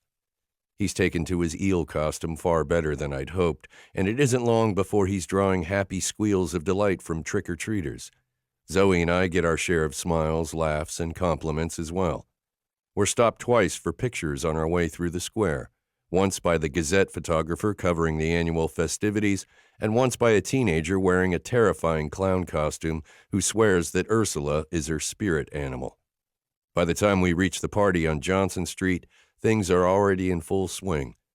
A song from The Nightmare Before Christmas blasts from the speakers, pumpkin lights hang in a crisscross pattern over the partiers in the walled-in backyard, and 3 older men dressed as Gandalf, Dumbledore, and the Wicked Witch of the West in drag are handing out candy to the early trick-or-treaters, clearly already a few beers into the 12-pack on the table behind their candy bin.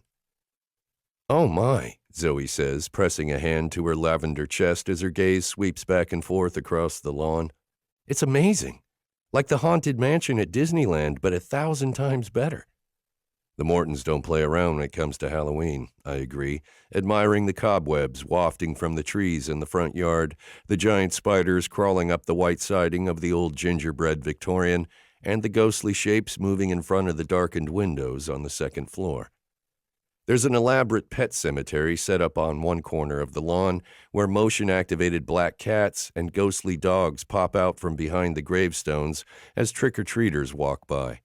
On the other side of the lawn is a gorgeous faux marble statue of a Victorian woman whose eyes open and close every few moments, glowing red in the dusky light before winking shut again.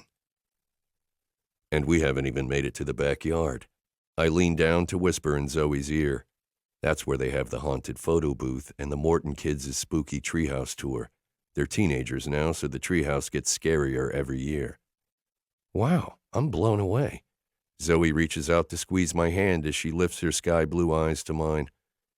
"Thank you for bringing me, and for scoring an invite for Violet, too, so she won't have to spend the night alone. I can already tell this is going to be the best Halloween ever." A rush of warmth floods through me, and it's all I can do not to kiss her sweet mouth and smear her sea witch lipstick. I adore this woman, every part of her, from the way she stands up for what she believes in, to her commitment to kindness in all things, to her devotion to excellence in Halloween costumes, and everything in between. I wouldn't want to be here without you. Truly, I don't want to be anywhere without Zoey, and I'm hoping she feels the same way. I'm taking a risk with the gift I tucked into the lobster puppet in my tail. She might think this is all too much too soon, but I'm done second-guessing my gut or my heart, especially when both are telling me to wrap this woman up in my arms and never let her go. Bypassing the front porch, we head straight for the party in progress in the backyard. As we approach, a delighted squeal sounds from the gate. A moment later, it swings open, and the Mortons' oldest daughter, Grace, dressed as the Queen of Hearts from Alice in Wonderland, appears waving us inside. "Get in here, you animals. Look at you three. You're fabulous. And purple makeup. That's so badass." She laughs a little too loudly, making me wonder how many cups of rum punch she's had already. "And I always knew Triton and Ursula were going to hook up eventually. I mean, I called that shit in 6th grade, didn't I, Mom?" "Yes, Grace, but don't cuss in front of me, okay? Let me pretend college hasn't turned you into a hellion with the mouth of a sailor." Her mom, Dee Dee, grins at us and holds out 2 antique-looking goblets. "But she's right. You guys are absolutely fabulous. You might as well go straight over to the trophy table and grab first prize. Not a soul here will blame you. I'm Dee Dee, by the way. You must be Zoey. It's so nice to meet you." "Nice to meet you, too." Zoey accepts her goblet and shakes Dee Dee's hand before Grace ushers us into the gazebo for the obligatory arrival at the party photo. The photographer urges us to look fierce and fishy, and then the flash goes off, leaving us both blinking as we head to the refreshment table. "They have a professional photographer, too?" Zoey whispers as I let Luke off his leash, and he heads immediately for Clarence, the Mortons' basset hound, an old friend from the dog park who's camped out by the fire pit. They do, and they send out pictures via email after the party. "ZOMG, that's amazing. I'll have a souvenir of how hot you are as a merman to pet and lick forever and ever." Zoey's eyes dance as she holds her goblet out for a fill-up from the mummy serving punch. "You don't need a souvenir. I'll dress up as Triton for you anytime, baby." Zoey wiggles her extra dark Ursula brows at me as I wait for my serving of rum and fresh juice. "You're good to me, but Ursula is only out to play for tonight. Her makeup is way too high maintenance for a repeat performance anytime soon." "Understood," I say with a wink. "Guess I'll just have to make the most of my one night with the Sea Witch." We wander away from the refreshment table and search the crowd chatting in chairs and comfy sofas on the large deck, waiting in line for a treehouse tour and dancing to Witchy Woman on the glowing dance floor. "Do you see Violet?" Zoey asks, pressing up on tiptoe. "She said she was coming straight here from the hairdresser." I scan the tops of the various female heads but don't see Violet's signature long, dark locks. No, but she might be inside getting some food. They keep the full buffet in there to cut down on bug contamination. "A full buffet," Zoey sighs happily. "Tell me they're serving shrimp that I can clutch dramatically between my blood-red sea witch nails, and I'll know that I've died and gone to heaven." "I don't know, but we can go check." "Yes, let's." Zoey giggles as she grabs my hand, hauling me toward the back door. Inside, we move past another mini dance party, the under-10 set bobbing to something fresher than the old folks' tunes outside, while throwing darts at a board on the wall, and into the massive kitchen. The buffet is laid out on the island, but the crowd is too thick to see from the door what's on offer. So Zoey and I slide into line behind an older woman dressed as a fairy godmother. "Once we eat, I have something I want to show you," I say, unable to wait a minute longer to ask the question burning a hole inside me. "A secret passageway Deacon showed me when Tristan, Dylan, and I were kids." "That would be amazing," Zoey says, bouncing on her toes. "Secret passageways are one of my top 10 favorite things, or they would be if I'd ever been through one before. And then, can we go on the treehouse tour? I'll have to get up there before I have more than one glass of punch, or I'm afraid I'll fall off the ladder." "It has steps that wind around the tree," I say, taking a plate from the woman in a chef's coat manning a pan of dry rub ribs. "So you'll be safe. 2, please." "Wow, they really do have all the bases covered. I'm so impressed." Zoey yips softly in excitement. "Oh, and Tristan, look. Shrimp cocktail, 4 o'clock. I've never been so glad I decided to be a pescatarian instead of a straight-up veggie girl." I laugh, her excitement contagious. "Amazing. I'll get some too. But we may have to put my lobster in the corner somewhere so he can't witness the carnage. Because you know I'm going to have to take down a few of those crab legs too." Zoey nods soberly. "Some fish are friends, some are food. This is something that Lobster is going to have to learn if he's going to be a part of this family." Family. It's the perfect word for what she, Luke, and I make together. And as we wind through the line, devour our dinner at a cafe table near the apple bobbing station, and finally climb the stairs to the third floor of the old home, the last of my doubts about happily ever after fade away. The reason my first shot at forever failed was that Kim wasn't the person for me. No, my capital O1 was here under my nose all along. Thank God I woke up and saw the writing on the wall before it was too late. Okay, this is the spot, I say, as we reach the top of the stairs and step into the cozy reading nook on the landing, where there's just enough space for an overstuffed chair, some bookshelves, and a small collection of jackalope-inspired art. I pause, glancing over my shoulder to make sure no one's followed us. I know the Mortons don't mind people who know about the secret passage bringing friends up, but they don't want everyone and their uncle wandering around on their roof, and they absolutely don't want kids up there unattended. Keep watch while I pull the secret lever. Zoey nods, fingers drumming on her goblet in anticipation. "This is so awesome," she whispers. "Where is the secret lever? And where is the door? It's behind the bookcase, right? Just like in an English Manor murder mystery." Smiling at her over my shoulder, I nod. It is, and the secret lever is hidden in plain sight. I reach for the antlers of the largest jackalope, gripping tight as I turn the entire mounted head to the left, triggering the mechanism that unlocks the bookcase. It puffs open with a rush of night air, and Zoey squeals softly in response. "Perfect, perfect, perfect, perfect." Grinning, I open the bookcase door wider and motion for her to take point. "After you, milady." Pausing to steal a quick kiss on her way by and whisper, "Perfect," one more time, Zoey zips up the stairs in front of me, tentacles bobbing around her. After a deep breath and a silent prayer that this night ends the way I'm hoping it will, I follow her up onto the roof into the cool, starry night. Chapter 21. From up on the roof deck, the night is even more magical. The view of the neighborhood's historic homes and the stars flickering in the velvety darkness make it feel like we're floating on a fairy ship through the night sky. The roughly 12-foot area is octagonal, lined with benches on each of its 8 sides, and ringed with a wrought iron railing featuring frog and princess designs that make the storytelling part of my brain run wild. Why princesses and frogs? I run my fingertips over the curve of a frog's round cheek. Were the original owners of the house hopeless romantics? Was he a frog she loved into a prince? I'm not sure, Tristan says. But their last name was Frog, so that might have had something to do with it. I turn to him with a wry smile. Yeah, you think? I think, he says, setting his glass on the bench beside him with a rush of breath. And I think there's something I should tell you, Zoey. Sobering, I nod. Okay. Is everything all right? He reaches for the lobster in his pants and tugs it out. No, actually. There's something absolutely not right.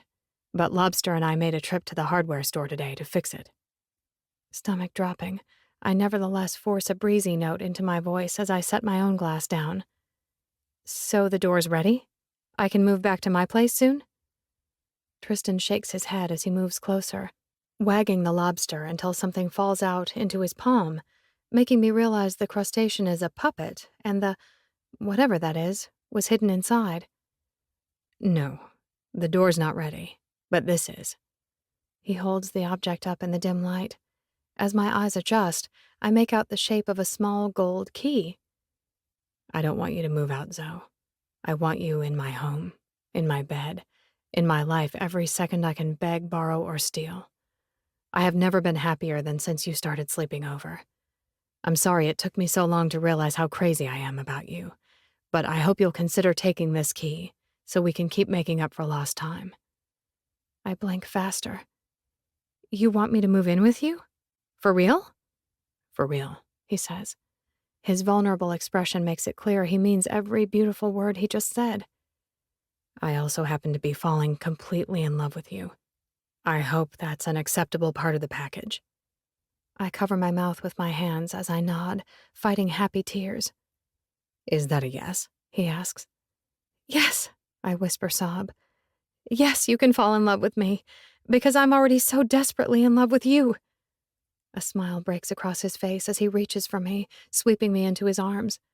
Thank God, he murmurs as he hugs me close. I return the embrace, so happy I feel like laughing and crying at the same time. As Tristan wraps his arms even tighter around me, lifting me off my feet, smearing purple body makeup across his shoulders and giving me a mouthful of King Triton beard in the process, I know I've found my perfect match. He is the sweet, sincere, sexy, hard-working, hard-loving man of my dreams, and all the proof I need that miracles can happen. I'm floating on air, drunk on love and hope and all the glorious possibilities stretching out in front of us, and so giddy and filled with gratitude that the last thing I want to think about is Kim, Bear, or any of the ex-related drama. But as Tristan and I pull apart, a flash of bright red on the street below catches my eye. When I turn my head, it's hard to ignore the bright blotch of crimson illuminated by the streetlight on the corner. I instantly recognize the woman dressed as sexy Red Riding Hood, complete with a long flowing cape over a tiny pair of lederhosen. The wolf she's arguing with is familiar too. His back is to me, but I would recognize Bear's giant shoulders anywhere. Oh man, don't look now, I grumble softly, nodding to the left. It looks like we might have party crashers on our hands. Tristan's brow furrows as his gaze shifts to the scene below. Jesus, what is up with those two? I didn't even tell Kim we were coming to the Mortons, and she usually hates Halloween. I didn't tell Bear either. He asked what we were up to tonight, but I was vague, and he said he and Kim were going to a party at the Raven. Tristan turns back to me, nose wrinkling, making his beard shift higher on his face. You talked to Bear? When? This morning. He was hanging over the back fence again, pretending to pick oranges, and I trail off as my brain suddenly connects the dots. I look up at Tristan, eyes going wide as I pat his chest 3 times in rapid succession. Oh my God, Tristan. They're faking it too. They've been faking it from the start. He shakes his head. What? Bear and Kim. I keep my voice low on the off chance my words might be heard on the street below. They're not really a couple. They're pretending to be an item to make us jealous. I nod, chin bobbing as the pieces start coming together fast. And I would bet my right hand that showing up at your brother's wedding reception wasn't a coincidence. They planned to be there, to shove their fake love in our faces while we were swept up in the romance of a wedding and use it to their advantage to make us start pining for them all over again. Tristan curses beneath his breath. I would say that's crazy, But it's not crazy. I bite my lip as I probe my theory and find it holds water. But they didn't plan on us pretending to be together, too. Our pretend threw their pretend off balance, and they've been struggling to find their feet ever since. That's why Kim started text stalking you, and Bear's been lurking in wait every morning when I take Luke out to the backyard. And then this morning, after Bear went back down the ladder, I heard Kim saying something about running out of time, and Bear telling her to be patient. I knew they were up to something, but I didn't want to say anything to you until I'd put the pieces together. I shake my head as I lift my spread fingers into the air at my sides. Now it seems so obvious I can't believe I didn't figure it out sooner. Obvious that the people we were trying to fool were already fooling us? He asks, arching a brow. Seriously, don't be too hard on yourself. This entire thing is crazy. It is, right? I say, laughter bubbling up inside me. So crazy. Tristan chuckles. Seriously, it would be funny if they weren't both such complete pains in the ass. Well, to be fair, Kim is more of a pain in the ass than Bear, I say dryly. I mean, at least he hasn't told any flaming lies in his attempt to come between us. He just drinks way too much fresh squeezed orange juice and apparently loves chatting me up when I'm sporting PJs and an awesome case of bedhead. You're sexy in PJs and bedhead, Tristan says, wrapping his arms around me from behind as we both gaze down at the couple still conversing in harsh whispers on the street below.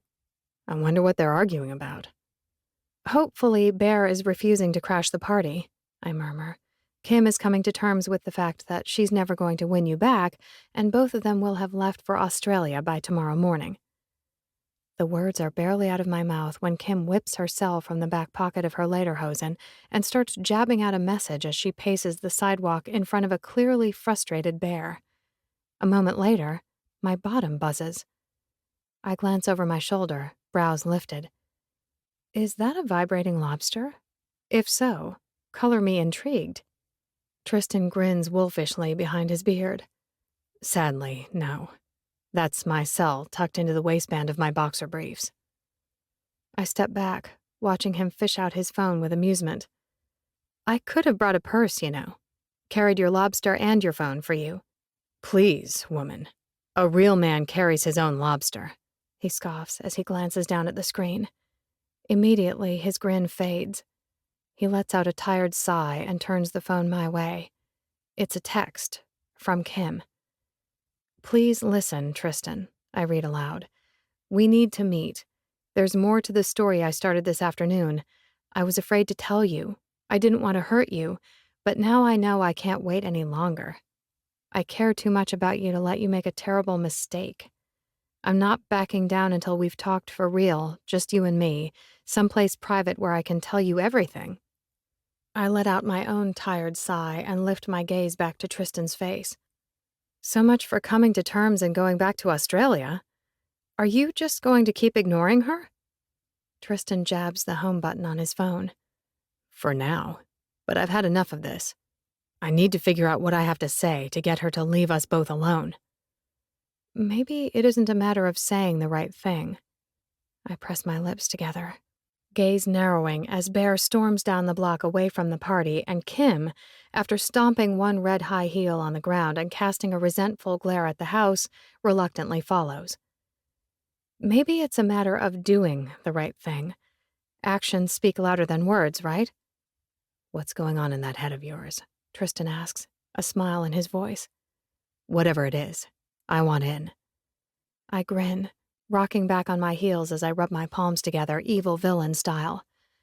Well, it would have to be something dramatic. A big, bold gesture. Tristan's eyes sparkle in the dim light, reaching our perch from the lanterns below. Big and bold. We pretend to elope? I clap my hands together, his words sparking inspiration.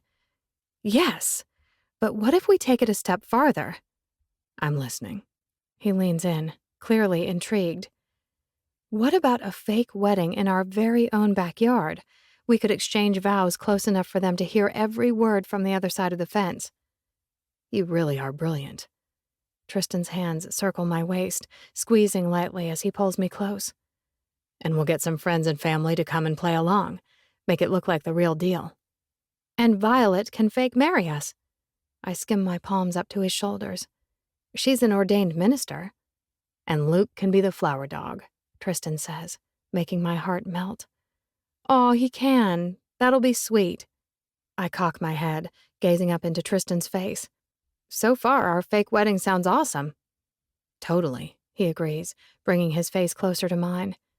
And it'll be great practice, right? Just in case. Just in case, I echo, my heart beating faster as the meaning of his words hits full force. He means, just in case we decide to get married for real. Too soon, he asks, his breath warm on my lips. No, I murmur, heart singing. We just agreed to move in together. It should feel like too soon, but it doesn't. And I'm too happy to pretend the thought of marrying Tristan would be anything but a dream come true. No, it's not too soon, I add in a softer voice. I want to spend as much time with you as I possibly can, today and every day for the foreseeable future.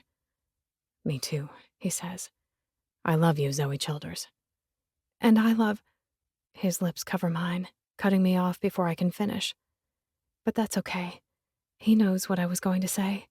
It's clear in the way he kisses me, so sexy and sweet. Each brush of his lips against mine a promise that we're going to keep making all our dreams come true, no matter what.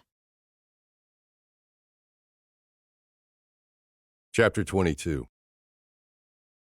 It is a testimony to the awesomeness and insanity of my family that they met the news of my fake wedding to Zoey with general good cheer and threw themselves into making the occasion fun for all involved. My brother Dylan offers to bring 2 kegs from his brewery. My brother Rafe and his wife Carrie insist on swinging by the farmer's market to get fresh flowers to decorate. And my sister-in-law, Emma, calls in a favor with a caterer friend to hook us up with a borrowed wood-fired pizza oven to roll into the backyard and a chef to whip up pizzas for the reception. My nephews assure Zoe and me that they've got the DJing under control. My older brother Deacon promises to make sure the boys throw in some old folk-friendly music along with their favorites and offers up the tux he got married in years ago. And for the finishing touch, Violet swings by late Saturday night to squeeze in a fitting for Zoe, who will be wearing her old wedding dress. I'll have it hemmed and let out up top and ready to go by tomorrow morning, Violet promises, scooting through the living room with a garment bag under one arm and her sewing kit under the other. I'm so excited. My daughters have already refused to wear my hideous old dress. I'm so happy it's going to get another turn down the aisle. It's not hideous, Zoe insists, hurrying to open the front door for her. It's gorgeous and elegant, and I'm so thankful for the dress and the fake officiating and everything else. Violet wrinkles her nose as she flaps a hand. It's my pleasure. Anything I can do to help you 2 crazy kids get the crazier kids out of your hair. Zoe and I wave goodbye and settle in for a movie on the couch, with Luke snuggled between us. But it isn't long before we're both yawning. Planning a wedding, even a fake wedding, in less than 48 hours is exhausting, Zoe says, muffling another yawn. Agreed. I click off the television and stand, stretching my arms overhead. So, did we decide to sleep in separate bedrooms tonight? To add realism to the fake wedding? Zoe huffs. Heck no. I plan on seeing you the night before the fake wedding, the morning of, and all of the days after. I grin. I like your style, soon-to-be fake Mrs. Hunter. Her eyes twinkle. I like the sound of that. So do I. I like it so much that by the next morning, as I take my place at the end of the aisle, waiting breathlessly for Zoe to step out the back door and onto the white canvas runner Violet brought with her, I know I'm not going to be able to hold out for long. 1 month, maybe 2. The bare minimum to ensure Zoe takes my proposal seriously and my family doesn't insist we're both crazy, and I'm popping the question.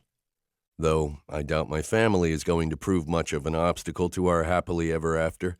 It's clear they all love Zoe, from prickly, hard-to-impress Deacon to the recently unjaded Rafe to secretly soft-hearted Dylan and our even softer Pop, who I swear is going to bust a gut if Mudana doesn't give birth soon. I've got Sophie from the coffee shop on birth watch, Dad mumbles as he stands beside my brothers and me, looking dapper in his best blue suit. She's going to text if anything happens while I'm gone. Sophie, huh? I ask softly, keeping one eye on the door, not wanting to miss the moment Zoe steps through. I didn't know you 2 were that close. Dad clears his throat before adding a grumble. Yeah, well, turns out there might be life after prostate cancer after all. I put an arm around his shoulders. Good. I'm happy for you, Dad. And I'm happy for you, you pacifist nutjob, he grunts. If it were me, I would have clocked Zoe's ex in the face and told yours to stick her crazy where the sun don't shine, but, he shrugs, his lips curving. But this works too. She's a sweet girl, your Zoe. Shame your mom's in Italy. I know she'd love to see you so happy, even if it is all a bunch of performance art. She would, Rafe agrees from Dad's other side, and she would especially approve of the free pizza and beer. Hey, I paid for the beer, Dylan says from the end of the line, grinning at me. But I'm happy to contribute. Zoe's a keeper, baby brother, and not just a pretend keeper. I know, The rest of my words drift away, banished by a rush of excitement, as the door opens and Luke trots out with a basket of flowers in his mouth, accompanied by Dylan's 2-year-old daughter, Mercy, who toddles along beside the dog, throwing petals from the basket onto the ground. A collective awe rises from the friends and family seated in simple white folding chairs on either side of the aisle, followed by a sigh as Zoe steps through the door, looking so stunning she takes my breath away. The dress is a simple cream off-the-shoulder number that falls in soft, flowing waves all the way to the grass. But the simplicity of the design only makes Zoe shine brighter. Her hair is piled on top of her head with pink roses tucked into her curls. Her cheeks are flushed the same delicate pink as the petals, and her eyes are such a stunning, clear sky blue, I can't tear my gaze away from her. As she walks slowly toward me, laughing as Mercy pauses to put some flower petals on Luke's head, seeming to think he could use some decoration too, I see everything I've ever wanted, everything I'll ever need, right there in her eyes, in her sweet face, her kind heart, and her secretly wild and fearless spirit. As she comes to stand beside me, the rest of the world fades away. I forget that my family is watching. I forget that this is a performance for our exes, who are very likely spying on us from the other side of the fence. I forget that this is all pretend, and that when I go to bed tonight, Zoey won't truly be mine in the eyes of the law. But that's okay. She's already mine in all the ways that matter. I take her hand, holding tight as we turn to Violet. Feeling so emotional, I'm not surprised that I struggle to get through the first few lines of the vows. But by the time the rings are on our fingers and Violet invites us to speak a few words, I've found my center again. I gaze down at Zoey and speak straight from the heart. I used to think that love was a battle to be won, a struggle up a mountain that only the strong and persistent could survive. I pull in a breath, lips curving. And then I kissed you, Zoey Childers, and from that moment on, everything was different. Thank you for showing me that love really can be patient and kind, and thank you for your patience with me during all those months when I was too blind to see the truth right in front of my face. You are my truth, my love, my friend, and the best dog mom around. I don't know what Luke and I would do without you. Luke whines in what sounds like agreement, triggering a wave of soft laughter and a few sniffs from the assembled company. I'm so honored for this opportunity to share my life with you. Zoey swallows hard, blinking faster. Wow, that's a tough act to follow, but I'll try. A smile trembles across her face as her grip tightens on my hands. They say the secret to everlasting love is falling for the same person again and again. Over the past few years, I tried to fall out of love with you so many times, Tristan Hunter. I was your employee and your friend, and I thought that's all we would ever be. But every time I was on the verge of getting my heart back under lock and key, you would do something wonderful or funny or kind, and it would go tumbling out of my chest again. I brush my thumbs over the soft skin on the backs of her hands as I mouth, "Thank God." She grins, her eyes shining brighter. Deep down, I think I always knew that we would find our way to each other. But I'm so incredibly happy that the time is now. I'm so glad that I don't have to wait another day to start the rest of my life with you. I don't want to waste another day, another minute away from you or Luke.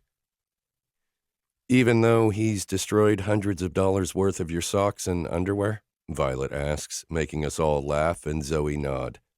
Yes, she says. Even if I have to buy new socks every week for the rest of my life, it will be worth it, 100%. Violet hums in appreciation. Amen. Then by the power vested in me by the Universal Life Church and by the state of California, Stop! Wait! You can't marry her! The shout comes from the other side of the fence near the orange tree. A moment later, Kim's blonde ponytail and panicked blue eyes appear over the top of the weathered brown boards. A few shocked gasps sound from our friends and family, and someone, I think my sister-in-law Carrie, says, "You've got to be fucking kidding me." I glance from Kim to Zoey, whose wide eyes and dropped jaw leave no doubt she's as shocked by this development as I am. Yes, we wanted to make sure Kim and Bear knew we were tying the knot, and we figured they'd get an eyeful of our Sunday morning celebration, but I never imagined that Kim would try to put a stop to the ceremony. She seriously lost her damned mind. Kim, please leave, I say firmly. This is a private gathering. Tristan, please, she says, shaking her head frantically back and forth. You don't have to do this. It's not too late to go back and make everything right. This isn't how this is supposed to end. You're supposed to be with me. We were made for each other. We've been in love since we were kids. Please, don't throw that away. I believe you're the one who threw my son away, Kimberly, Dad pipes up from behind me. And I don't mind telling you that your grandmother would be ashamed of the way you treat people. Maggie was so sweet she wouldn't kill a cockroach in a corner, let alone sucker punch her own fiancé right in the heart. Dad, please, I begin. But before I can tell Dad I've got this, Dylan jumps in. You nearly broke him once, Kim, he seconds. Why don't you crawl back to whatever hole you oozed out of and leave him the hell alone? That's enough, I say in a hard voice before Rafe or anyone else can add their 2 cents. Thanks for the solidarity, but I don't need anyone to fight my battles for me. I glance back at Kim. And there isn't any reason to be angry. I'm not. I'm grateful to you, Kim, I really am. If you hadn't left, I would have kept holding on so tight to tired old dreams, I might never have seen that my 1 in a million person was sitting next to me at the office every day. I tighten my grip on Zoe's hand and gaze down into her shining eyes. I am so happy and so in love, and there is no doubt in my mind that this is where I belong. I thank God I found my way to Zoe. I shift my attention back to the fence. And I thank you too, Kim. So thank you and goodbye. Kim's bottom lip trembles as an incredulous look flickers across her features. But she's lied to you, Tristan. She's tricked you. I didn't do any of those things that she said I did. I swear to you, I haven't said anything about you, Kim. Zoe's words are soft but laced with steel. I don't believe in hurting people for no reason, especially people I love. Kim's jaw drops. You're lying. I know you're— No, she's not, a deep voice announces from the far side of the yard. The heads of the gathered company swivel in unison as Bear strides swiftly around the side of the house, still dressed in pajama pants and a gray t-shirt. I'm sorry for intruding, but I was afraid she was going to try something like this, and I wanted to be here to set the record straight. Bear motions to Zoe, regret creasing his features. I'm sorry for interrupting your wedding, Zoe, and I'm sorry for sticking my nose back in your life when you clearly weren't interested in giving us a second chance. To express my sincere apologies, I'm here to shut this down once and for all. Zoe's lips part on a sharp inhale, but before she can speak, Bear barrels on. Kim cheated on you during college, bro. Bear shifts his attention my way with a wince, clearly taking no pleasure in delivering the news. Zoe walked in on her with a couple of guys sophomore year, and Kim bullied her like crazy after. Like she blamed Zoe for— He's lying! Kim screeches, her words ending in a sob. I'm not lying. Bear's brow furrows with determination. And Kim and I aren't really a couple. We met up in Australia, like I said, but we were both sad about leaving the people we loved behind, not interested in each other. We decided to pretend to be together to get you guys back, but obviously that isn't working, so I'm here to put a stop to it. I hate you, Bear, Kim shouts from the other side of the fence. You're a fucking idiot. I never should have trusted you to keep your mouth shut. A moment later, the top of her blonde head disappears, and the sound of angrily clicking heels on pavement fills the air as she storms away. You called it, I muttered to Zoe, who was looking up at me with eyes filled with concern. Are you okay? She whispers, squeezing my fingers. I blink, confused by the question for a moment, until her meaning hits. You mean about the cheating? Yeah, I'm okay. Truly. I smile. It was sweet of you to try to protect me, but I don't need protection, and I don't care what happened in the past. I'm all about the future. Zoe smiles. Me too. Then I guess I'll be going, Bear says from the far side of the lawn. Still smiling, with her eyes firmly on mine, Zoe says, Yes, please. Thank you, Bear. Have a good one. You're way too nice, Violet mutters before clearing her throat. All right, then. If all the drama has reached its conclusion, I now pronounce, by the power vested in me by the babies are coming, my dad suddenly shouts, thrusting his phone into the air overhead as he grabs my arm. They're coming, Tristan. We've got to go, now. What babies? Someone calls from the seating area. Who's having a baby? The cow's having twins, Deacon announces from the end of the line of Huntermen standing beside me, a hard eye roll clear in his voice, and I'm pretty sure she can do it without interrupting Tristan's wedding. Fake wedding, my dad huffs. And you don't break a promise for a fake wedding. Grab your toothbrush, Tristan. It might be a long night. I cast a glance Zoe's way to find her laughing. I'll pack a bag for you, grab us both a change of clothes, and meet you at the farm. She shoos her hands. Go, Help bring your grand cow babies into the world. As long as everyone else stays and enjoys the pizza, I insist, allowing Dad to tug me away toward the back door. And the beer. Got it covered, Dylan assures me. We'll keep the oven warm for you until 5, too, just in case.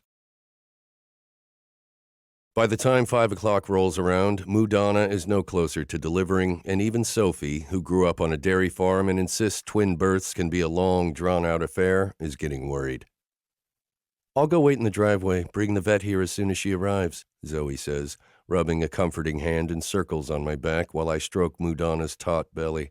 She's definitely having contractions, but so far, they haven't progressed labor to the point we can see either of the calves, let alone get a calving rope around one of the baby's legs and help Mama out. Thanks, babe. I wish I could hug her, but I'm already scrubbed to my elbows and have my heavy rubber gloves on, just in case. Sorry about our fake wedding ending in a barn. Oh, please, it's fine. You know I'm more comfortable around animals anyway.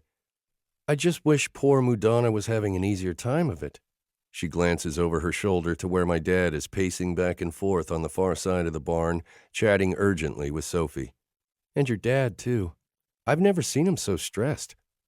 Tell me about it, I mutter. I think he's stressing out the cow. How is she supposed to relax with him hovering and muttering doom and gloom every 5 minutes? Zoey hums thoughtfully beneath her breath. You could have something there. I'll see if I can get him to come wait with me. Give you guys a break in here. You're an angel, I say, adding in a softer voice, and I'm really glad you took off your wedding dress to keep it clean. But will you promise to put it back on later? I was having fantasies about you in that dress and exactly how I was going to get you out of it. Her eyes darken as she nods. As long as you put on your tux, sexy. I can't wait to consummate the hell out of our fake marriage. She leans in, pressing a quick kiss to my lips.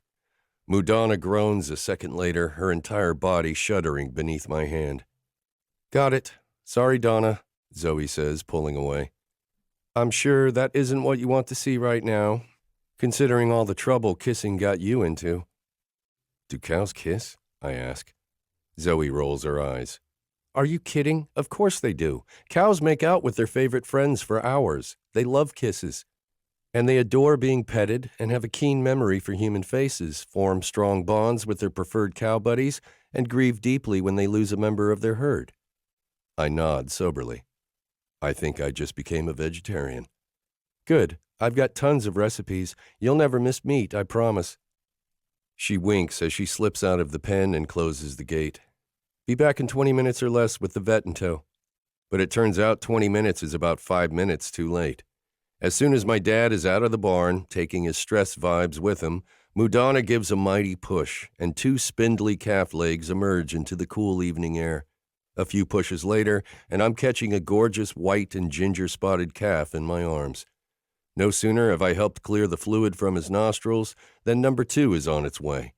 Baby 2 is smaller, but the same beautiful cream and reddish-brown as his brother.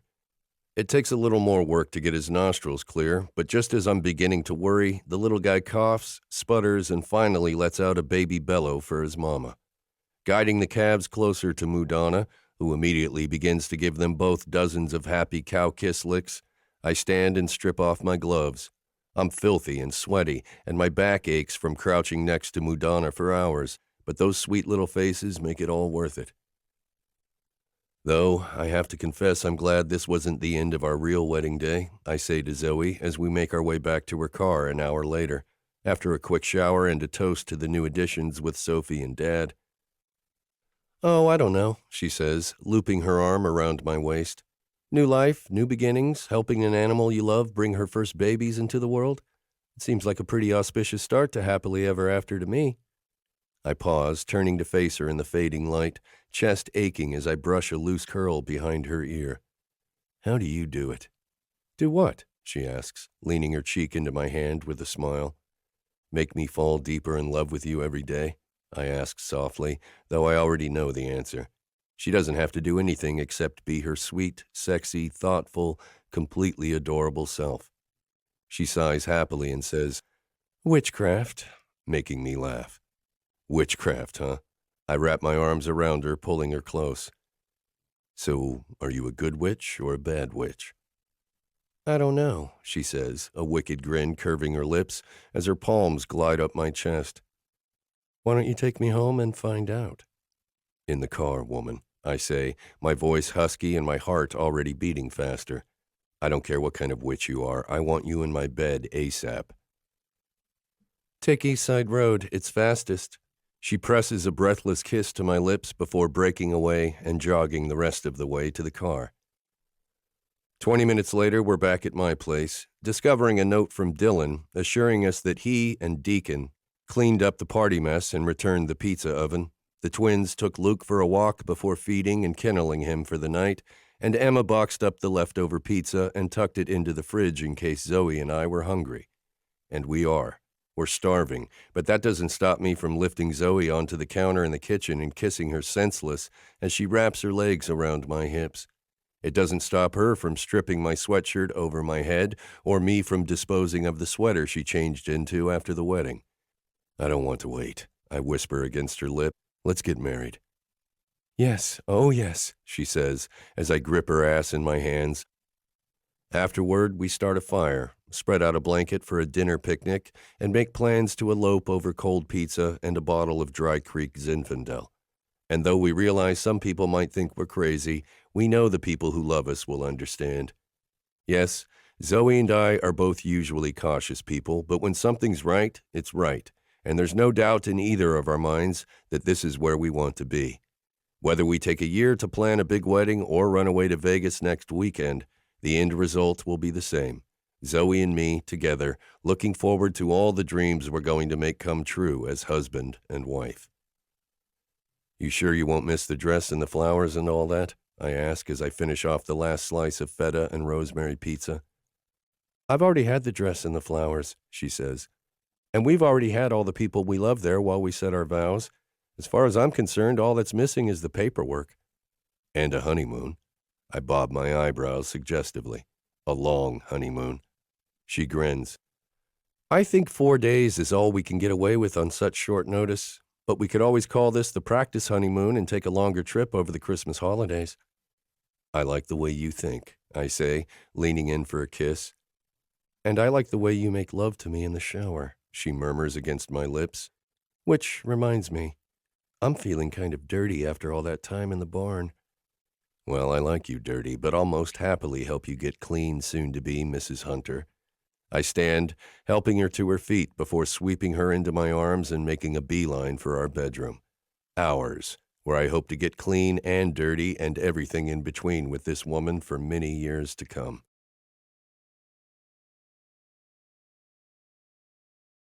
Epilogue. 2 years later. My humans are the best humans. Truly wonderful two legs in every way. I've known they were special from the moment I met them, but they've really outdone themselves with the new puppy. The new puppy is beautiful. The new puppy is a chubby little angel with the softest cheeks and the best giggle I've ever heard. The new puppy also occasionally squeezes my ears too tight, but I understand. Puppies don't know any better, and a pinched ear is a small price to pay for the sweetest treat on the face of the great green earth. Puppy socks. The sight of them lying there on the quilt as Zoey changes the puppy's diaper, 2 tiny scraps of blue fresh from the puppy's sweet, sweaty little feet, is enough to make my mouth water. I wipe my muzzle on my front legs, trying to hide my excitement as I inch closer to my prize on my belly, waiting for the perfect moment. Don't even think about it, Luke, Zoey says, her back still turned to me. Those socks are going in the washing machine and nowhere else. I whine softly, making Tristan laugh as he emerges from the hallway dressed in baggy clothes with straw sticking out of the arms and legs. She's got eyes in the back of her head, man. You should know that by now. He crouches down beside Zoey, depositing a heap of brown fabric onto the quilt. One cowardly lion costume, Dorothy. Should I get the Tin Man into his gear, or wait until you've got Gabe ready to go? Go ahead and dress Luke, Zoey says. Gabe is clean and changed, and we'll be ready to go in a few minutes. Right, buddy? She squeezes the puppy's tiny feet. Are you excited for your first Halloween? The puppy burbles happily, waving his chubby fists in the air as Tristan and Zoey beam down at him with love in their eyes. I'm excited too, Tristan says, rubbing a hand up and down Zoey's back. I love you guys. And we love you too, baby. Zoey turns to Tristan, smiling as she brings a hand to his cheek. They both get that look in their eyes, that soft, melting, grateful look that means they're about to kiss, and I brace myself. This is my one shot, my last chance, my final opportunity to score those sweet, sweet socks for my very own. I hold my breath, watching as my two favorite humans move together, their lips meeting in a way that leaves no doubt how much they love each other. I wait until their eyes slide closed, and then I pounce. Quick as a flash, I'm on the quilt, snapping the tiny socks into my mouth and bolting for the basement. By the time Zoey shouts, "Bad dog, Luke, bring those back!" I'm already down the stairs, bounding into the corner behind my kennel, where I lie down to relish the exquisite flavor of puppy feet. I taste salt and milk, sweat and puppy funk, and an earthy undertone that reminds me of long days running through the grass and hot summer rain. I close my eyes, soaking the sweet taste into my soul for a few precious moments before Tristan appears on the other side of my kennel. "Are you going to drop them on your own, or do we have to wrestle?" he asks, propping his hands on his hips. "Come on, buddy, drop the socks. You don't want to end up at the vet tonight, do you?" Of course I don't. And I haven't eaten a sock since long before the puppy was born. I've just tasted them. It would be nice to get a little credit for my self-restraint, but I can't blame Tristan and Zoey for hoarding the socks for themselves. It is their puppy, after all, and after all the work they do to keep the little guy fed and clean and happy, they ought to be able to enjoy a chew on his socks at the end of a long day. Exercising the maturity I've worked hard to develop since becoming a big brother, I pat around the kennel and drop the now soggy socks at Tristan's feet. "Good boy," he says, scratching my neck the way I like, getting deep under my collar. "Now let's get you dressed. It's almost party time." Back upstairs, Tristan helps me into a silver costume with a generally irritating cone hat I intend to rub off at the first opportunity, while Zoey dresses our puppy, who is even cuter with his cherub's face ringed with a lion's mane. Not long after, we're out in the cool autumn air, Zoey pushing the stroller as we head to the annual spooky gathering, where I will steal all the treats the little humans and the humans who have had too much wine drop on the grass, run and play with my friend Clarence, and dance with Tristan, Zoey, and our puppy. My humans are excellent dancers, and excellent people, and excellent parents. I truly can't imagine a better pack to be a part of than this one, though. If Tristan and Zoey decide to have more puppies, that would be nice. We've got more than enough love in our house to go around. More puppies would just mean more love, more happiness, and of course, more socks. The thought makes me smile as we reach the party and head for the gate. It's a sweet life, all right? Sweet and getting sweeter every day. This has been The Heartbreaker, written by Lily Valente. Narrated by Andi, Arndt, and Sebastian York. Copyright 2018 by Lily Valente. Production copyright 2018 by Lily Valente. Production coordination by Lyric Audiobooks. Andi, Arndt, and Sebastian York are members of SAG-AFTRA. To be added to the mailing list and keep up with new releases, visit lilyvalente.com.